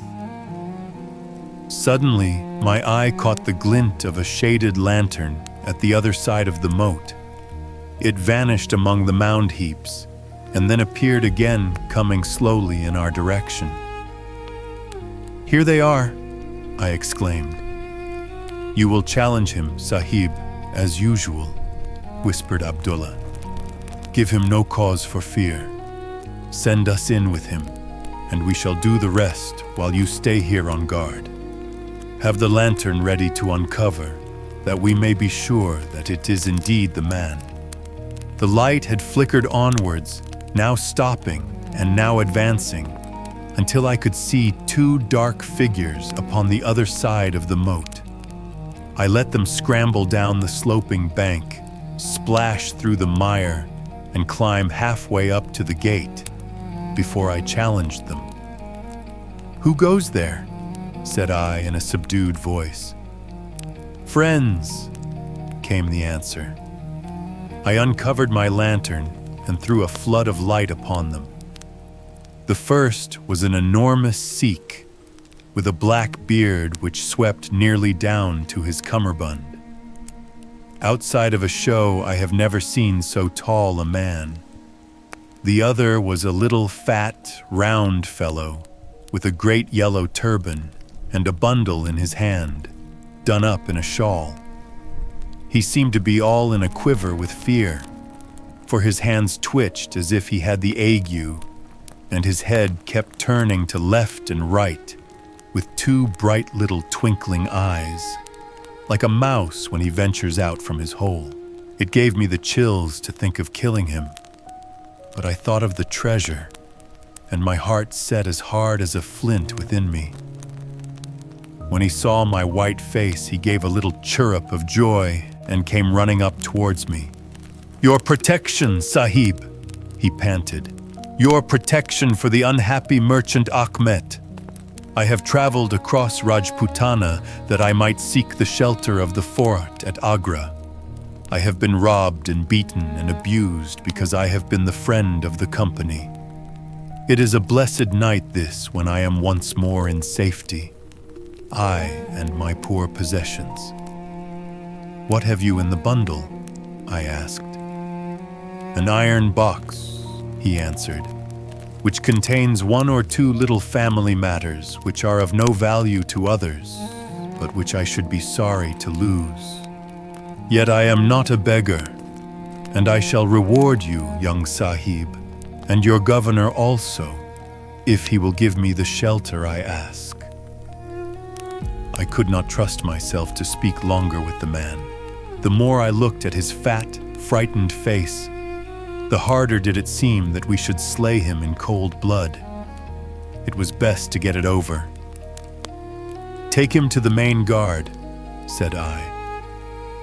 The two Sikhs closed in upon him on each side, and the giant walked behind, while they marched in through the dark gateway. Never was a man so compassed round with death. I remained at the gateway with the lantern. I could hear the measured tramp of their footsteps sounding through the lonely corridors. Suddenly it ceased, and I heard voices and a scuffle with the sound of blows. A moment later there came, to my horror, a rush of footsteps coming in my direction, with the loud breathing of a running man. I turned my lantern down the long, straight passage, and there was the fat man, running like the wind, with a smear of blood across his face and close at his heels, bounding like a tiger, the great black-bearded Sikh, with a knife flashing in his hand. I have never seen a man run so fast as that little merchant. He was gaining on the Sikh, and I could see that if he once passed me and got to the open air, he would save himself yet. My heart softened to him, but again the thought of his treasure turned me hard and bitter. I cast my firelock between his legs as he raced past, and he rolled twice over like a shot rabbit. Ere he could stagger to his feet, the Sikh was upon him and buried his knife twice in his side. The man never uttered moan nor moved muscle, but lay where he had fallen. I think myself that he may have broken his neck with the fall. You see, gentlemen, that I am keeping my promise. I am telling you every work of the business just exactly as it happened, whether it is in my favor or not. He stopped and held out his manacled hands for the whiskey and water which Holmes had brewed for him. For myself, I confess that I had now conceived the utmost horror of the man, not only for this cold-blooded business in which he had been concerned, but even more for the somewhat flippant and careless way in which he narrated it. Whatever punishment was in store for him, I felt that he might expect no sympathy from me. Sherlock Holmes and Jones sat with their hands upon their knees, deeply interested in the story, but with the same disgust written upon their faces. He may have observed it, for there was a touch of defiance in his voice and manner as he proceeded. "It was all very bad, no doubt," said he. "I should like to know how many fellows in my shoes would have refused a share of this loot when they knew that they would have their throats cut for their pains. Besides, it was my life or his when once he was in the fort. If he had got out, the whole business would come to light, and I should have been court-martialed and shot as likely as not, for people were not very lenient at a time like that. "Go on with your story," said Holmes shortly. "Well, we carried him in, Abdullah Akbar and I. A fine weight he was, too, for all that he was so short. Muhammad Singh was left to guard the door. We took him to a place which the Sikhs had already prepared. It was some distance off, where a winding passage leads to a great empty hall, the brick walls of which were all crumbling to pieces. The earth floor had sunk in at one place, making a natural grave, so we left Ahmet the merchant there, having first covered him over with loose bricks. This done, we all went back to the treasure. It lay where he had dropped it when he was first attacked. The box was the same which now lies open upon your table. A key was hung by a silken cord to that carved handle upon the top. We opened it, and the light of the lantern gleamed upon a collection of gems such as I have read of and thought about when I was a little lad at Pershore. It was blinding to look upon them. When we had feasted our eyes, we took them all out and made a list of them. There were 143 diamonds of the first water, including one which has been called, I believe, the Great Mogul, and is said to be the second largest stone in existence. Then there were 97 very fine emeralds, and 170 rubies, some of which, however, were small. There were 40 carbuncles, 210 sapphires, 61 agates, and a great quantity of beryls, onyxes, cat's eyes, turquoises, and other stones, the very names of which I did not know at the time, though I have become more familiar with them since. Besides this, there were nearly 300 very fine pearls, 12 of which were set in a gold coronet. By the way, these last had been taken out of the chest and were not there when I recovered it. After we had counted our treasures, we put them back into the chest and carried them to the gateway to show them to Muhammad Singh. Then we solemnly renewed our oath to stand by each other and be true to our secret. We agreed to conceal our loot in a safe place until the country should be at peace again, and then to divide it equally among ourselves. There was no use dividing it at present, for if gems of such value were found upon us, it would cause suspicion, and there was no privacy in the fort, nor any place where we could keep them. We carried the box, therefore, into the same hall where we had buried the body, and there, under certain bricks in the best preserved wall, we made a hollow and put our treasure. We made careful note of the place, and next day I drew 4 plans, one for each of us, and put the sign of the 4 of us at the bottom, for we had sworn that we should each always act for all, so that none might take advantage. That is an oath that I can put my hand to my heart and swear that I have never broken. Well, there's no use my telling you, gentlemen, what came of the Indian mutiny. After Wilson took Delhi and Sir Colin relieved Lucknow, the back of the business was broken. Fresh troops came pouring in, and Nana Sahib made himself scarce over the frontier. A flying column under Colonel Greathead came round to Agra and cleared the Pandis away from it. Peace seemed to be settling upon the country, and we 4 were beginning to hope that the time was at hand when we might safely go off with our shares of the plunder. In a moment, however, our hopes were shattered by our being arrested as the murderers of Ahmet. It came about in this way. When the Raja put his jewels into the hands of Ahmet, he did it because he knew that he was a trusty man. They are suspicious folk in the East, however. So what does this Raja do but take a second, even more trusty servant and set him to play the spy upon the first. This second man was ordered never to let Achmet out of his sight, and he followed him like his shadow. He went after him that night and saw him pass through the doorway. Of course, he thought he had taken refuge in the fort and applied for admission there himself next day, but could find no trace of Achmet. This seemed to him so strange that he spoke about it to a sergeant of guides, who brought it to the ears of the commandant. A thorough search was quickly made, and the body was discovered. Thus, at the very moment that we thought that all was safe, we were all four seized and brought to trial on a charge of murder. 3 of us because we had held the gate that night, and the 4th because he was known to have been in the company of the murdered man. Not a word about the jewels came out at the trial, for the Raja had been deposed and driven out of India, so no one had any particular interest in them. The murder, however, was clearly made out, and it was certain that we must all have been concerned in it.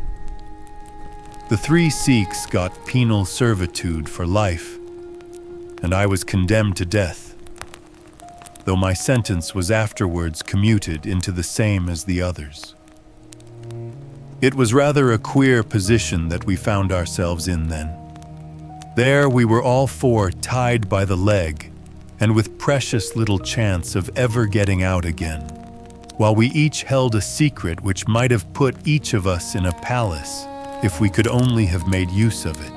It was enough to make a man eat his heart out, to have to stand the kick and the cuff of every petty jack in office, to have rice to eat and water to drink, when that gorgeous fortune was ready for him outside, just waiting to be picked up. It might have driven me mad, but I was always a pretty stubborn one, so I just held on and bided my time. At last it seemed to me to have come.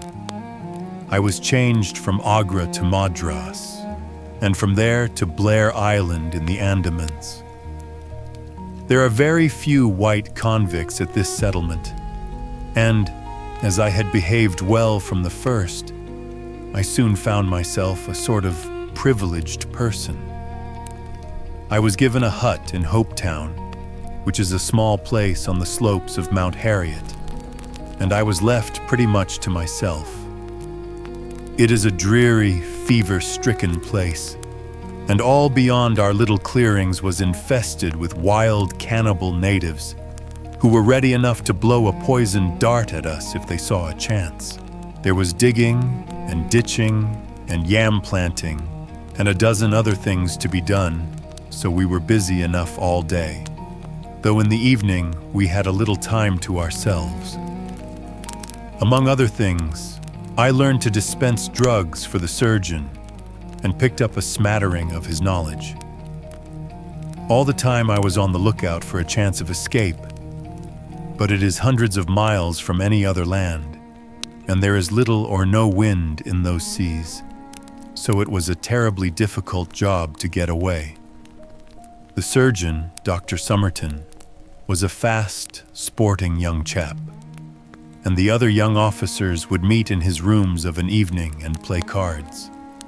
The surgery, where I used to make up my drugs, was next to his sitting room, with a small window between us.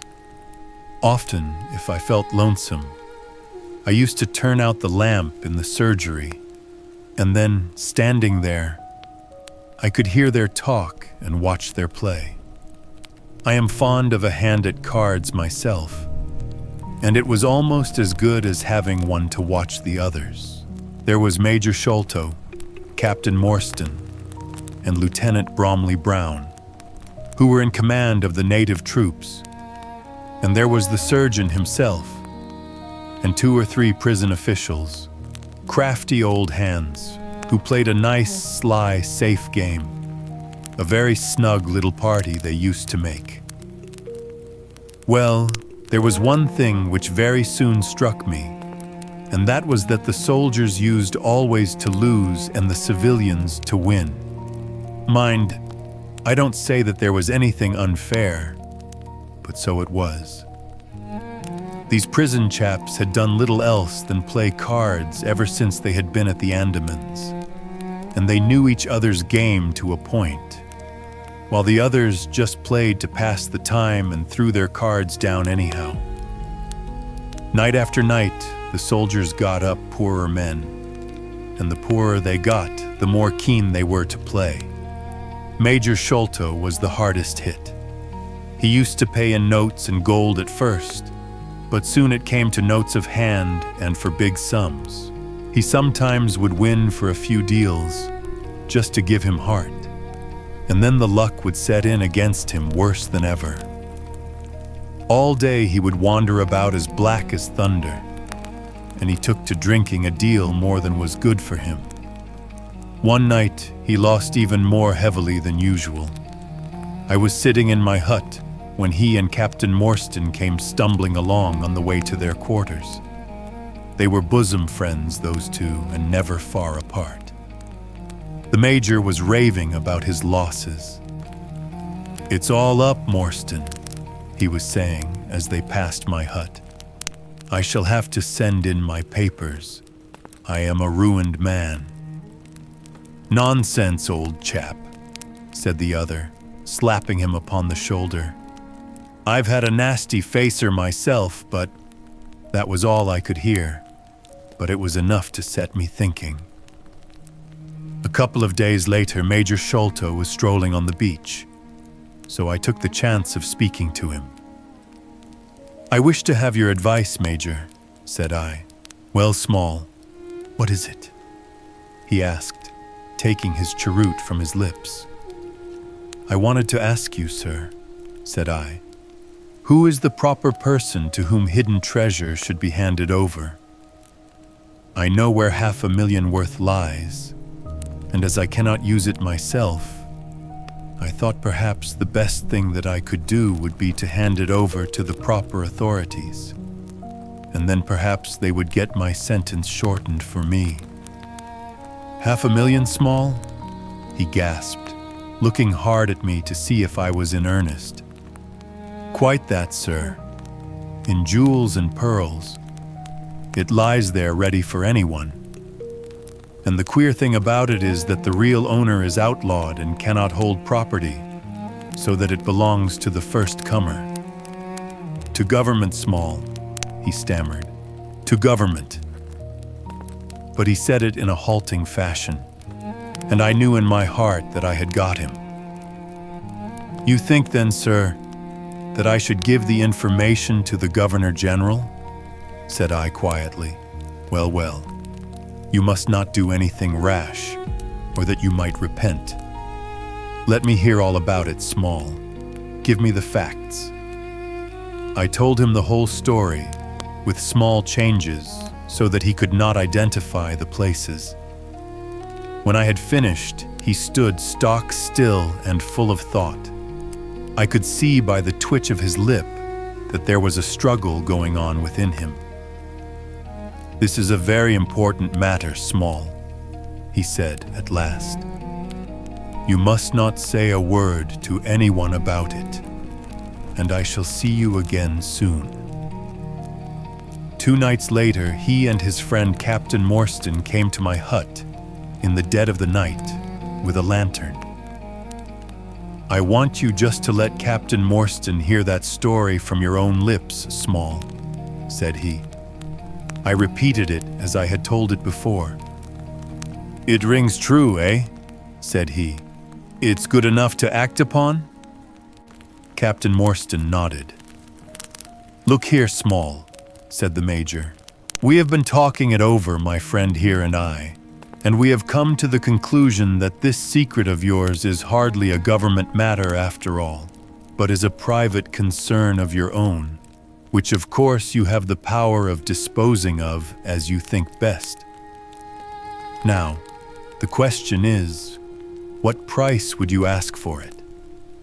We might be inclined to take it up and at least look into it, if we could agree as to terms." He tried to speak in a cool, careless way. but his eyes were shining with excitement and greed. "Why, as to that, gentlemen," I answered, trying also to be cool, but feeling as excited as he did. "There is only one bargain which a man in my position can make. I shall want you to help me to my freedom, and to help my 3 companions to theirs. We shall then take you into partnership, and give you a 5th share to divide between you." Said he. "A 5th share? That is not very tempting." "It would come to 50,000 apiece, said I. "But how can we gain your freedom? You know very well that you ask an impossibility." "Nothing of the sort," I answered. "I have thought it all out to the last detail. The only bar to our escape is that we can get no boat fit for the voyage, and no provision to last us for so long a time. There are plenty of little yachts and yawls at Calcutta or Madras which would serve our turn well. Do you bring one over? We shall engage to get aboard her by night, and if you will drop us on any part of the Indian coast, you will have done your part of the bargain." "If there were only one," he said. "None or all," I answered. "We have sworn it. The 4 of us must always act together." "You see, Morstan," said he, "Small is a man of his word. He does not flinch from his friend. I think we may very well trust him." "It's a dirty business," the other answered.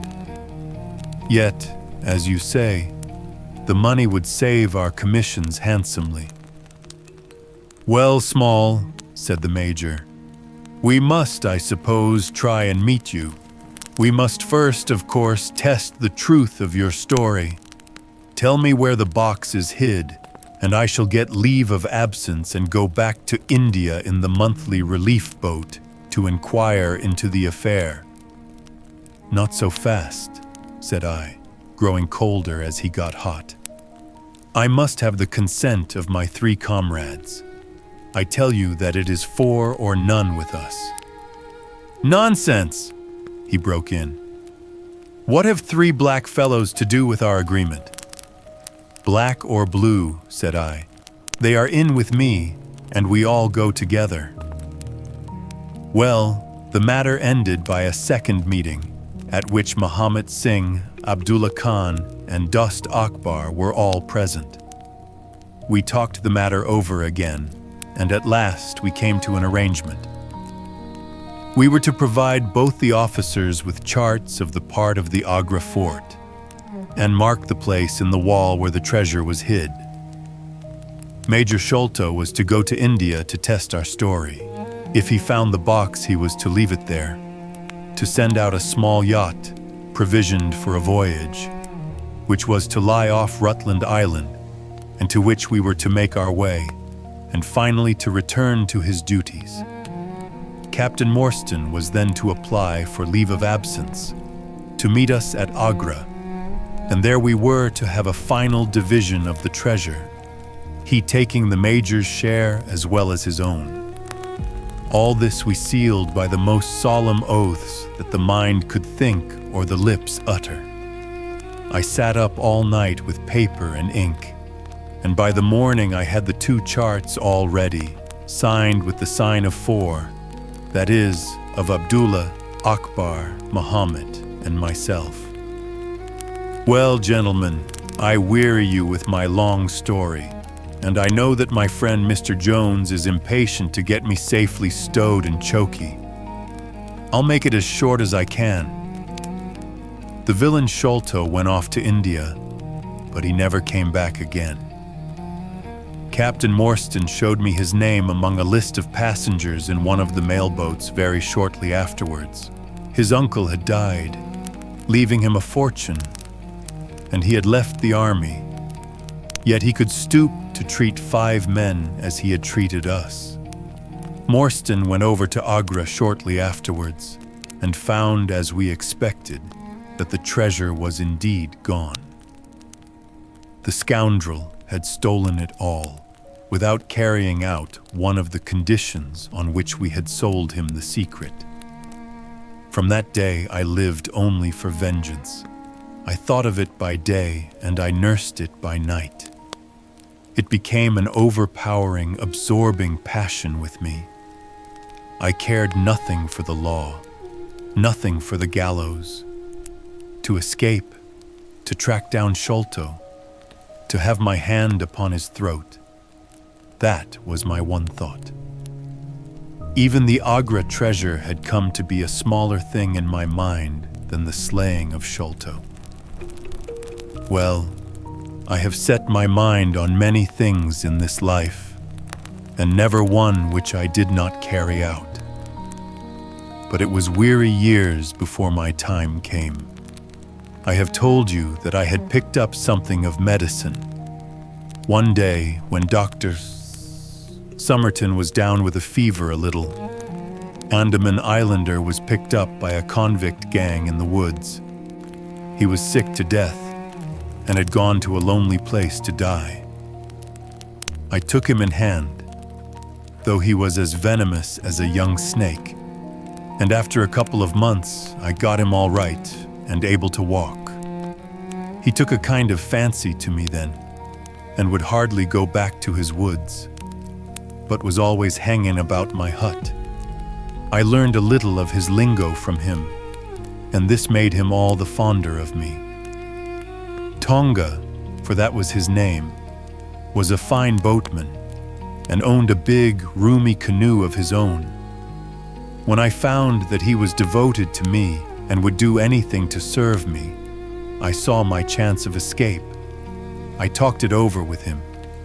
He was to bring his boat round on a certain night to an old wharf which was never guarded, and there he was to pick me up.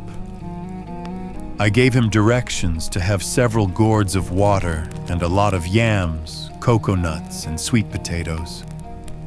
He was staunch and true, was little Tonga. No man ever had a more faithful mate. At the night named, he had his boat at the wharf. As it chanced, however, there was one of the convict guard down there, a vile Pathan who had never missed a chance of insulting and injuring me. I had always vowed vengeance, and now I had my chance. It was as if fate had placed him in my way that I might pay my debt before I left the island. He stood on the bank with his back to me and his carbine on his shoulder. I looked about for a stone to beat out his brains with, but none could I see. Then a queer thought came into my head and showed me where I could lay my hand on a weapon. I sat down in the darkness and unstrapped my wooden leg. With 3 long hops, I was on him. He put his carbine to his shoulder, but I struck him full and knocked the whole front of his skull in. You can see the split in the wood now where I hit him. We both went down together, for I could not keep my balance. But when I got up and I found him still lying quiet enough, I made for the boat, and in an hour we were well out at sea. Tonga had brought all his earthly possessions with him, his arms and his gods. Among other things, he had a long bamboo spear and some Andaman coconut matting, with which I made a sort of sail. For 10 days we were beating about, trusting to luck, and on the 11th we were picked up by a trader which was going from Singapore to Jeddah with a cargo of Malay pilgrims. They were a rum crowd, and Tonga and I soon managed to settle down among them. They had one very good quality. They let you alone and asked no questions. Well, if I were to tell you all the adventures that my little chum and I went through, you would not thank me, for I would have you here until the sun was shining. Here and there we drifted about the world, something always turning up to keep us from London. All the time, however, I never lost sight of my purpose. I would dream of Sholto at night. 100 times I have killed him in my sleep. At last, however, some 3 or 4 years ago, we found ourselves in England. I had no great difficulty in finding where Sholto lived, and I set to work to discover whether he had realized the treasure or if he still had it. I made friends with someone who could help me. I name no names, for I don't want to get anyone else in a hole. And I soon found that he still had the jewels. Then I tried to get at him in many ways, but he was pretty sly and had always 2 prize fighters, besides his sons and his Kit Mutgar, on guard over him. One day, however, I got word that he was dying. I hurried at once to the garden, mad that he should slip out of my clutches like that. And looking through the window, I saw him lying in his bed, with his sons on each side of him. I'd have come through and taken my chance with the 3 of them. Only even as I looked at him, his jaw dropped, and I knew that he was gone. I got into his room that same night, though, and I searched his papers to see if there was any record of where he had hidden our jewels. There was not a line, however, so I came away, bitter and savage as a man could be. Before I left, I bethought me that if I ever met my Sikh friends again, it would be a satisfaction to know that I had left some mark of our hatred. So I scrawled down the sign of the 4 of us, as it had been on the chart, and I pinned it on his bosom. It was too much that he should be taken to the grave without some token from the men whom he had robbed and befooled. We earned a living at this time by my exhibiting poor Tonga at fairs and other such places as the Black Cannibal. He would eat raw meat and dance his war dance, so we always had a hatful of pennies after a day's work. I still heard all the news from Pondicherry Lodge, and for some years there was no news to hear, except that they were hunting for the treasure. At last, however, came what we had waited for so long. The treasure had been found. It was up at the top of the house, in Mr. Bartholomew Sholto's chemical laboratory. I came at once and had a look at the place, but I could not see how, with my wooden leg, I was to make my way up to it. I learned, however, about a trap door in the roof, and also about Mr. Sholto's supper hour. It seemed to me that I could manage the thing easily through Tonga. I brought him out with me with a long rope wound round his waist. He could climb like a cat, and he soon made his way through the roof. But, as ill luck would have it, Bartholomew Sholto was still in the room to his cost. Tonga thought he had done something very clever in killing him, for when I came up by the rope, I found him strutting about as proud as a peacock. Very much surprised was he when I made at him with the rope's end, and cursed him for a little bloodthirsty imp. I took the treasure box and let it down, and then slid down myself, having first left the sign of the 4 upon the table, to show that the jewels had come back at last to those who had most right to them. Tonga then pulled up the rope, closed the window, and made off the way that he had come. I don't know that I have anything else to tell you. I had heard a waterman speak of the speed of Smith's launch, the Aurora, so I thought she would be a handy craft for our escape. I engaged with old Smith, and was to give him a big sum if he got us safe to our ship. He knew, no doubt, that there was some screw loose, but he was not in our secrets. All this is the truth, and if I tell it to you, gentlemen, it is not to amuse you, for you have not done me a very good turn. But it is because I believe the best defense I can make is just to hold back nothing, but let all the world know how badly I have myself been served by Major Sholto, and how innocent I am of the death of his son. A very remarkable account, said Sherlock Holmes. A fitting wind-up to an extremely interesting case. There is nothing at all new to me in the latter part of your narrative. except that you brought your own rope. That I did not know. By the way, I had hoped that Tonga had lost all his darts, yet he managed to shoot one at us in the boat. He had lost them all, sir, except the one which was in his blowpipe at the time. Ah, of course, said Holmes. I had not thought of that. Is there any other point which you would like to ask about? Asked the convict affably. I think not, thank you, my companion answered. Well, Holmes, said Athelney Jones, you are a man to be humored, and we all know that you are a connoisseur of crime, but duty is duty, and I have gone rather far in doing what you and your friend asked me. I shall feel more at ease when we have our storyteller here safe under lock and key. The cab still waits, and there are 2 inspectors downstairs. I am much obliged to you both for your assistance. Of course you will be wanted at the trial. Good night to you. Good night, gentlemen both, said Jonathan Small. You first, Small, remarked the wary Jones as they left the room. I'll take particular care that you don't club me with your wooden leg, whatever you may have done to the gentleman at the Andaman Isles. Well, and there is the end of our little drama, I remarked, after we had sat some time smoking in silence. I fear that it may be the last investigation in which I shall have the chance of studying your methods.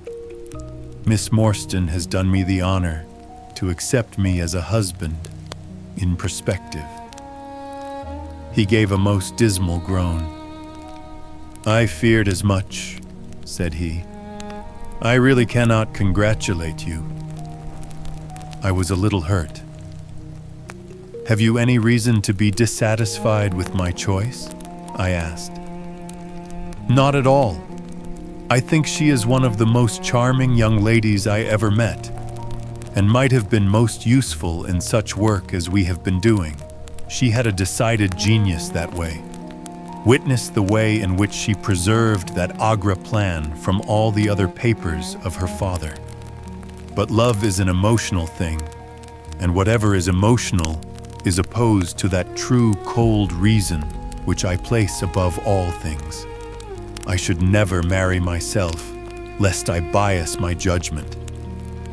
I trust, said I, laughing, that my judgment may survive the ordeal, but you look weary. Yes, the reaction is already upon me. I shall be as limp as a rag for a week.